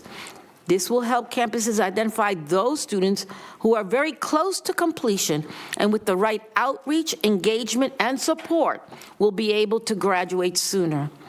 After several years of sustained effort, Cal State Los Angeles has created a graduation ecosystem that is comprised of a cross-divisional team that includes the registrar, Dean of Undergraduate Studies, and advising teams. Using technology tools like Graduate 365 and EAB, they are utilizing new and old data tools to leverage real-time data to provide high-touch outreach support to assist students in graduating as early as possible, shortening their educational journey from 4.5 years to 4 years. Los Angeles efforts are helping them close their educational efforts through a holistic, seamless, student-centered approach. Together with the Finish Strong initiative, we're planning ahead for a pilot program called Second Start, which will launch in fall 2024 to formalize our efforts to re-engage and reinstall students who have stopped out of our university. We've estimated that nearly 130,000 students have left our system since 2016 who haven't continued their academic journeys elsewhere. Our current policy for what we call academic renewal is very rigid and virtually impossible to achieve. As a result, students who leave the CSU with a GPA of less than 2.0 rarely find their way back to us. Second Start is a redemption program allowing students to get a fresh start. 14 CSU campuses are piloting the program, which is designed for eligible students who have been gone for more than 3 years. The Second Start pilot program will reset their GPAs earned up to the time of departure and waive any application fees, removing administrative barriers to their return. As we focus holistic support on these returning students, we will ask that our participating campuses provide intentional help with financial aid, advising, priority registration, basic needs, mental health, and childcare. We will also conduct ongoing research and data collection to evaluate the program's potential impact on student success from the time of launch in fall 24 through 2029. the year of engagement. We have also embarked on the most comprehensive stakeholder engagement process in our history to meet the challenges of student success and once again lead the nation as we embark on the next iteration of our student success and equity work. Expanding strategic consultations with key CSU stakeholders reiterates the CSU's commitment to dynamic shared governance as together we plan our path forward. The central outcome of this work is to ensure key stakeholders are heard, engaged, and thoroughly consulted through a year-long intentional process. As a first step, Academic and Student Affairs is implementing a campus inventory to evaluate the status of current campus offerings and services that align with Graduation Initiative 2025 goals. This inventory will lay the foundation for the next phase of the CSU's efforts to increase student success and close equity gaps. Through this spring and summer, consultations will be scheduled with each of our universities, as well as with the Academic Senate, CSSA, the Alumni Council, and industry stakeholders. Based on these consultations, we expect to finalize a vision document in fall 2024, after which we will conduct consultations with our philanthropic and intersegmental partners. The vision document will be a focus of our Graduation Initiative 2025, convening in October 2024. We will also provide a comprehensive update to the Board of Trustees this fall and early spring. Questions? Just want to say, on behalf of the board, great work. Yes. Thank you. Goal 8, No Yummy. question, but we need a press conference on the Second Start program. That's amazing. Amazing. implement recommendations from the Black Student Success Workbook. You all have this. Yes. Since we last met, we have continued to build momentum, including completing the first system-wide inventory and self-assessment of strategies and services designed to advance Black student success across all 23 universities, and you have that copy in front of you. As you will see, the resulting report is an extraordinary document that will inform next steps. It contains earnest and authentic assessments of the programs in place, highlights of current high-impact practices that can be shared and scaled across the system, and university action items that align with the recommendations of the Black Student Success Workbook. The report will guide and inform next steps, including supporting our universities as they implement the action items over the next 18 months. Based on campus submissions, we will be issuing funding awards to all 23 universities, totaling more than $4.6 million, which is the first half of the $10 million expected to be awarded over the next 3 years. We have also recently issued a request for proposals for the first statewide central office for the advancement of Black excellence. Proposals were due March 22nd. I hope all of you will be able to join us for the second biennial Juneteenth Symposium set for June 13th and 14th at Sacramento State University with the theme, Let Freedom Ring, Breaking Chains and Elevating to New Heights. Formal invitations are forthcoming. This inspiring event is meant to celebrate our progress and build momentum as we push forward to become a national leader in Black student success, which is a crisis in the nation as far as Black student success enrollment in our campuses across the nation. We will draw inspiration from a stellar lineup of speakers and scholars, including Nicole Hannah-Jones, Dr. Ibram X. Kendi. The event will also offer breakout sessions and think tanks to engage attendees in building plans and taking action. Questions? No questions? I will move on after a sip of tea. Yes, ma'am. I just wanted to congratulate. Oh, your mic. I just wanted to say congratulations. This is, as Jose said, amazing work and can be used for a model for other students too. During the faculty trustee report that I gave in January, the Senate asked about where the initiative was. So at the next meeting, you could perhaps bring this to their attention. Thank you. Thank you. Goal 9, ensure the review of and feasibility of implementing the recommendations on housing provided by Faculty and Staff Excellence Work Group. As a reminder, the recommendations of the Faculty and Staff Excellence Work Group currently be assessed include explore the creation of a CSU mortgage program providing a CSU loan with a reduced rate, much like the CUC, explore more private and public partnerships depending on the campus location to provide affordable housing for faculty and staff, explore offering loan assistance through third-party shared equity arrangements. This was previously offered but paused due to the current housing market. Create a resource for applicants to learn about the housing market and availability in each campus location, and also provide a resource for families to learn about school ratings and child care services. Review housing costs relative to regional salary differentials recommended by Mercer to ensure consistent application. Further analysis of the recommendations on housing affordability was conducted and presented to the presidents at the February 2024 ELT. Housing affordability information was gathered for each campus location. For most regions, the cost to purchase a house exceeded 30% of household income.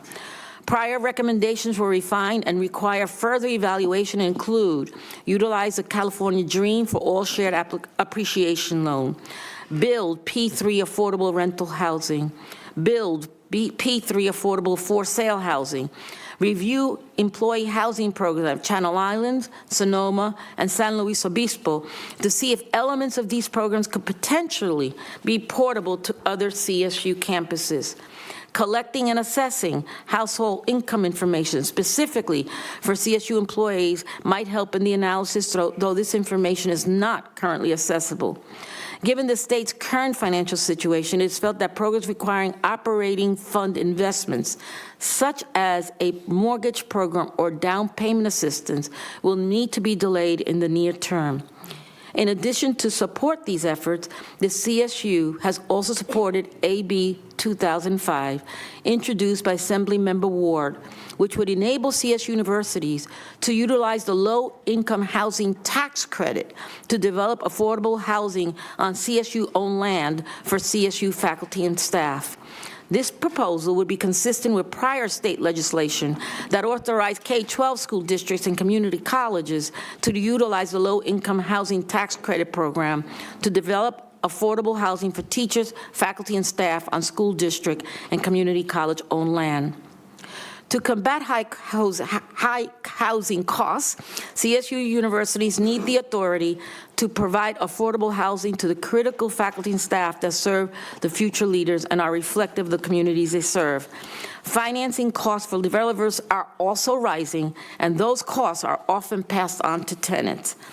This proposal that I've just mentioned has been passed both by the Assembly Housing and the Assembly Higher Ed Committee. I'll take any questions. Okay. We're getting there. Participate in the selection of the searches for the presidents of Stanislaus, Bakersfield, and Fullerton, and lead the search for the Vice Chancellor of External Relations and Communications. We remain on track to complete this goal. After highly competitive national searches, we have appointed, as you know, 2 mission-driven and high-performing leaders in Vice Chancellor Sachs, who I mentioned earlier, began February 12th, and Stanislaus State President Britt Rios Ellis, whose appointment was announced at our March board meeting and who also will begin her tenure on July 1st, 2024. A special thank you to Trustee Rodriguez for chairing and Chair Fang, Trustees Furstenberg, Vargas, and Yi Melishar for serving on the Stan State Search Committee. As for our ongoing recruitments, the search committee for the next leader of Cal State Fullerton held its initial convening and virtual open forum on February 6th, and we remain on schedule to announce an appointment at the May board meeting. Thank you, Trustee McGrory, for chairing, and thank you to Trustees Giladucci, Gilbert Laurie, and Chair Fong for serving on the Fullerton Search Committee.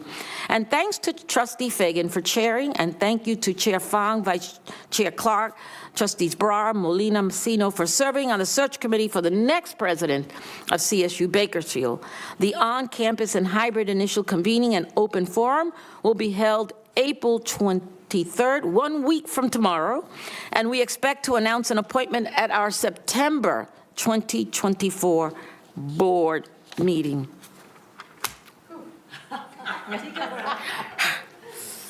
Okay, I'm getting there. Continue to enhance advocacy efforts in Sacramento and Washington, D.C. So you've heard me say so many times, and we had so many discussions, how critical this remains for the California State University. We have to remain top of mind, and we can't be out of sight, out of mind. For our elected officials have to recognize the position of this nation's preeminent university for educating America's new majority. Or to borrow Governor Newsom's words, and I'm quoting Governor Newsom, the nation's strongest incubator of upward mobility and the nucleus of the California dream, unquote. These are bold statements, I know that, but I believe in them to our very core. But continuing to live up to these words and fully realize our extraordinary promise and potential as a force for prosperity, equity, and a stronger democracy requires support, both from our federal and state leadership. So as an ongoing commitment and priority, we will maintain a constant presence in Sacramento and Washington, not just on our system-wide advocacy days, but every day. We're off to a strong start. I spent more than 20 days in Sacramento in recent months. During that time, I've met with more than 35 legislators in different settings, including the Speaker of the Assembly, Pro Tem of the Senate, the chairs of the Assembly and Senate Budget Committees, and the chair of the Assembly Higher Education Committee. I've also met with the chair or vice chair of every ethnic caucus, as well as the women's and LGBTQ caucuses in Sacramento. I've also interacted with the governor at various events and have held multiple meetings with Ben Cheetah and other staff. With the support of advocacy and state relations, I hosted a well-attended and highly interactive square table convening with what is essentially the CSU caucus, those legislators whose districts contain a CSU campus. Importantly, advocacy and state relations, with the support of our civil rights staff, provides regular updates to key legislators regarding our Title IX work and DHR work, and we are doing the same thing with NACPRA. Our State Advocacy Day on February 21st was an unmitigated success. A system-wide delegation of more than 125 students, faculty, and staff, university leaders, trustees, alumni, and friends and supporters descended upon the state capitol to loudly and proudly share the CSU's powerful story, as well as to deliver our budget ask and our very important advocacy points. In all, we met with more than 75 legislators and staff. Our message was heard, and it resonated with our state leaders.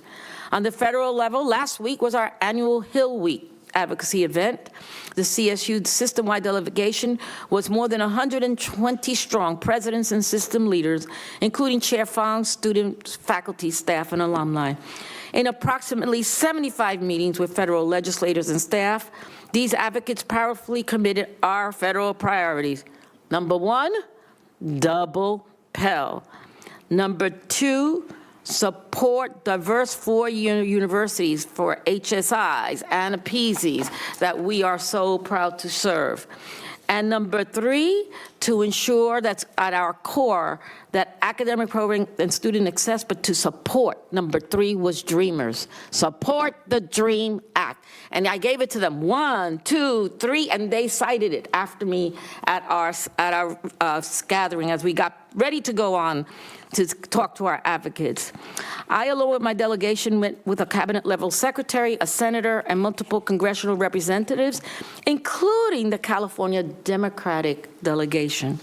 It was really a very positive time for the state and the federal fronts, and I want to recognize and congratulate Vice Chancellor Sachs and Associate Vice Chancellor Dietrich and Conant. But the real measure of success will be sustained in the momentum and consistency of our message, continuity of our message, and our ability to have our stakeholders support the CSU.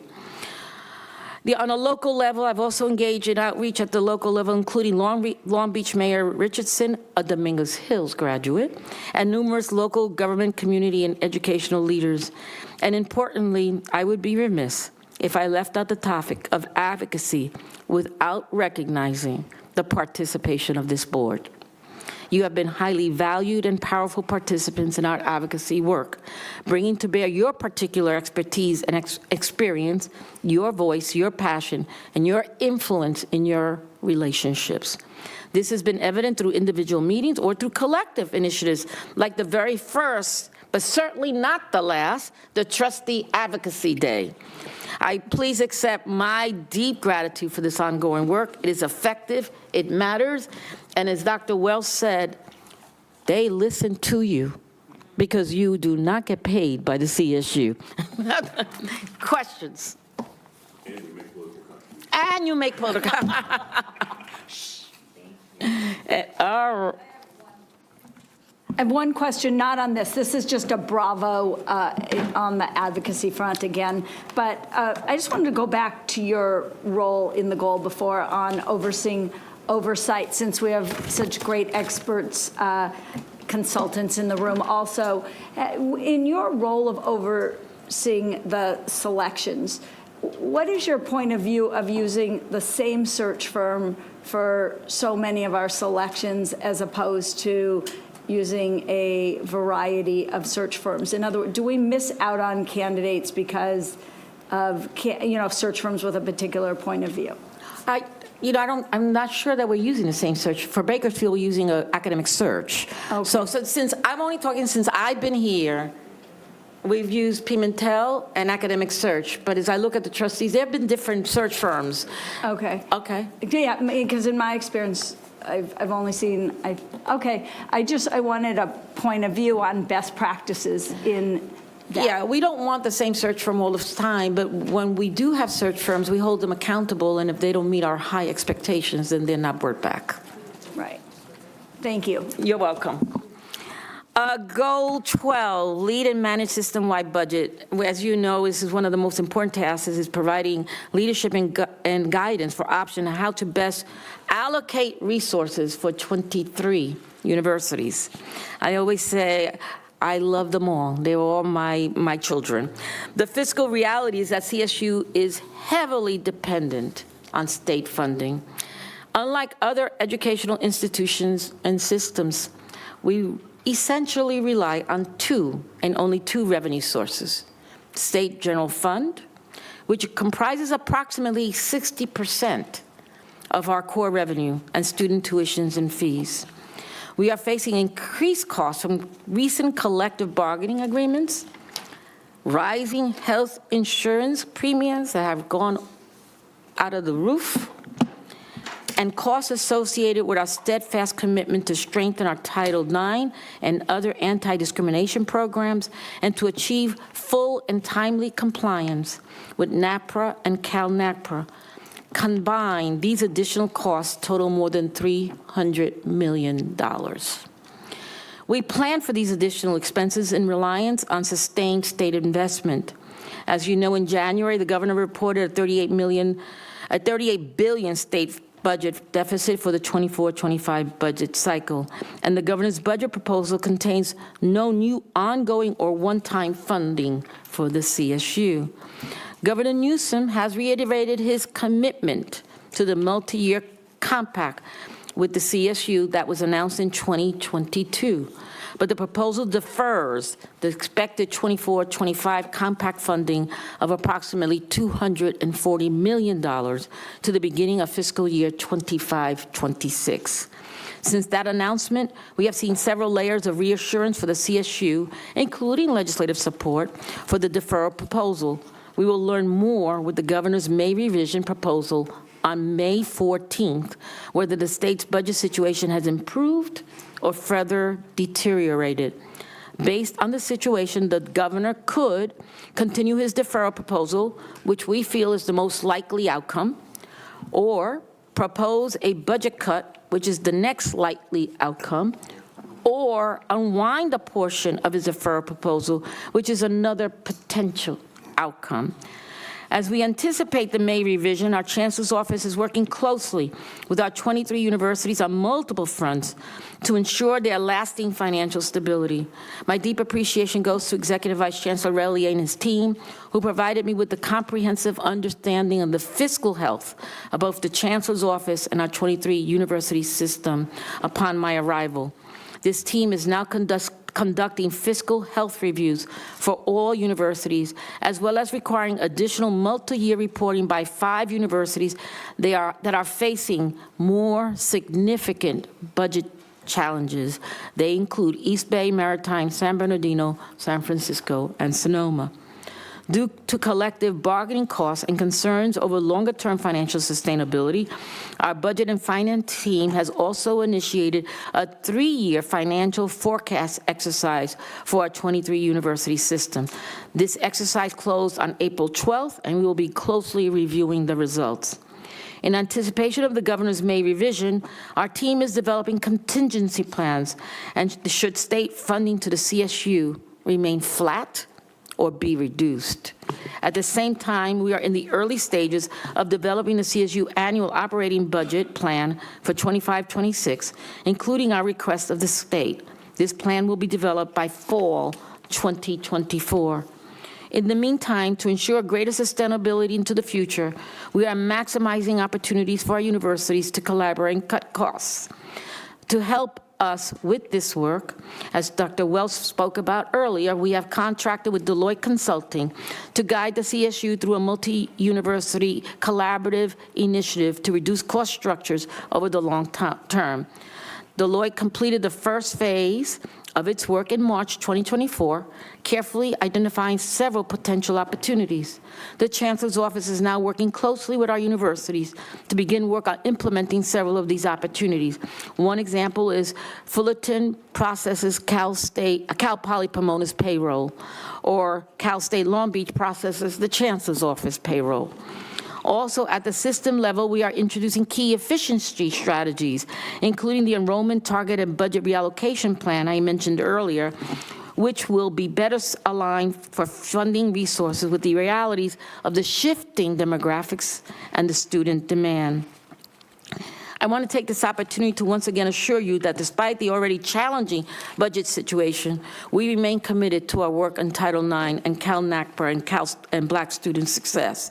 I have consistently been transparent about the fact that our presidents will be required to make extremely difficult decisions as we work to honor the budget and these commitments within our budgetary constraints. We will work together, and I will make sure that not only will I wholeheartedly support them, but as I heard from the board, so will you. And I thank the board for supporting them during these very difficult times. Yes. Trustee. Great report. I just want to remind the board that we are headed for some really challenging financial times, and I do this on behalf of Trustee Lopez, who chairs the Finance Committee, who would kill me if I didn't say something about this. But, you know, our task force that we had discovered that we had a $1.5 billion structural deficit already in the campus system, in the entire CSU system, and now we're pushing down at least, I think, $350 million down to the campuses to pay for the 5% pay increases and the Title IX and the other initiatives, graduation initiative that we have. So they are going to have to make some serious decisions. I mean, we only have $750 million in reserves, and they can't use all those reserves. Otherwise, we'll get a credit rating hit.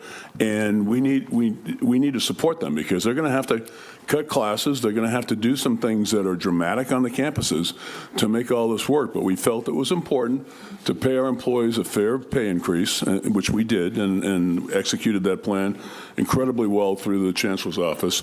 But there are tough times coming ahead. We're going to see some really hard decisions being made by campus presidents this summer to get ready for the fall semester, and we need to be there for them. You know, we made this call, but they have to implement it, and so we need to support them and be there for them. Thank you, Trustee. Any other comments? Okay, let me, coming down to the finish line here, guys. So in order, as you know, I came here in October, which is in the middle of a cycle for goals. So these goals, most of them will continue through, that have not been completed, still in progress, to June 30th. In order to begin my goals for 24-25, I will present a draft to the chair of the board for his review to present at the July board meeting. One of my goals will be to begin the process, as you heard so much, is the strategic plan, and begin to think about that for July 24. My idea is to begin the plan, the process in July 24, and end it by July 25. 1 year. 1 year, not 3 years, not 5 years, 1 year. But you should know that I have a dream. And that dream is that the CSU, we know it's the role model of the nation in educating the new majority. And I want that dream that every individual that enrolls on our campus and gets this academically superb education graduate, but also that we as a university help them reach that first career goal, that they understand what are the options in careers, because first generation students don't know what that is, and then to follow the path and graduate and help, this is my dream, our students either get that first career goal so they're not working at Starbucks, or go on to graduate school.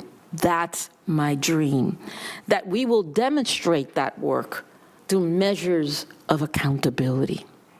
And so as we plan this, I will need the board's assistance in communicating what is a system strategic plan, as we heard from Dr. Welsh, versus what is a campus strategic plan. As we heard from him, it delineates what a system needs to do to help the 23 universities meet the system goals in their own way, but hold them accountable, and then have their own institutional goals, because there's no campus, no one-size-fits-all for our 23 campuses. A system-level goal delineates for them the priorities for the system, and then they enact on that goal the manner that best works for them, and it gives each president the autonomy to set the path. And the way we know they're doing it is by holding them accountable by metrics. As we all know, again, let me underscore it because I hear myself, I was a president with President Armstrong, and we kept on saying, Trustee Fagan, one size does not fit all. And so that strategic plan, as I said, will begin in July 2024 and in July 2025. At the July 2024 board meeting, I would like to bring someone from the National Association of System Heads, NASH, to provide a presentation again on what a system plan entails more in depth, and is quoted by Dr. Rebecca Martin, who was the past president of NASH, and I quote, "Systemness is about the coming together of the system's leadership," unquote, to support and guide the universities. Since a system strategic plan is about bringing together the leadership, I envision a strategic plan steering committee comprised of approximately 9 individuals that will include the chair of the board and the chair of the finance committee. And the chair of the finance committee is essential because we have to operate within our resources as recommended by Sustainable Funding Model Task Force. Further, the strategic plan highlights through the budget the priorities of the system. The budget is telling everybody these are the priorities of the system. This plan will be a collective leadership perspective that shapes how the California State University meets the needs of the students, but also meets the needs of the state of California. To reiterate, this plan will focus on the role, direction, and priorities of the system that will help to guide the work of our individual universities. And the plan will focus on collective leadership, or how my team and I, from the system's perspective and with the system's authority and resources, lead and serve the presidents and their universities with the support of each and every one of you. Madam Chair, that completes my report. Board members, we've done good in selecting her as our chancellor.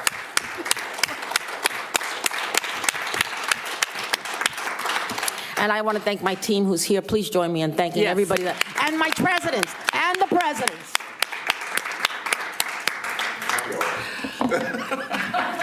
Chancellor Garcia, thank you so much for reviewing what you have done with your 6-month goals. It is amazing. Thank you so much for your dynamic, focused leadership. And we have so much on our list to continue to do, but what you have done with us and with your team and our presidents has been amazing. So thank you for that. I also want to thank the board for the great conversation, the discussion that we had, and particularly on our self-assessment. I just want to remind you that this board retreat is the culmination of hard and focused work these past 2 years, beginning with the assessment that Roberta Achtenberg and Jane Wellman led to identify the issues that each and every one of us had. And to now reach this point of collaboration with the Chancellor and the presidents, frankly, is a hope and dream realized. We will now break for the day and return tomorrow morning for our final session, which will be session 3, advocating for the CSU, a collaborative plan for action. Please note that following this, we are going to have a Committee on Committees meeting. Will be taking place in this room in 10 minutes. Followed by our retreat dinner, which we will have in the penthouse at 6 p.m. So tomorrow we are going to resume at 9 a.m. back here in the room, and I'm excited to say with our presidents. So thank you so much for a great, great day. Thank you.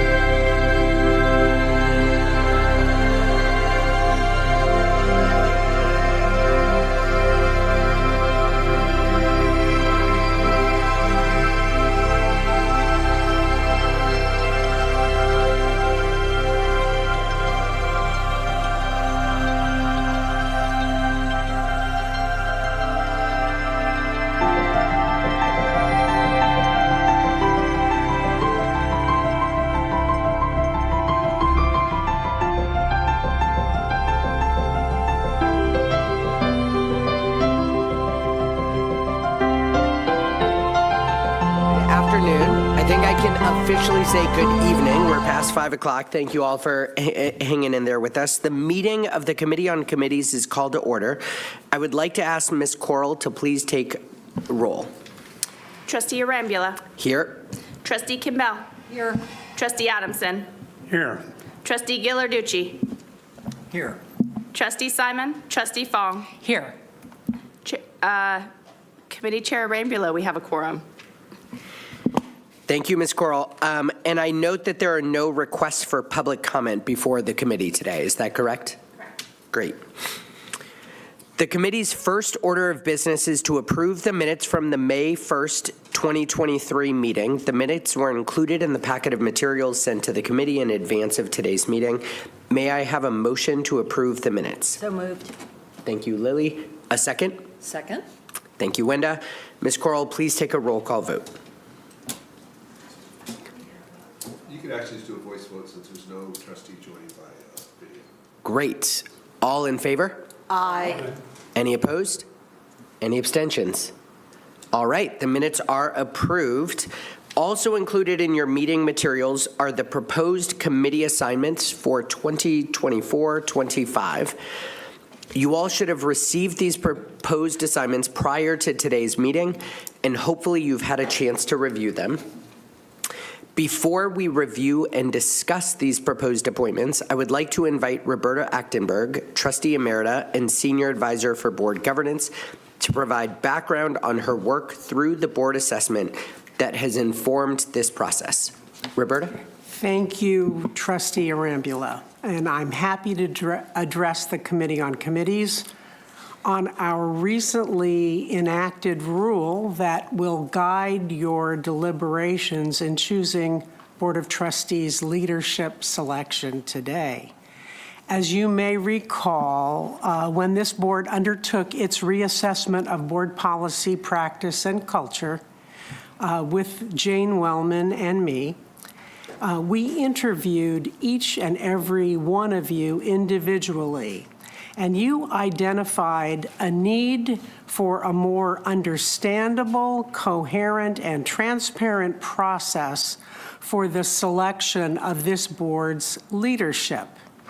With your input and after thorough discussion and debate, we proposed and this board adopted a new rule to govern the Committee on Committees that provides guidance to this committee in its deliberations, in its consideration for nomination of chair and vice chair. In essence, the leadership, the future leadership of this Board of Trustees. Colleague preference for committee leadership is also supposed to be taken into account.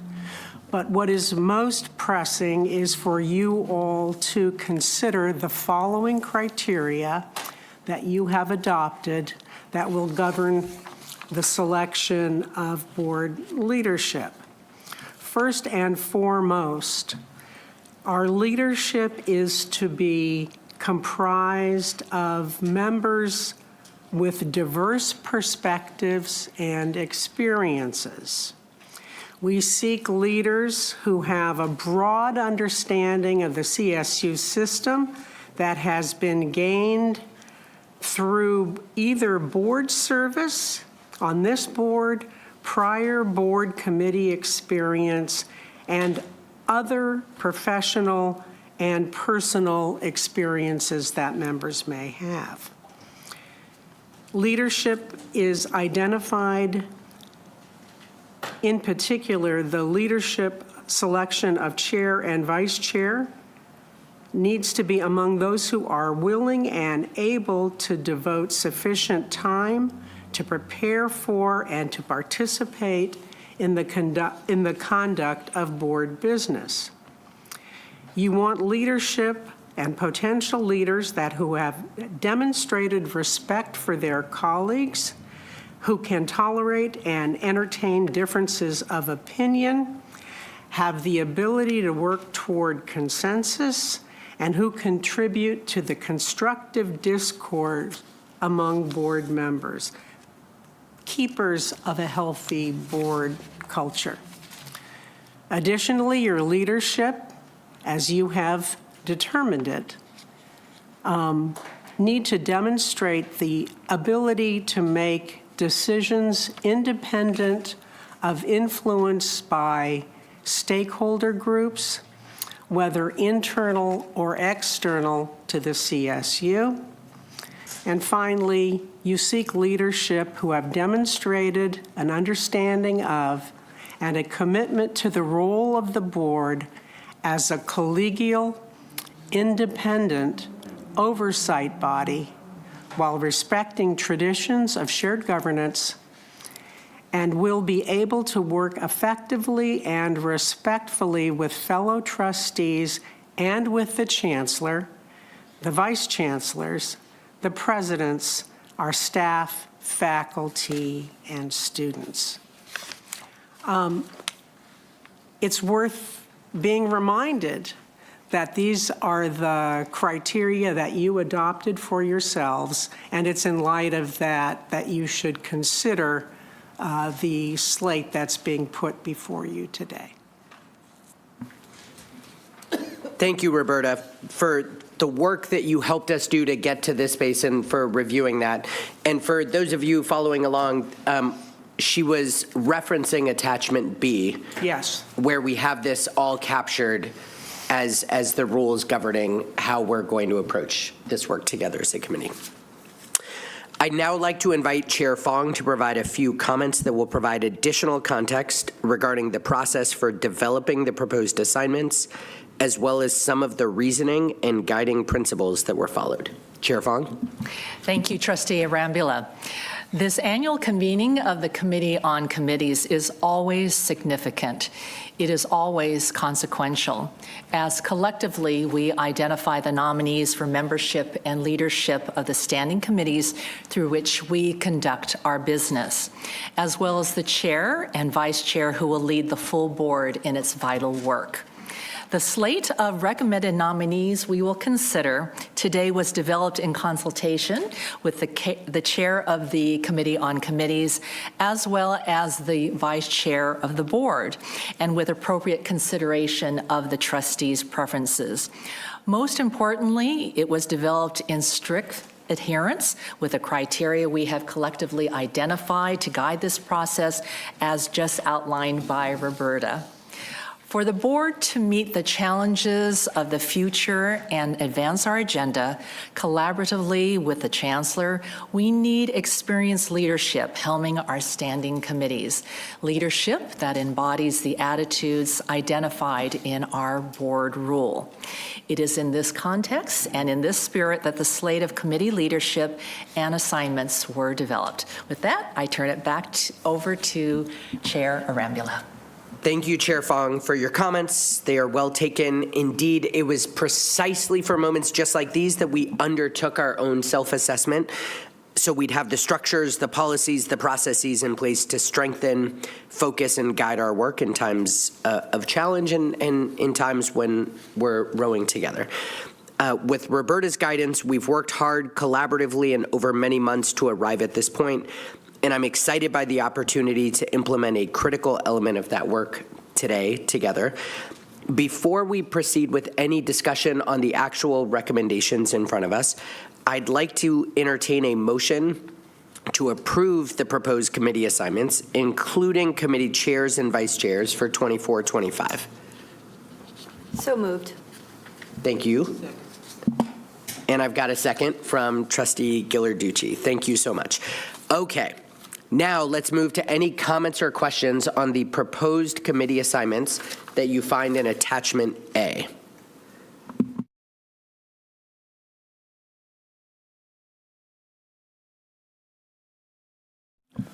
I assume that these coincide with their preferences that they provided, in most cases anyway. I'm not sure you could do all of them that way, but is there any that you had concerns about? I don't know how everybody... Something that was wonderful in seeing trustee preferences is there were more folks who were interested in leading. We attempted to do our best job possible in ensuring everyone had an opportunity to lead who raised their hand to say that they wanted to. and we worked very hard to ensure that we were meeting trustees where they were in their preferences. But as Roberta named, we also were working incredibly hard to make sure that we had the right compositions to carry forward our important work. So we tried to balance all of those. Any other questions? Comments?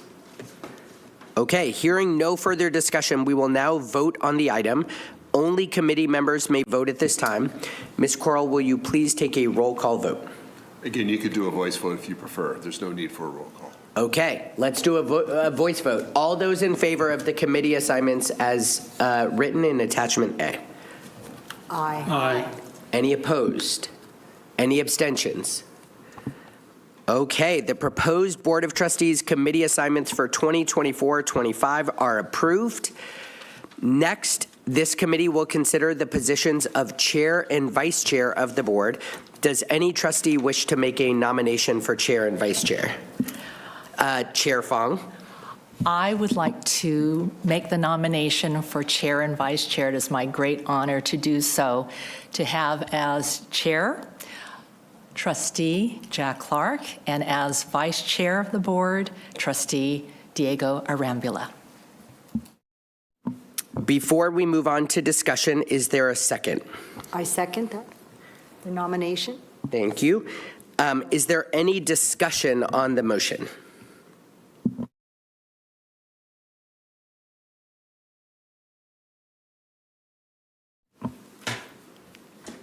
Hearing none. If there's no further discussion, there's been a motion and a second. And I'm going to take Andy's comment that we can just do a voice vote. Even though my script says, can we take a roll call vote? I can learn. We had a remote trustee initially. Yes, that's right. And look at me, I'm learning. It only took 3 times. All those in favor of the nomination for chair and vice chair of the board, say aye. Aye. Any opposed? Any abstentions? The nominations for the chair and vice chair of the Board of Trustees for 2024-25 are approved. These committee resolutions will come before the full board for approval at our upcoming May meeting. That concludes the business of the Committee on Committees. This meeting is adjourned. Yay.